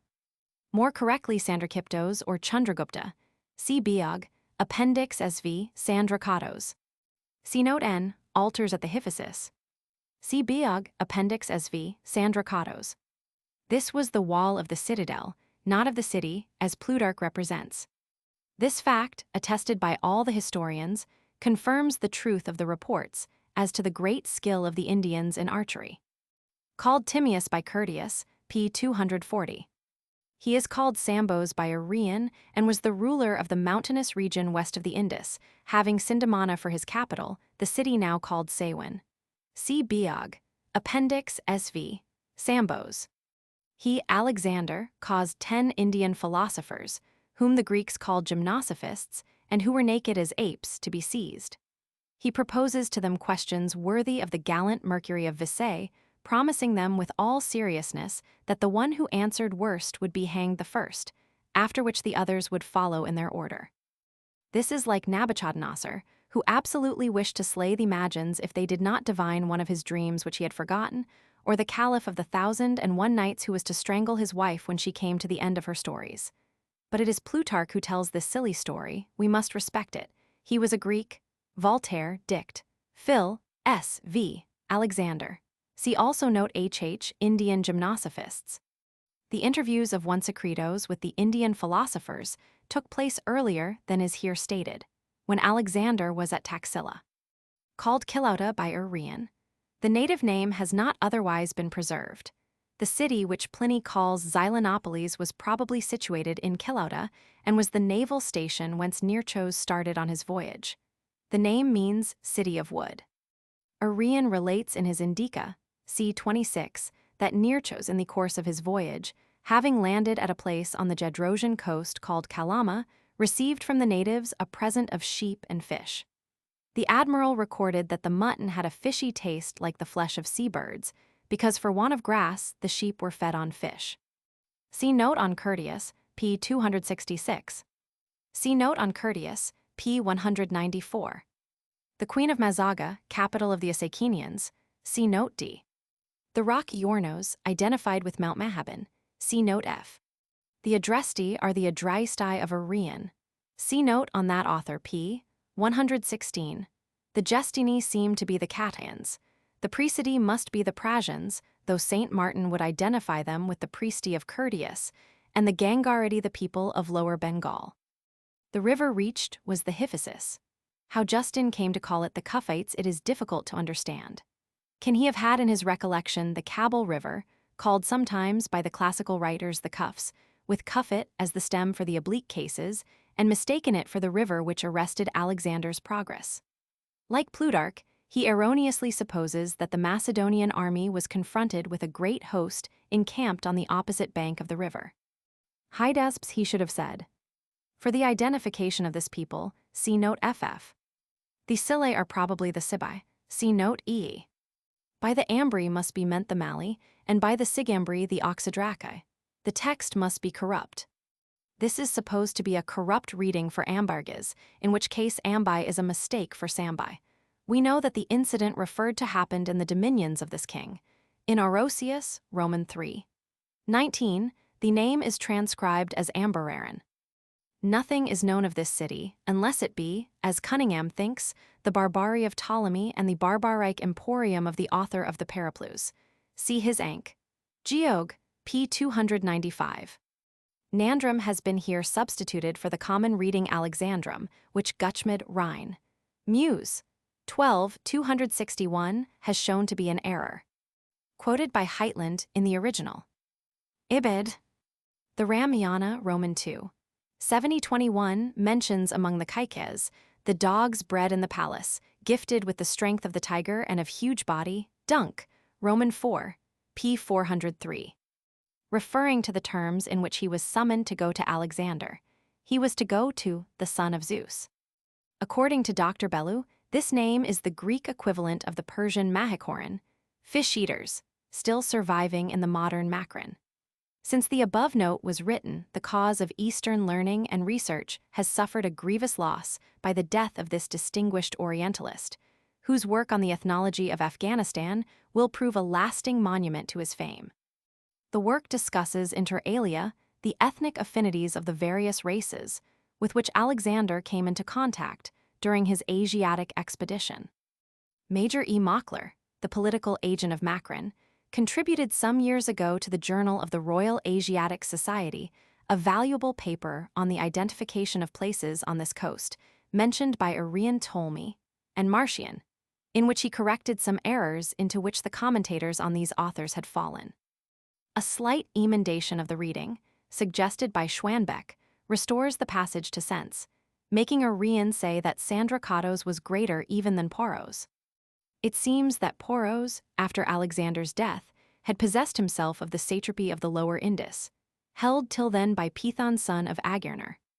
The passage states that Amitrochates, the king of the Indians, wrote to Antiochus asking that king to buy and send him sweet wine, dried figs, and a sophist, and that Antiochus replied, "We shall send you the figs and the wine, but in Greece the laws forbid a sophist to be sold."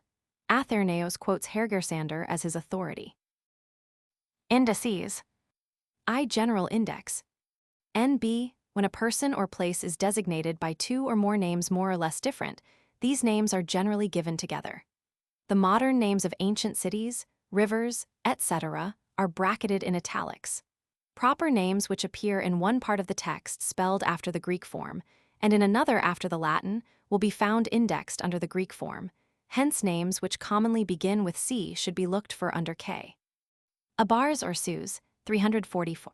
Abastonoi, 155, 252, 292-3. Abasara Hazora, 375.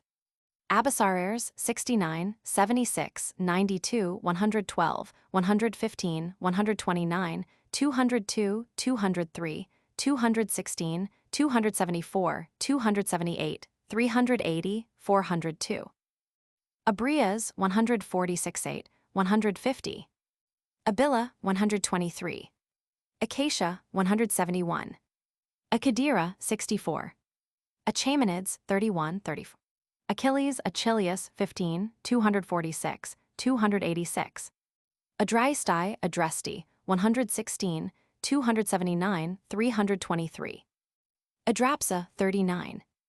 Agalasses, 232, 285, 324, 366-7. Agathoclares, 371. Agirma, the royal escort, 20. Aghur River, 168. Agrams, Zandrames, 221-2, 281-2, 407, 409, 413. Agrianians, 20 Passim. Ahmedabad, 134. Awaz, 262. Aegina, island of, 150. Aegyptos River, Sea Nile. Aravati River, Sea Hydriots. Ethiopians, 85, 132. Ajanta, caves of, 186. Ajax, the elephant of Poros, 215. Akbar, 407. Aixenares, Asikni, Chandrapaga Sandabala, River Chanab.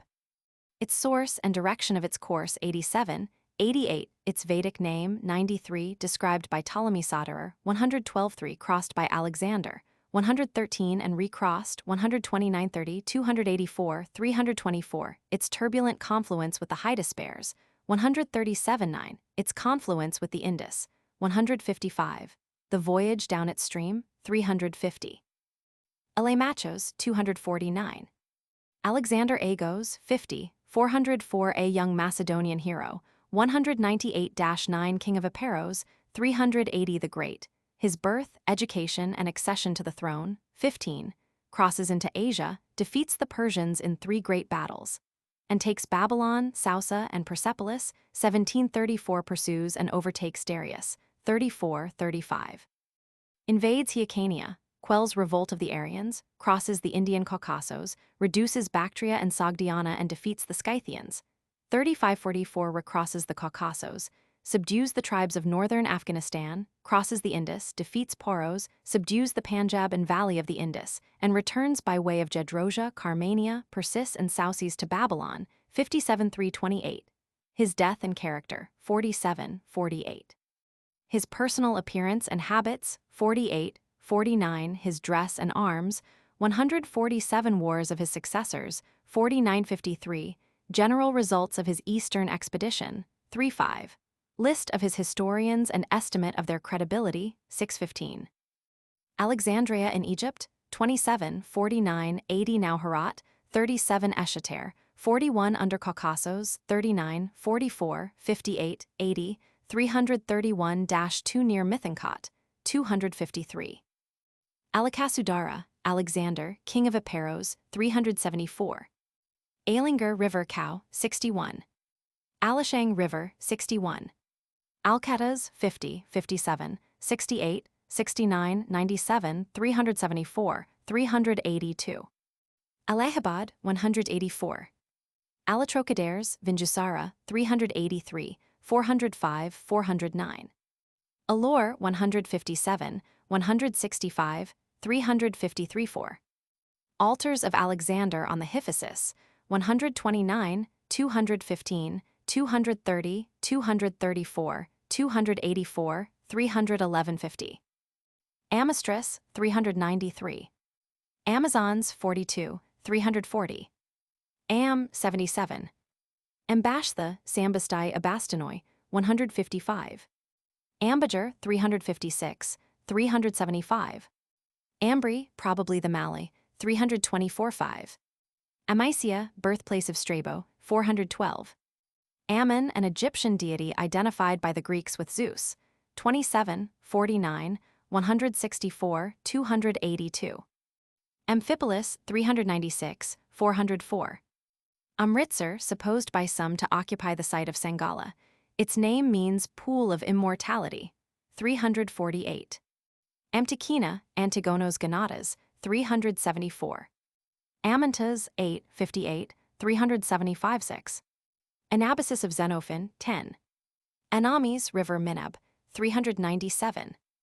Anaximners, 8. Andaka Anderla, 62, 194. Androsthenes, 8, 376.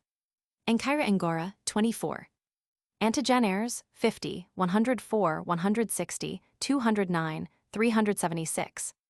Antigonos, 50, 51, 369, 375. 6. 382. 4, 385, 394, 398, 399, 401, 406. 412 Gonatas, king of Macedonia, 52, 376, 380 Dawson, 377. Antiochos, a commander of the Hypaspists, 76 father of Seleucus Nicator, 409 I. Surnamed Soderer, king of Syria, 6, 377 Roman 2. King of Syria, 52, 377, 380 Roman 3. King of Syria, 52, 53. Antipater, regent of Macedonia, 19, 50, 377 8, 393, 394, 400, 402. Antiocha, Antiochus Roman 2, 52, 374. Antoninus Pius, 9. Antony Mark, 253. Ants, gold digging, 85, 341. 2. Yornes, see Yornos, rock of. Yornos, a city of Bactria, 39. Yornos, rock of, 73, 76, 124, 197, 271, 285, 322, 336. 9, 410. Apama, wife of Seleucus Nicator and mother of Antiochus Soter, 409. Apelares, 49. Apes, Indian, 277. 8. Africares, see Urix. Apollodotos, 372. Apollonios, 344, 349, 378. Apollophanes, 169, 177, 378. Arabios, Arabis, River Purali, 167, 168, 262, 397. Arabitae, Arabites, 167, 262, 296. Arachosia, 38, 88 Passim. Arachosians, 249, 262. Aral Sea of 17, 41. Eretrioi, 116. Arida, 406. Araxes, River Bundamir, the Bendamir of Moor, 33. Arbirla, sea under battle. Area, 36, 38, 298, 411. Archelaus, a geographer in Alexander's expedition, 8. Argus, 124. Argiraspides, the silver-shielded, 20, 321, 376. Ariaspians, Urgetai, i.e. benefactors, 38. Arabs, see Arabida. Aragaean 64. Ariobarzanes 33, 378. Arisbai 367. Aristobulos 7, 44, 378. Aristonus 180, 240, 379. Aristophile 58. Aristotle 15, 44, 379 80, 392. Arjuniana, Agalatians 367. Armael Armabil, see Harmatelia. Armor 20,000 suits of, received by Alexander, 231. Arhidios, Alexander's half-brother 50. Arhibas 394. Arrian, Life of 910. Arrow, Indian, described as long and heavy, 210. Alexander wounded by one at Massaga, 195, and in the Malian stronghold, 148, 239, 289, 312, 325. Ptolemy wounded by one tipped with poison, 255 6, 294 5, 326. The kind used by Indian king in hunting, 189. Arsacares, 129, 377, 380. Arsinoe, mother of Ptolemy Soterer, 423. Artabazos, 36, 39, 376, 380, 385, 393, 395, 398, 403. Artabios River, see Arabios. Ardicona 36. Artaxerxes Roman 3, 380. Artemidoros 380. Artemision 150. Asicni River, see Aixenares. Asclepiadae 149. Asclepios Esculapius 380. Asoka, king of Magadha, grandson of Chandragupta, 52, 187, 343, 374, 377, 380, 381, 404, 407, 409. Inscription of 372 3. Espasioi, war with the 65, 333 4, 339. Ass Wild, 186 7.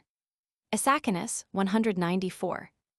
Asakernoi Asakani, defeat of the 65 6, 333 4. Asteres, 381. Atari, 143, 352. Atherna Minerva, 146, 200, 400. Atherneos, 381. Athernodoros, 247, 381. Athens, 362, 363, 379, 384, 386, 389. Athos Mount, 379. Atlas Mount, 123. Atak, 72, 78, 84, 131, 343. Atakernoi, 114. Attalos, uncle of Cleopatra, the wife of King Philip, Alexander's father, 16, 17, 381.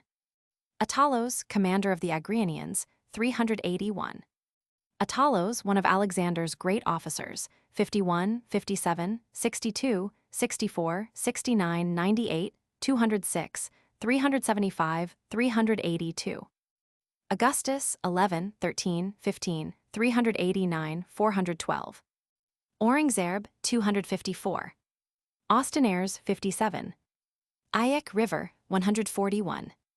Babylon, 29, 31, 32, 47, 122, 325, 327, 385, 388 9, 400, 402, 410. Bacchus, see Dionysos. Bahawalpur, 350. Bahika, 350. Bashan Mountains, Washati, 167, 298. Baton, one of Alexander's mensors, 8, 331, 345, 382. Bactra Bulk, 39, 41, 44, 58, 247.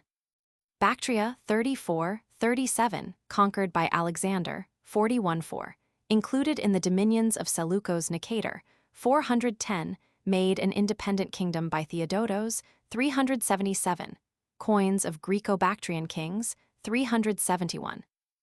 Balakros, 64, 200, 382. Balarama, Indian Heraklês 70. Ballistae engines for hurling missiles 21. Bampura 164. Banpur Bunpur 357. Banyan tree Ficus indica 217. Barber Indian 282. Barkare 326. Bargosa Baragaza Barak 389. Battle of Arbela 29 150 380 393 395 with the Aspasians, 65 of Charonia, 16 of Chilianwala, 103 of Gaugamerla. See Arbela of the Granicos, 21 3 150 225 392 395 of the Hydaspes, 4 110 200 314 307 8 345 6 361 393 395 of Ipsos, 51 376 410 of Issos, 25 29 30 394. 395 402 with the Kathaians, 116 9 217 8 279 323 of Cunaxa, 19 of Kynoscephali, 21 with the Malay, 145 236 of Mini, 31. Barcenae, Statera, daughter of Darius and wife of Alexander, 46 398 404. Barzines, 37 203 382. Bazar, 194 335. Bazaria Baccara, 43. Bazira, 67 71 335. Bios River, see Hiphasis. Bean the Egyptian, 131. Bigram, plain of 332. Byra, 194. Bella, 356 7. Baluchistan, 170. Bearless, temple of 31. Barrels, Indian, 220. Bersos, satrap of Bactria, 34, 35, 36, 39, 40, 41, 76, 150, 382 3, 410. Bakar, 160, 353, 354. Barana, 116. Bimber, 366. Bira Beta, 136. Bybosses River, see Hiphasis. Bydasps River, see Hydaspes. Birds Indian which talk, 186. Bittern, 247 8. Baccara, 41. Balan Pass, 160, 354, 382, 393, 403. Balatai Cabulize, 158. Bisparos, 90. Baucafala, a city founded in honor of Alexander's favorite horse, 130, 231, 277, 284, 309, 323. Baucephalos, Alexander's favorite horse, 101, 110, 111, 323, 212. Balmodos River, 150. Boxos, 185, 247 8. Brahmanabad, 353, 355, 356. Brahmins, 143, 159, 160, 293, 306, 343, 358 9, 362, 368, 392, 395. Brahmaputra River, 184, 367. Branchidai, 282. Bridge made over the Indus, 72, 78, 83, 90, 272. Bridging of rivers, 91. Buddha, 408. Buddhism, 381. Buddhists, 359. Bulls Indian, 202. Barandu, Perennos River, 77, 339. Burma, 187. Byzantium, Constantinople, 379. Caesar, 12, 13, 14, 214. Kalingi, 364. Camp Alexander S. on the Hydaspes, 344 5. Cedrosia, see Gedrosia. Cereales, a Roman general, 227. Ceylon, 374. Chachar, see Chuchbur. Charonia, see under battle. Chanakya, 370, 408, 409. Chandrabhaga River, see Aix-en-Aires. Chandragupta, king of Palibothra, see Sandrakatos. Chars Cares 7, 44, 383. Charakar 38, 331. Chariots War 207. Charis, a brave Macedonian youth, 198, 199. Chenab River, see Aix-en-Aires. Chitral 61. Chorerner 160. Chosps River 61, 62, 64, 194, 338. Kremers, an Athenian archon, 110, 273 4. Chuchbur Chachar 156, 293, 253. Cicero 11. Claudius 11, 395. Cleochares 92, 203. Cleophas, queen of Massaga, 194, 196 7, 269, 322, 335, 383. Clitarchos, see Clitarchos. Coins Roman, 372 Indian, 201. Colonies founded by Alexander, 58. Colonists Bactrian, 289. Comorin Cape, 184. Companion Cavalry, 57 Passim. Confluence of the Hydaspes and Aix-en-Aires, 137 9, 233 4, 286 of the Aix-en-Aires and Hydriotaires, 155, 242, 352 of the united stream of the Panjab rivers, called the Aix-en-Aires, now the Panjned with the Indus, 155 of the Hyphasis with the Satluj, 121, 349 of the Hyphasis, Satluj. With the Aix-en-Aires, 155. Constantine the Great, 408. Corinth Isthmus of, 150.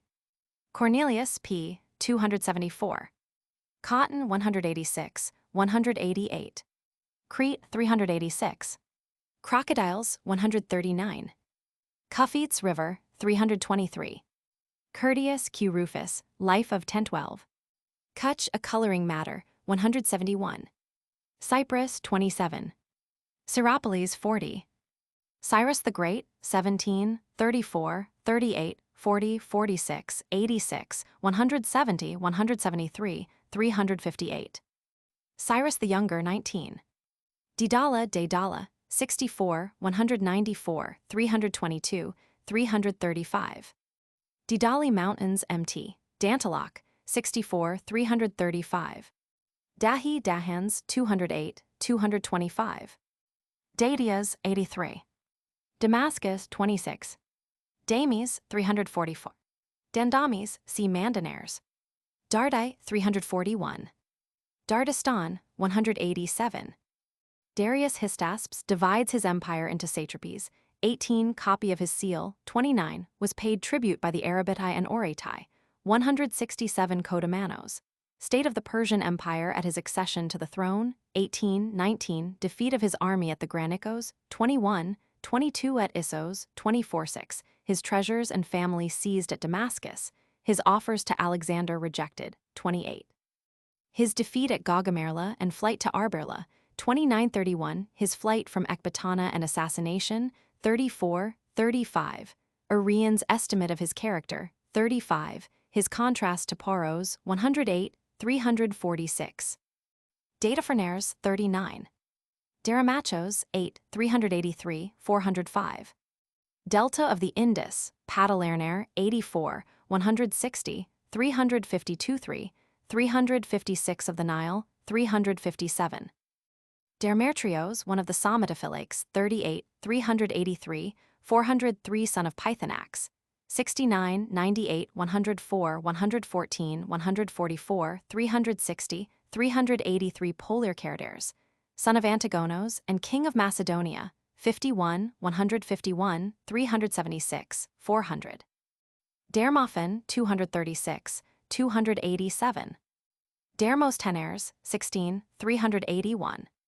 Derbend, 77. Desert east of the Indus, 221. Danananda, 408. Diamana River, see Iamanes Jamna. Derbal, 169. Dilawar, 97. Dimichai, 21.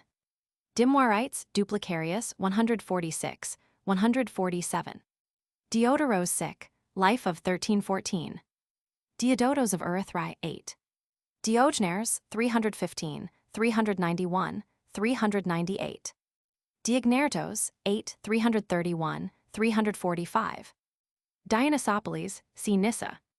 Dionysos Bacchus 5, 79, 80, 82, 124, 136, 154, 179, 191, 192, 226, 265, 299, 317, 321, 340, 351. Dioscorides 384.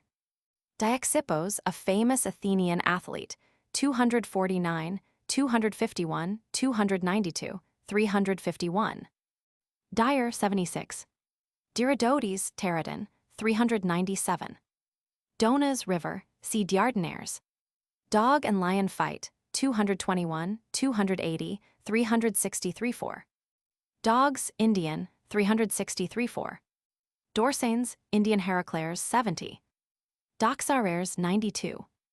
Drachma Greek silver coin 372. Drangiana Saston 37, 298, 411. Dudheel 345. Drypodes, daughter of Darius and wife of Hephaestion 386. Diads 196. Diardines River Brahmaputra 184. Diada 76. Edom 186. Ecbatana, capital of Merdia, Hamadan 30, 34, 47, 126, 362, 384, 386, 392. Elam Mount Ramtaxt 338-9. Elburz Mountains 35. Elephants presented to Alexander by Taxilares 58, by Abessarares 112, objects of terror to horses 96, part played by them in the Battle of the Hydaspes 103-6, 208-13-5, 308. Sandracatos gives 500 to Seleucus Nicator in exchange for the Punjab and territories west of the Indus 410. Embalama 72, 200, 336-7. Imadi Mountains, Himalayas 131. Inadokoidai, a fabulous race 405. Aerdea 399. Ephemerides Daily Gazette 7, 384.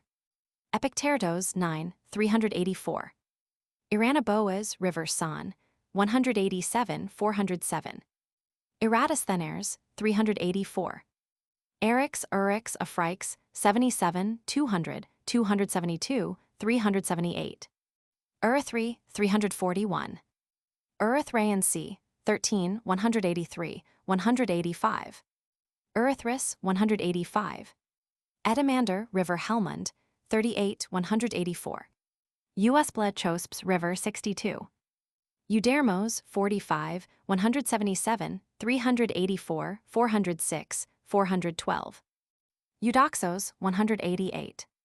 Eurgeti, Cyriaspians.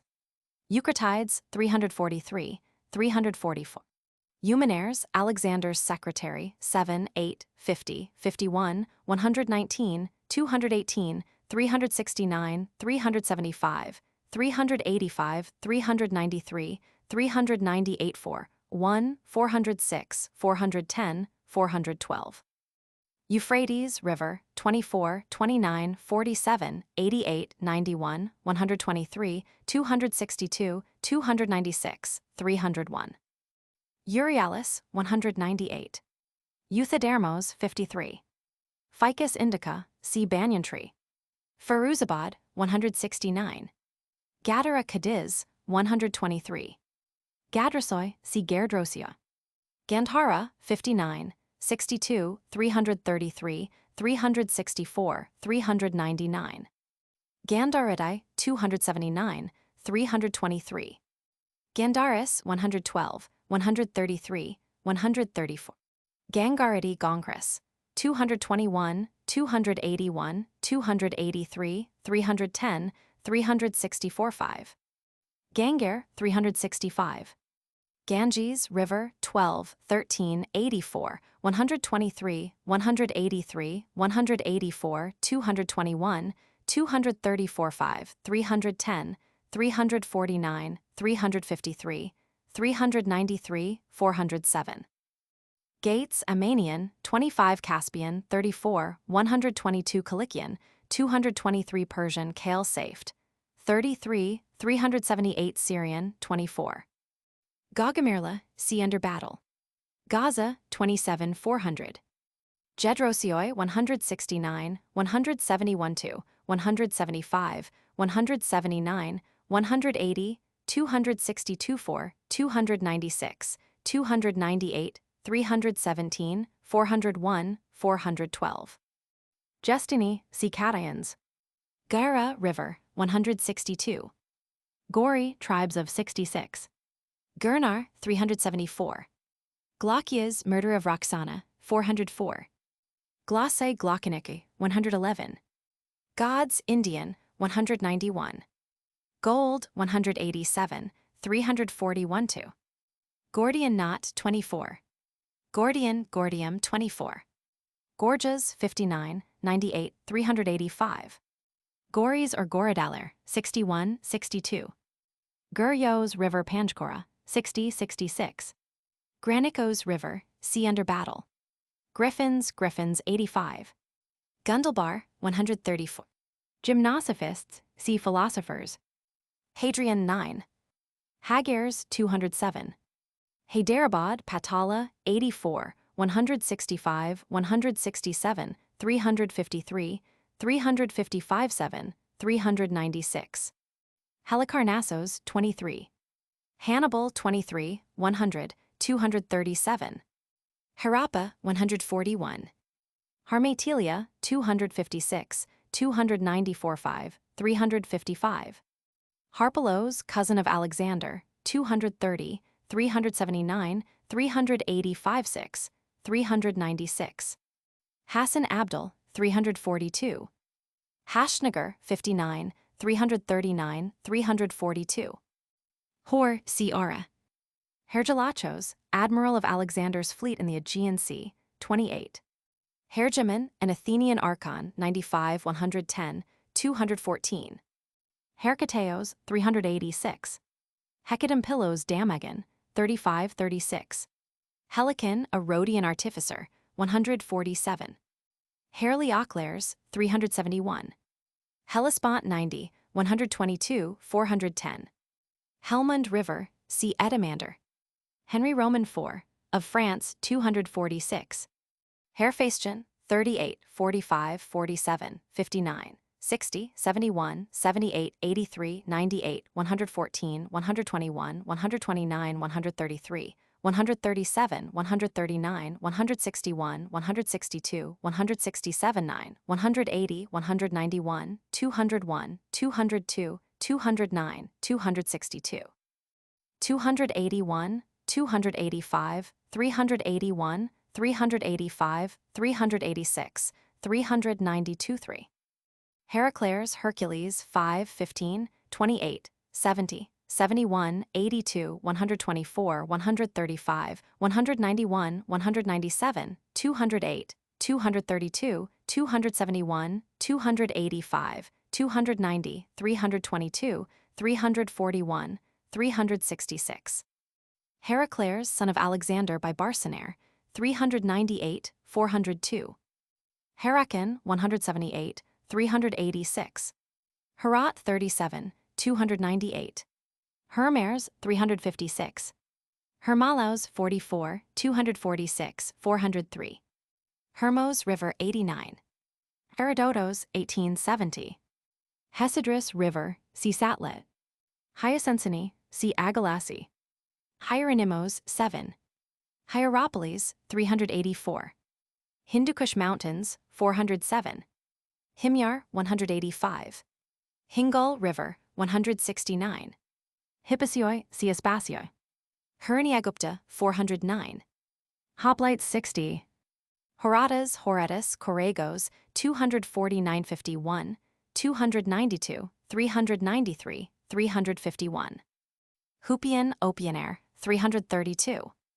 Hydasperes, River, Videsta, Bedasta, Jilem, Jalem, 84, 88, 92, 539, 202, 204, 229, 230, 345, 6, 350, 396, 400, 409, 412. Hydraeoteres, River Ravi. 84, 88, 114, 115, 120, 129, 141, 144, 154, 217, 232, 347, 352, 401. Hylobioi, Indian Ascetics of the Woods. 358, 368. Hypanes River, see Hyphasis. Hypaspists 20, 60 Passim. Hyphasis River, Hypanes Vipassa, Bias Baez.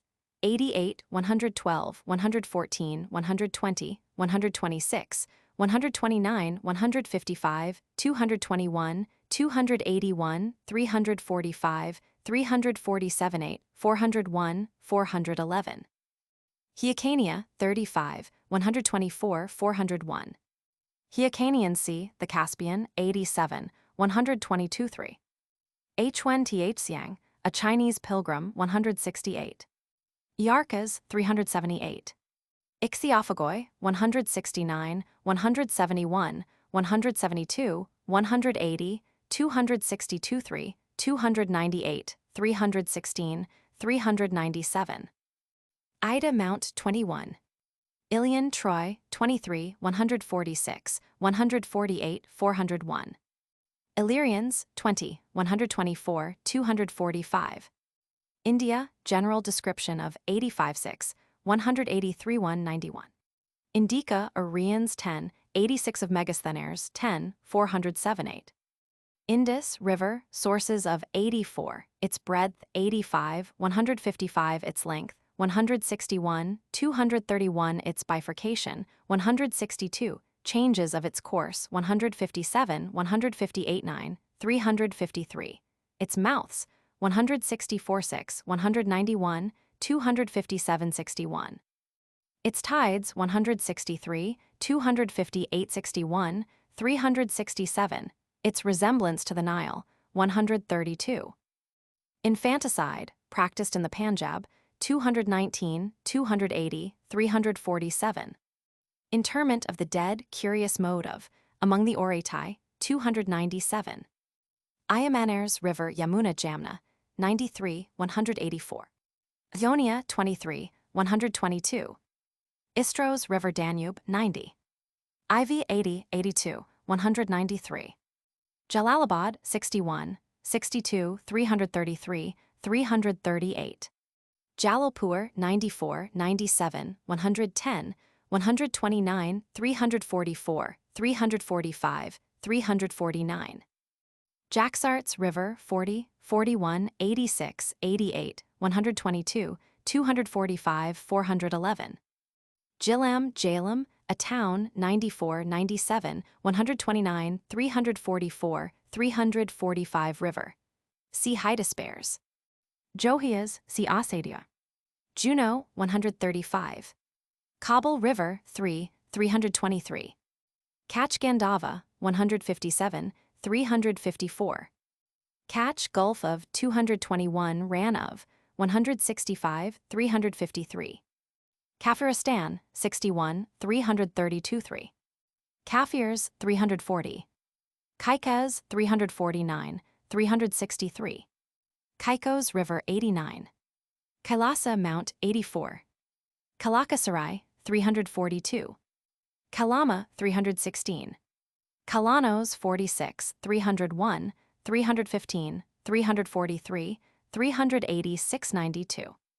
Calisthenaires 8, 44, 58, 379, 380, 392.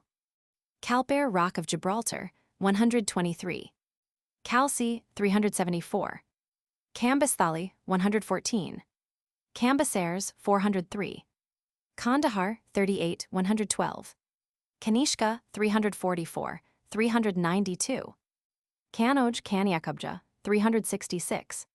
Cappadocia 9, 24, 122. Karachi 164, 167, 262, 297, 396. Carchard in Carthage, 127. Cardia, 7. Carians, 132. Carmania, 45, 160, 169, 179, 180, 397, 412, 413. Cartazin, Unicorn, 186-7.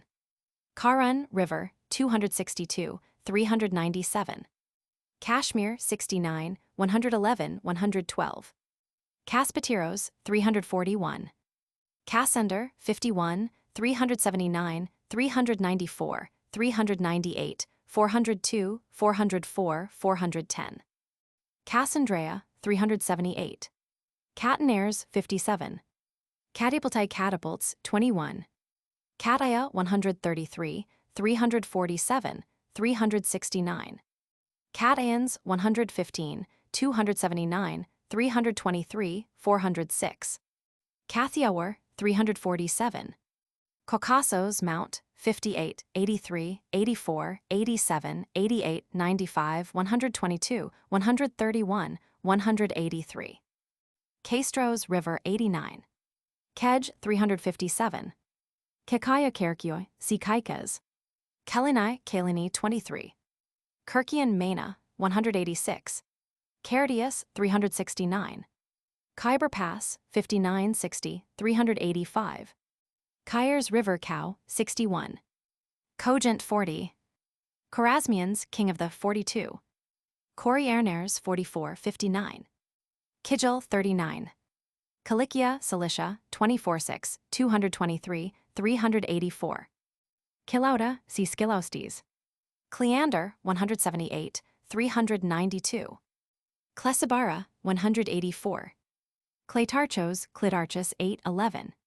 Clados, 22, 38, 43, 59, 98, 116, 140, 203, 380, 386, 392-3. Cleopatra, Alexander's half-sister, 394 Queen of Egypt, 253, 403. Knidos, 149, 380. Koa River Kabalar, 61.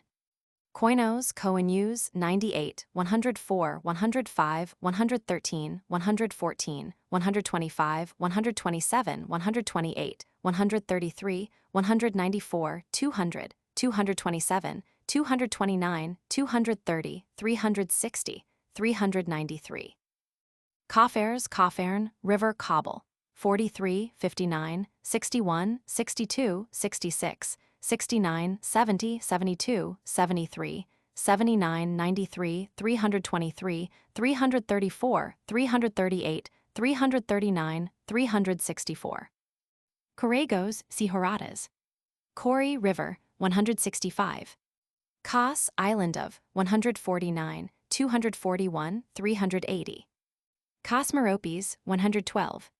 Kot Camellia, 141.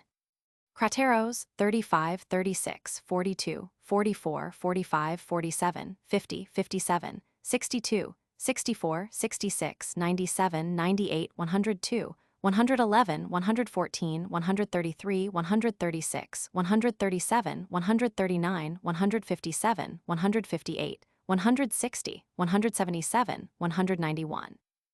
205, 243, 252, 285, 354, 375-6, 382, 393, 400, 402.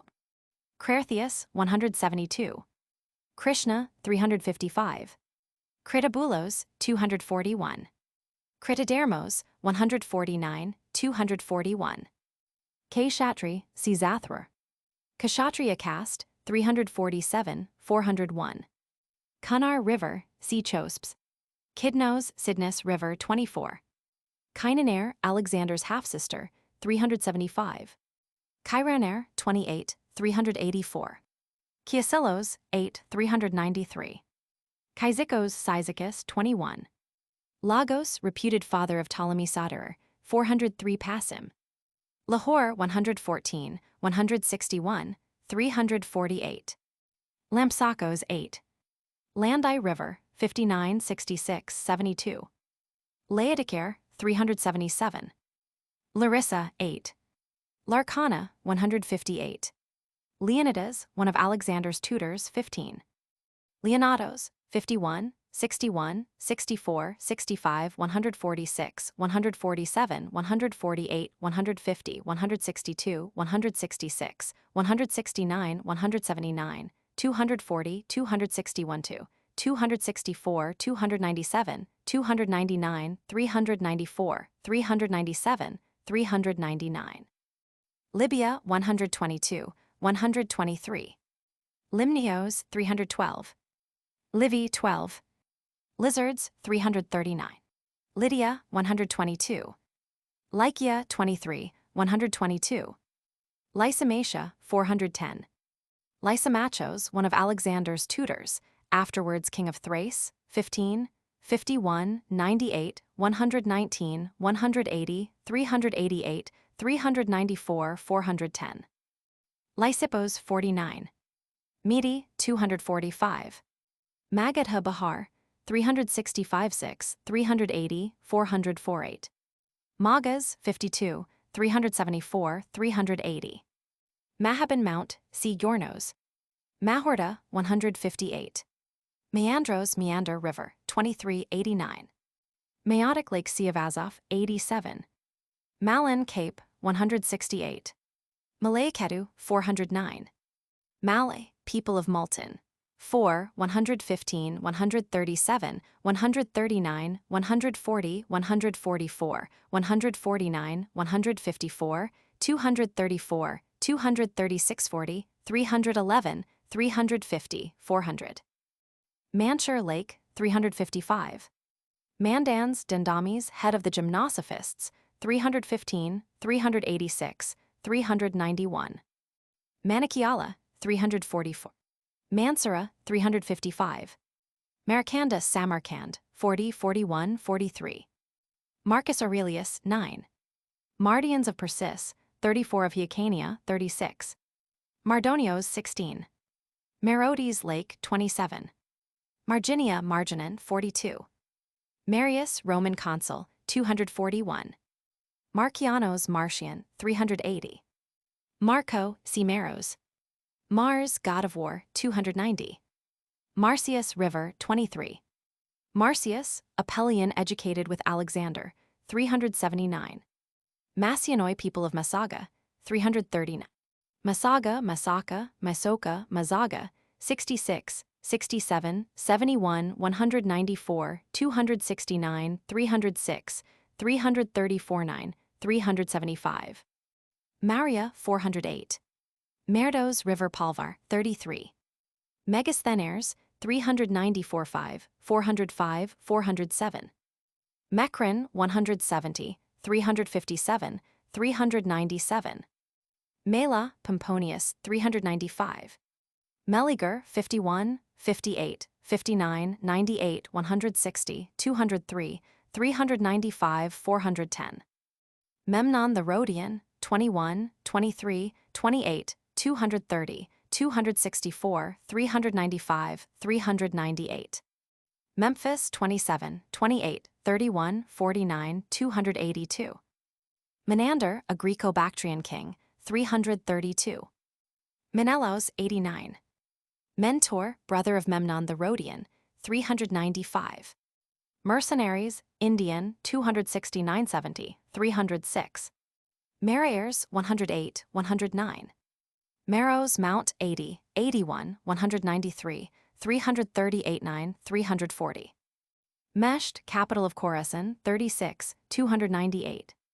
Meta, 197. Methera Mutra, 184.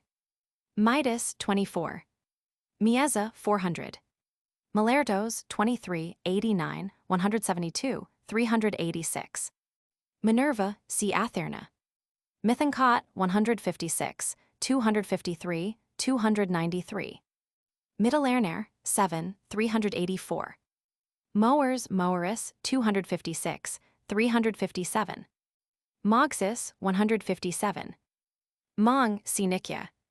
Monsoon, 164, 166, 167, 396. Maunitian, an Athenian month, 95, 110. Mousicanos, 157, 158, 160, 217, 253, 293, 356, 395, 399, 400, 404. Mudra a Hindu drama, 409. Muller, Professor Max, 359. Mullinus Eumenares, 197, 248, 395.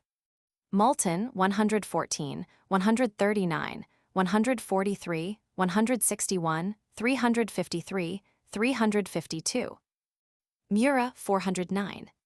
Mushti Mountains, Washati, 357. Matari, 165. Michaelair Mount, 87. Mertrees, 170. Nanda, 409. Nandris, 327, 456.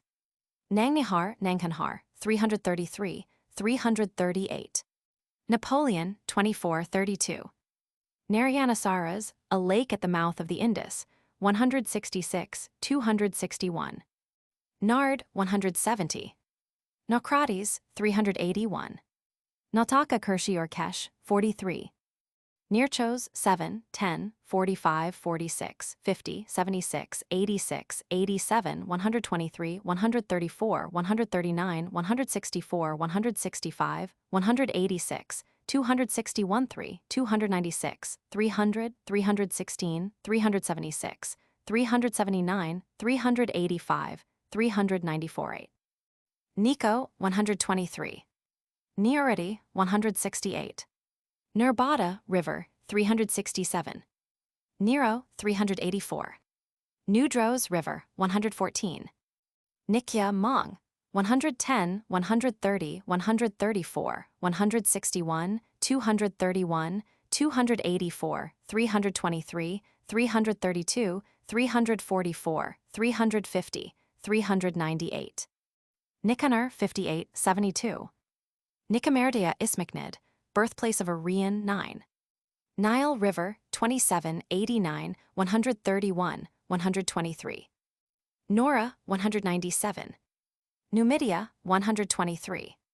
Nissa, 79, 81, 124, 133, 192, 194, 305, 321, 338, 40. Niseta, 339. Orakta, Island of Kishim, 185. Oasis, Libyan, 135. Achos, a Persian king, 46. Achos River Aksu, 42. Dippus, Oedipus, 408. Ohind, 78, 337. Olympias, mother of Alexander, 15, 51, 132, 135, 247, 377, 9, 381, 398. Alinthos, 8, 392. Omphis Mophis, see Taxilaires. Honor Secretos, 315, 6, 134, 261, 379, 398. Opionaire Hupian, 331. Ora Hor, 69, 71, 169, 173, 180, 375. Ordinaires, 178. Oratai, 167, 9, 256, 262, 264, 296, 7, 316, 394, 397. Orstes, 180, 393, 400. Orabades Arabati, 72. Oromnis Mount, the Salt Range, 93, 94, 134, 156, 411. Orosius, 398. Ordispanum Kabul, 58, 331, 338. Orxenares, 45, 46. Oryx, 187. Asadioi Yodhaya Johias, 156, 252. Auxians, Uxians, 110, 111. Auxian Pass near Babehen, 33. Oxus River Amudarya, 39, 41, 411.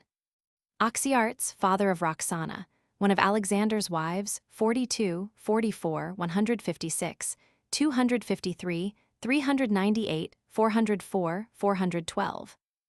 Oxydraci 137, 149, 154, 234, 236, 248, 287, 324, 5. Oxycanos Porticanus 158, 253, 4, 293. Ozonaires 264. Pages Royal 198 Conspiracy of the 44, 58, 392. Paeonians 20. Pacticaire 341. Palestine 27. Palibothra Pataliputra Patna 8, 71, 187, 366, 405, 408. Palicopas River 397. Pamphylia 122. Pandya, daughter of Indian Heraklês 70. Panini, the great Indian grammarian 399. Panjned River 155. Panjshir River 39, 61, 70. Paper 186. Paphlagonia 24, 122. Papyrus 186. Paradicai 43, 44, 57, 375. Paratonium 28.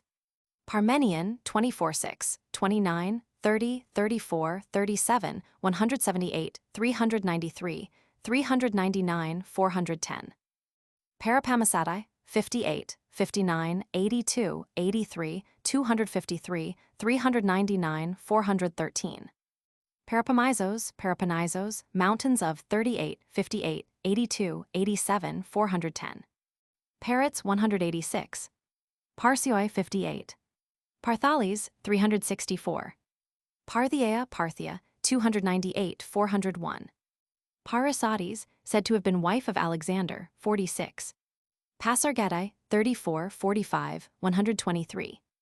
Pasitigris Karun River 397. Patala Hyderabad 84, 161, 162, 165, 7, 256, 261, 356, 7, 396. Patalerner Indus Delta 161, 357. Pataliputra C. Palibothra. Patna C. Palibothra. Patroclères 8, 399. Parava 402. Pausanias 399. Peacocks Indian 217, 362, 3, 407. Pearls 188. Pithon, son of Agarner 157, 159, 160, 161, 165, 385, 399, 400, 402. Pithon, son of Cratuas 50, 140, 143, 144, 180, 399. Pella, birthplace of Alexander 15, 379, 394. Pelians 180. Peloponnesos 124. Pelusium 27.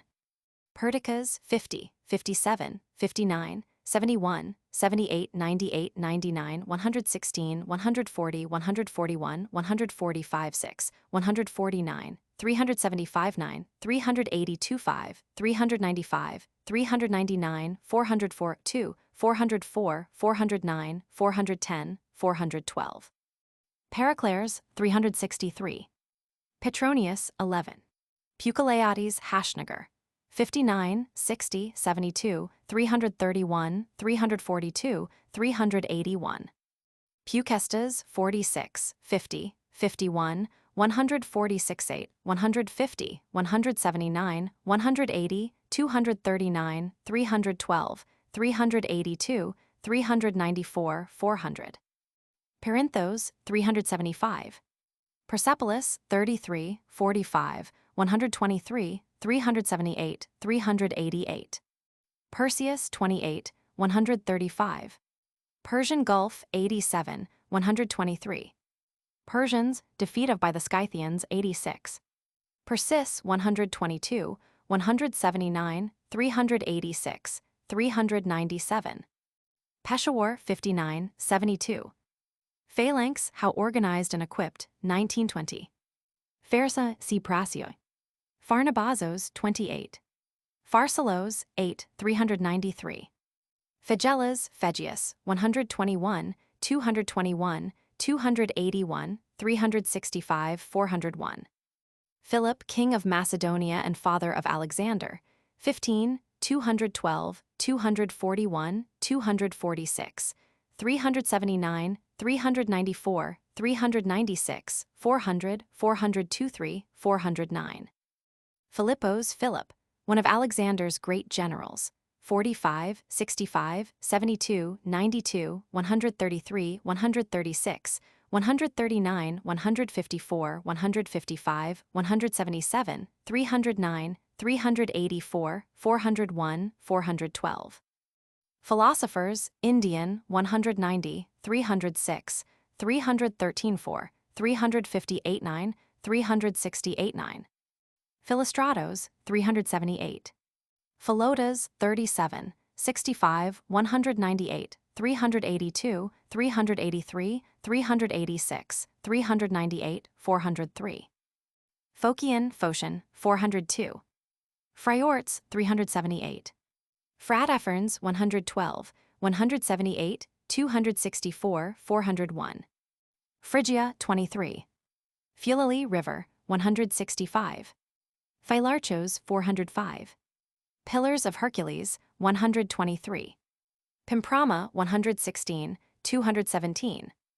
Pineros River, 25. Pipple Tree, 191. Pipilica, 341. Pisidia, 23. Pitacos, 411. Plato, 368, 379.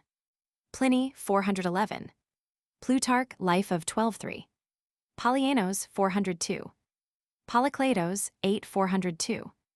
Polyperchon, 50, 57, 97, 139, 325, 197, 385, 393, 402. Polytimertos, River Cohic, 40 41. Pontos, 83.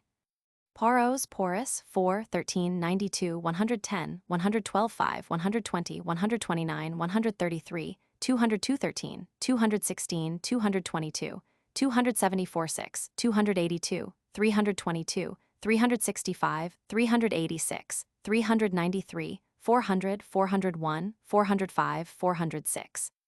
412 Nephew of, 112, 114, 133, 279 Son of, 101, 102, 107 An Indian king who sent an embassy to Augustus Caesar, 389.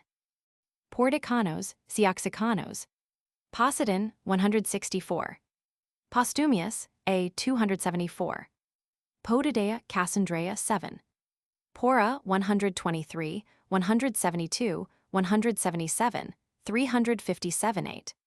Priesti, 158, 253. Prasioi, 13, 221, 281, 310, 323, 365, 349. Prasionaire, 159.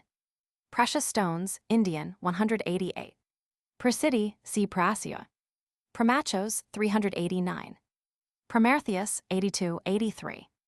Prophthesia Fura, 37, 38. Propontis, Sea of Marmara, 21. Siltaukes, C. Skilaustes.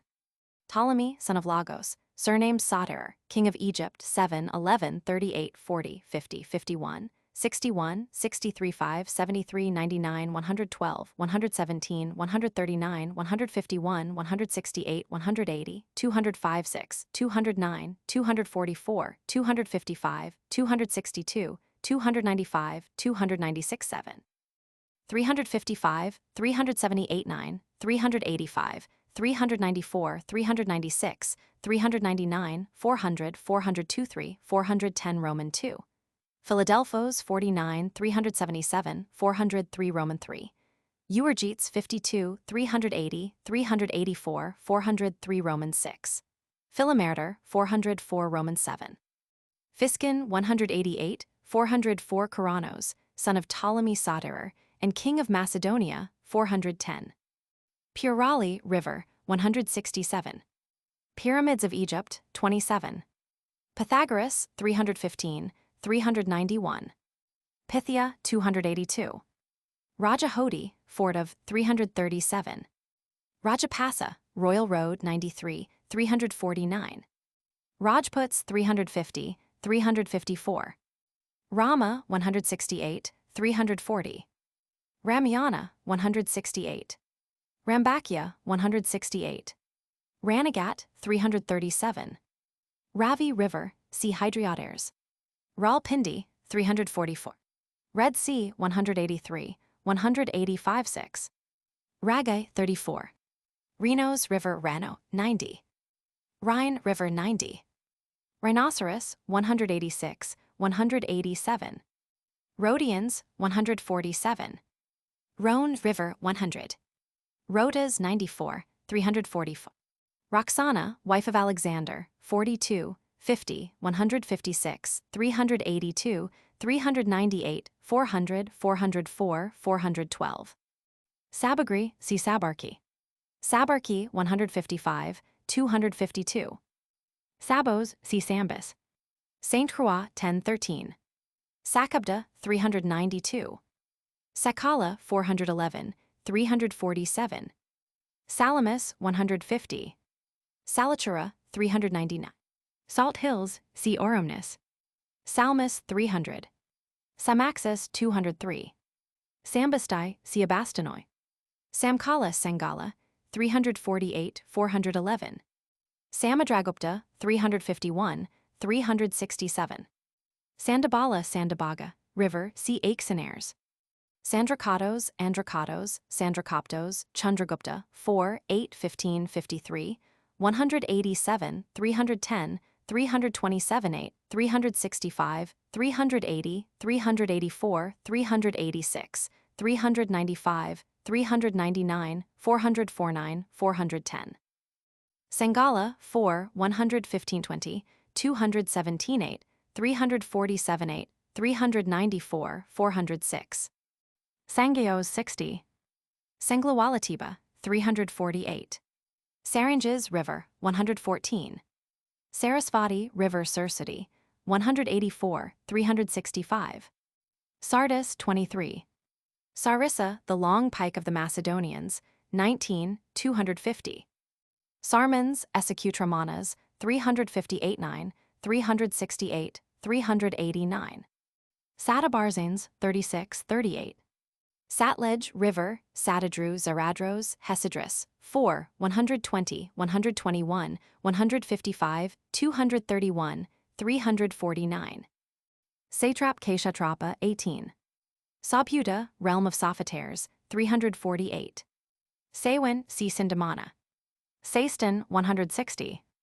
Seleucos Nicator, king of Syria, 6, 8, 52, 99, 100, 104, 133, 310, 377, 385, 394, 399, 404, 405, 407, 409. Semiramis, a mythical queen of Assyria, 170, 173, 246, 358.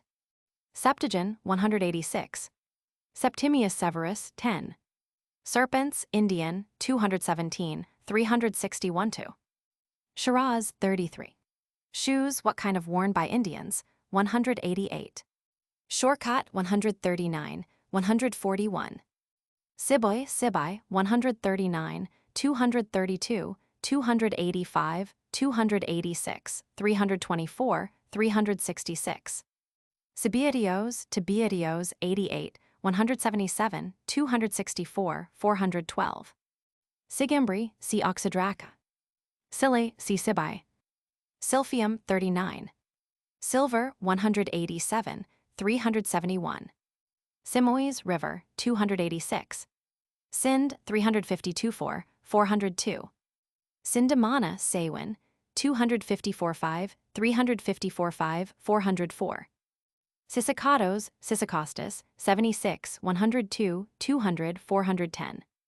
Sisanaga, 409. Sidicares, 178, 410-11. Siva, 70. Scamander River, 286. Skilaustes Kilauda, 164, 316. Skylax, 132. Scythians, 122-4, 208, 226-7. Smyrna, 89. Sogdiana, 39. Sogdians, 225. Sogdo, Sadrai, Siarai, 157, 293, 354. Socrates, 9, 315, 391. Salinus, 411. Sali, 411. Soma, 190. Somatophylakes, Alexander's select bodyguard, names of the 179, 180. San River, see Iranaboas. San Miani, Bay of 167. Sopithes, Sophites, 133, 134, 187, 219, 221, 279, 281, 349, 411.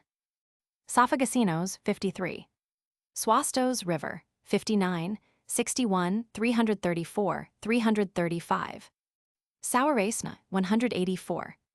Sausa, 32, 45, 178, 301, 385, 386, 393, 394, 400, 401, 403, 409.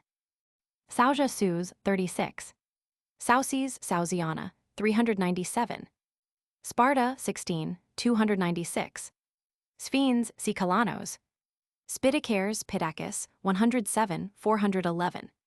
Spitamines, 39, 43, 379, 409, 411. Esicutramanas, see Sarmans.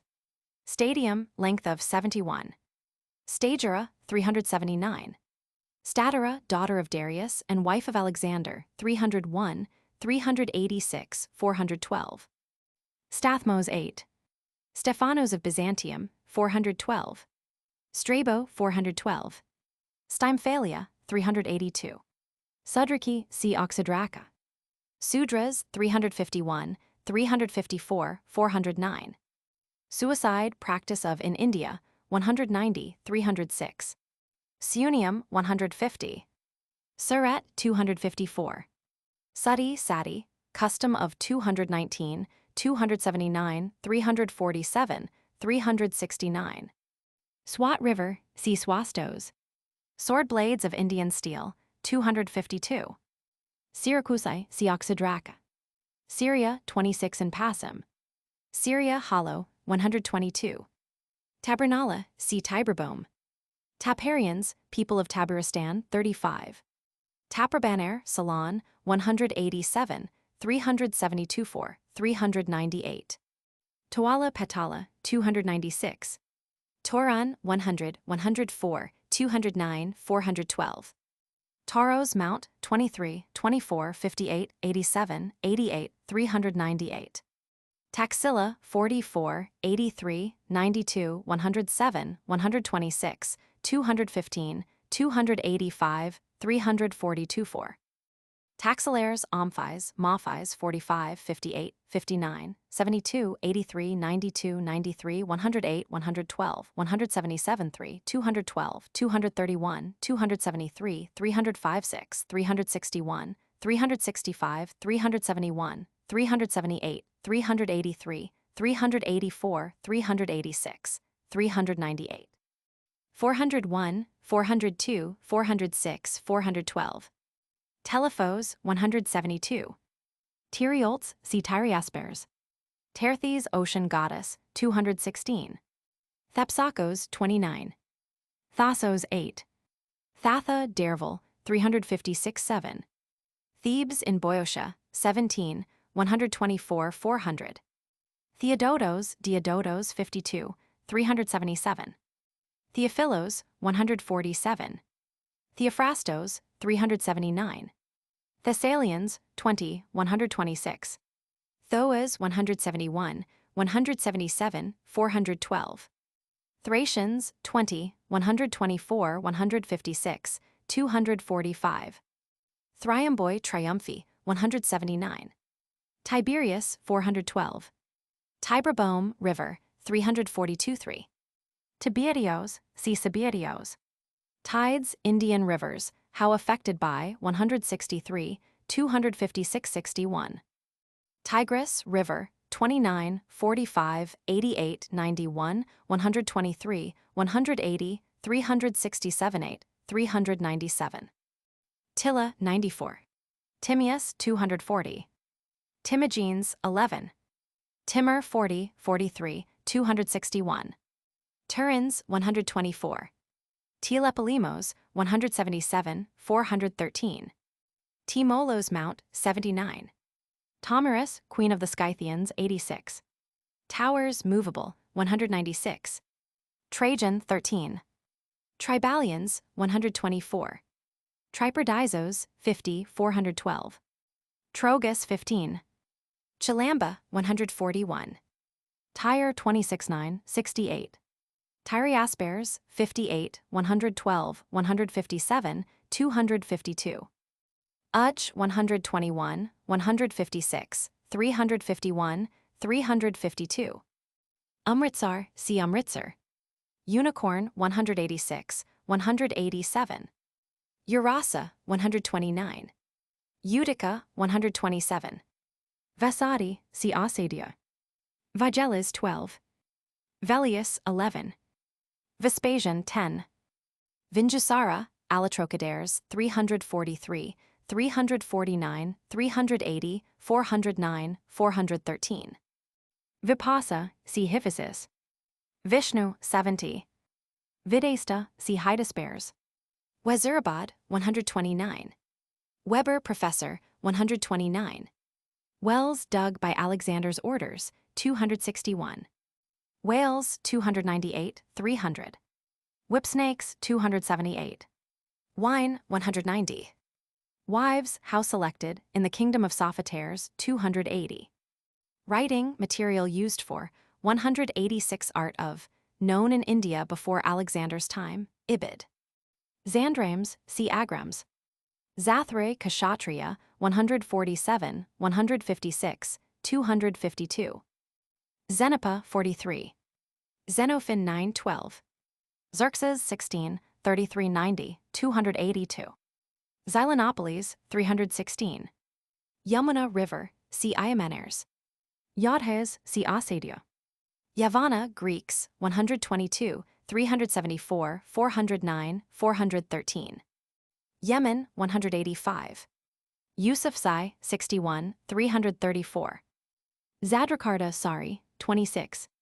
Zagros Mount, 33. Zaradros River, see Satlet. Zariaspa, Bactra, 40, 41, 42, 264, 383. Zarmanachagas, Sarmanachuria, 389. Zara Lake, 160, 184. Roman 2, Index of authorities quoted or referred to. Abbot General, 59, 77, 83, 194, 333, 335, 336, 338, 344. Agatharchidares, 185, 263.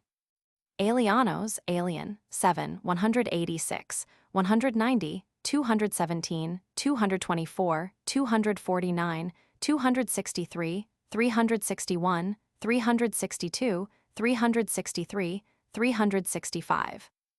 Shilos, 87, 153. Appian, 404. Aristobulus, 101, 111, 150, 161, 165, 179, 231, 357, 361, 390. Aristotle, 93, 187, 364. Arrian, 57, 180 Passim. Artemidoros, 184. Atherneos, 7, 190, 196, 249, 363, 380 3, 392, 405, 409. Baber, 332, 334, 366. Belasis, 355. Bellu Doctor, 334, 335, 337, 339, 397. Benfi, 356. Bandarkar, 411. Bornuf, 166. Bunbury, Sir E. H., 131, 132, 134, 160, 332, 333, 347, 349, 350, 353. Burns, Sir A., 131, 137, 8, 142, 161, 344, 347, 356. Caesar, 91, 93, 117, 163, 196, 218, 227. Chardin, 360. Charres, 212, 389, 392. Chesney, General, 30, 78, 94, 231, 346. Chinnock, Doctor, 110, 117, 170. Chronicle of Ceylon, Simahivansa. Cicero, 214, 237, 241, 392. Clinton, 274. Court, General, 76, 194, 337, 344. Cunningham, General Sir A., 78, 97, 134, 136, 139, 140, 142, 143, 157, 158, 159, 163, 167, 168, 194, 293, 326, 331. 333, 337, 342, 347, 8, 351, 352, 354, 356, 365, 371. Curtius, 183-266 Passim. Danville, 169. Dio Cassius, 186. Diodoros sic, 269-3, 1 Passim. Dionysios Periergertaires, 167, 337. Dioscoridaires, 171. Droysen, 48, 104, 107, 160, 333, 356. Dryden, 33. Dunker, 86, 358-9, 363. Dutt, R.C., 369-70. Edinburgh Cabinet Library, 252, 278. Edrisi, 169. Elphinstone, Lord, 93, 132, 332, 340, 344. Elzevir Curtius, 246, 361. Epigraphia Indica, 347. Eratosthenes, 82-3, 88, 193. Freeman, Professor, 2, 1332, 250. Fresnel, 185. Foss, 184. Gellius Aulus, 212, 383. Grote, 548, 250, 346. Gutschmid, 327. Hardy, 332. Heber Bishop, 340. Hedike, 184. Heitland, 361. Hercateos, 89. Hemachandra, 156. Herodotos, 85, 86, 87, 88, 89, 90, 123, 132, 187, 341, 370. Homer, 89, 132, 237, 284. Humboldt, 6. Hunter Sir W, 89. H1 Tsiang, 332, 342, 343, 348. Ibn Hakel, 355. Jerome Saint, 15. Journal Asiatique, 201, 342, 348. Justin, 321, 328. Juvenal, 245. Callisthenaires, 282, 392. Cleitarchos, Clitarchus, 151, 188, 240. Cockley and Rusto, 104. Cosmas Indicaplustaires, 187. Kruger, 134. Caterjas, 3, 84, 186, 252. Lassen, 53, 76, 129, 143, 158, 160, 187, 252, 333, 335, 347, 349, 356, 381. Leclerc, 359. Lervy, Sylvain, 342, 348, 401, 411, 413. Livy, 100, 197, 218. Lowenthal, 337. Lucan, 13, 214. Lucian, 378-9, 392. M. Murdo, Captain, 157, 166, 353, 356. Mahabharata, 111, 116, 155, 156, 333, 350, 351. Mahavanso, Chronicle of Ceylon, 187, 332, 404. Man, 156, 190. Marco Polo, 364.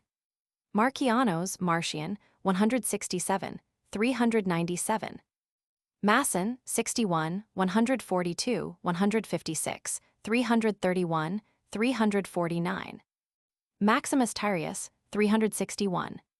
Megasthenares, 3, 7, 8, 14, 86, 88, 93, 155, 187, 190, 341, 358, 361, 386, 412. Mela, Pomponius, 186, 190. Mitford, 48. Moberly, 104, 105. Mockler, Major, 397.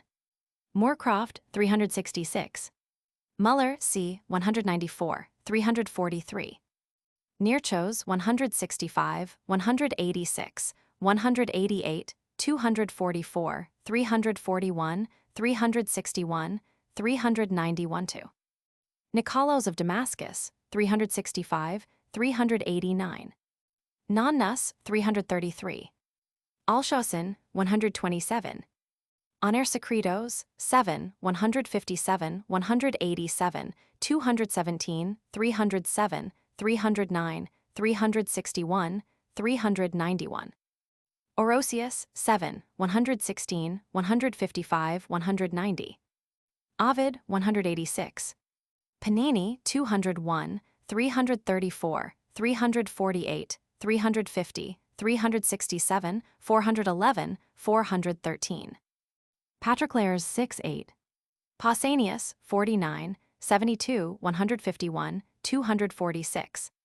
Periplus of the Erythraean Sea, 59, 110, 116, 161, 186, 188, 252, 367. Peutinger Tables, Geographer of Ravenna, 110. Philo, 190. Philostratos, 193, 215, 344, 349. Pliny, 7, 123, 134, 155, 159, 170, 172, 184, 185, 186, 187, 188, 190, 220, 231, 241, 253, 262, 263, 331. 339, 341, 343, 345, 351, 364, 365, 380. Plutarch, 305, 317 Passim. Polyanos, 107, 340, 345, 411. Polybios, 21, 100, 184, 187. Porphyrios, 190. Pratt, 196. Pseudo-Callisthenares, 342, 392. Ptolemy Soter, 101, 102, 128, 134, 148, 150, 179, 392 The Geographer, 58, 59, 61, 114, 129, 155, 165, 167, 183, 184, 188, 245. 293, 326, 338, 343, 347, 365 6. Racine 235, 383. Rajput Chronicle 111. Ramayana 349, 363. Rashid ad-Din 363. Raven 218, 230, 237. Renal 334, 356. Rigveda 93, 186, 370. Ritter 64, 72, 333, 356. Rook 360. Ross Major 357. Royal Asiatic Society, Journal of 343. St. Ambrose 392. St. Croix 48. St. Martin, Vida 64, 111, 116, 156, 157, 158, 159, 323, 333, 339, 350, 351, 352, 354, 355, 356, 365, 367. Salet 372. Salt 85. Scaliger 360. Schmieder 110, 134. Senart 374. Seneca 195, 229. Syntenes 171. Smith VA 371-2. Solinus 186, 220, 364. Sophocles 339. Sotion 309. Stephanos of Byzantium 57, 129, 139, 186, 194, 262, 331, 351. Stobius 153. Strabo 6, 7, 39, 57, 95, 110, 112, 114, 131-2, 133, 134, 157, 160, 168, 185, 186, 187, 188, 190, 217, 219, 282. 339, 341, 351, 358, 361, 365, 369, 383, 389, 393, 399. Suidas 190. Tacitus 193, 227. Theobald W. 372. Theophrastos 217. Thirlwall Bishop 1920, 41, 48, 104, 107, 121, 138, 227, 237, 249, 287, 351. Timagnares 151, 240. Turner 187. Tzetzes 224. Varahasanhita 111, 367. Vegetius 218. Veen 78. Vincent 169, 261, 356. Virgil 199, 234, 365. Voltaire 313. Weber Professor A 332, 359. Wilford 365, 367. Willdenow 171. Williams Archdeacon 48 Sermonier 156. Wilson Dr. John 356 Dr. H.H. 59, 331-2, 335, 336. Wood Lute 78, 157. Xenophon 86, 364. Yule Colonel Sir H. 252, 356. Zumpt 10, 11. The End. Printed by R. and R. Clark, Edinburgh. Illustration. Map of the route taken by Alexander in his Asiatic expedition. John Bartholomew & Co. Note, lines of route shewn thus.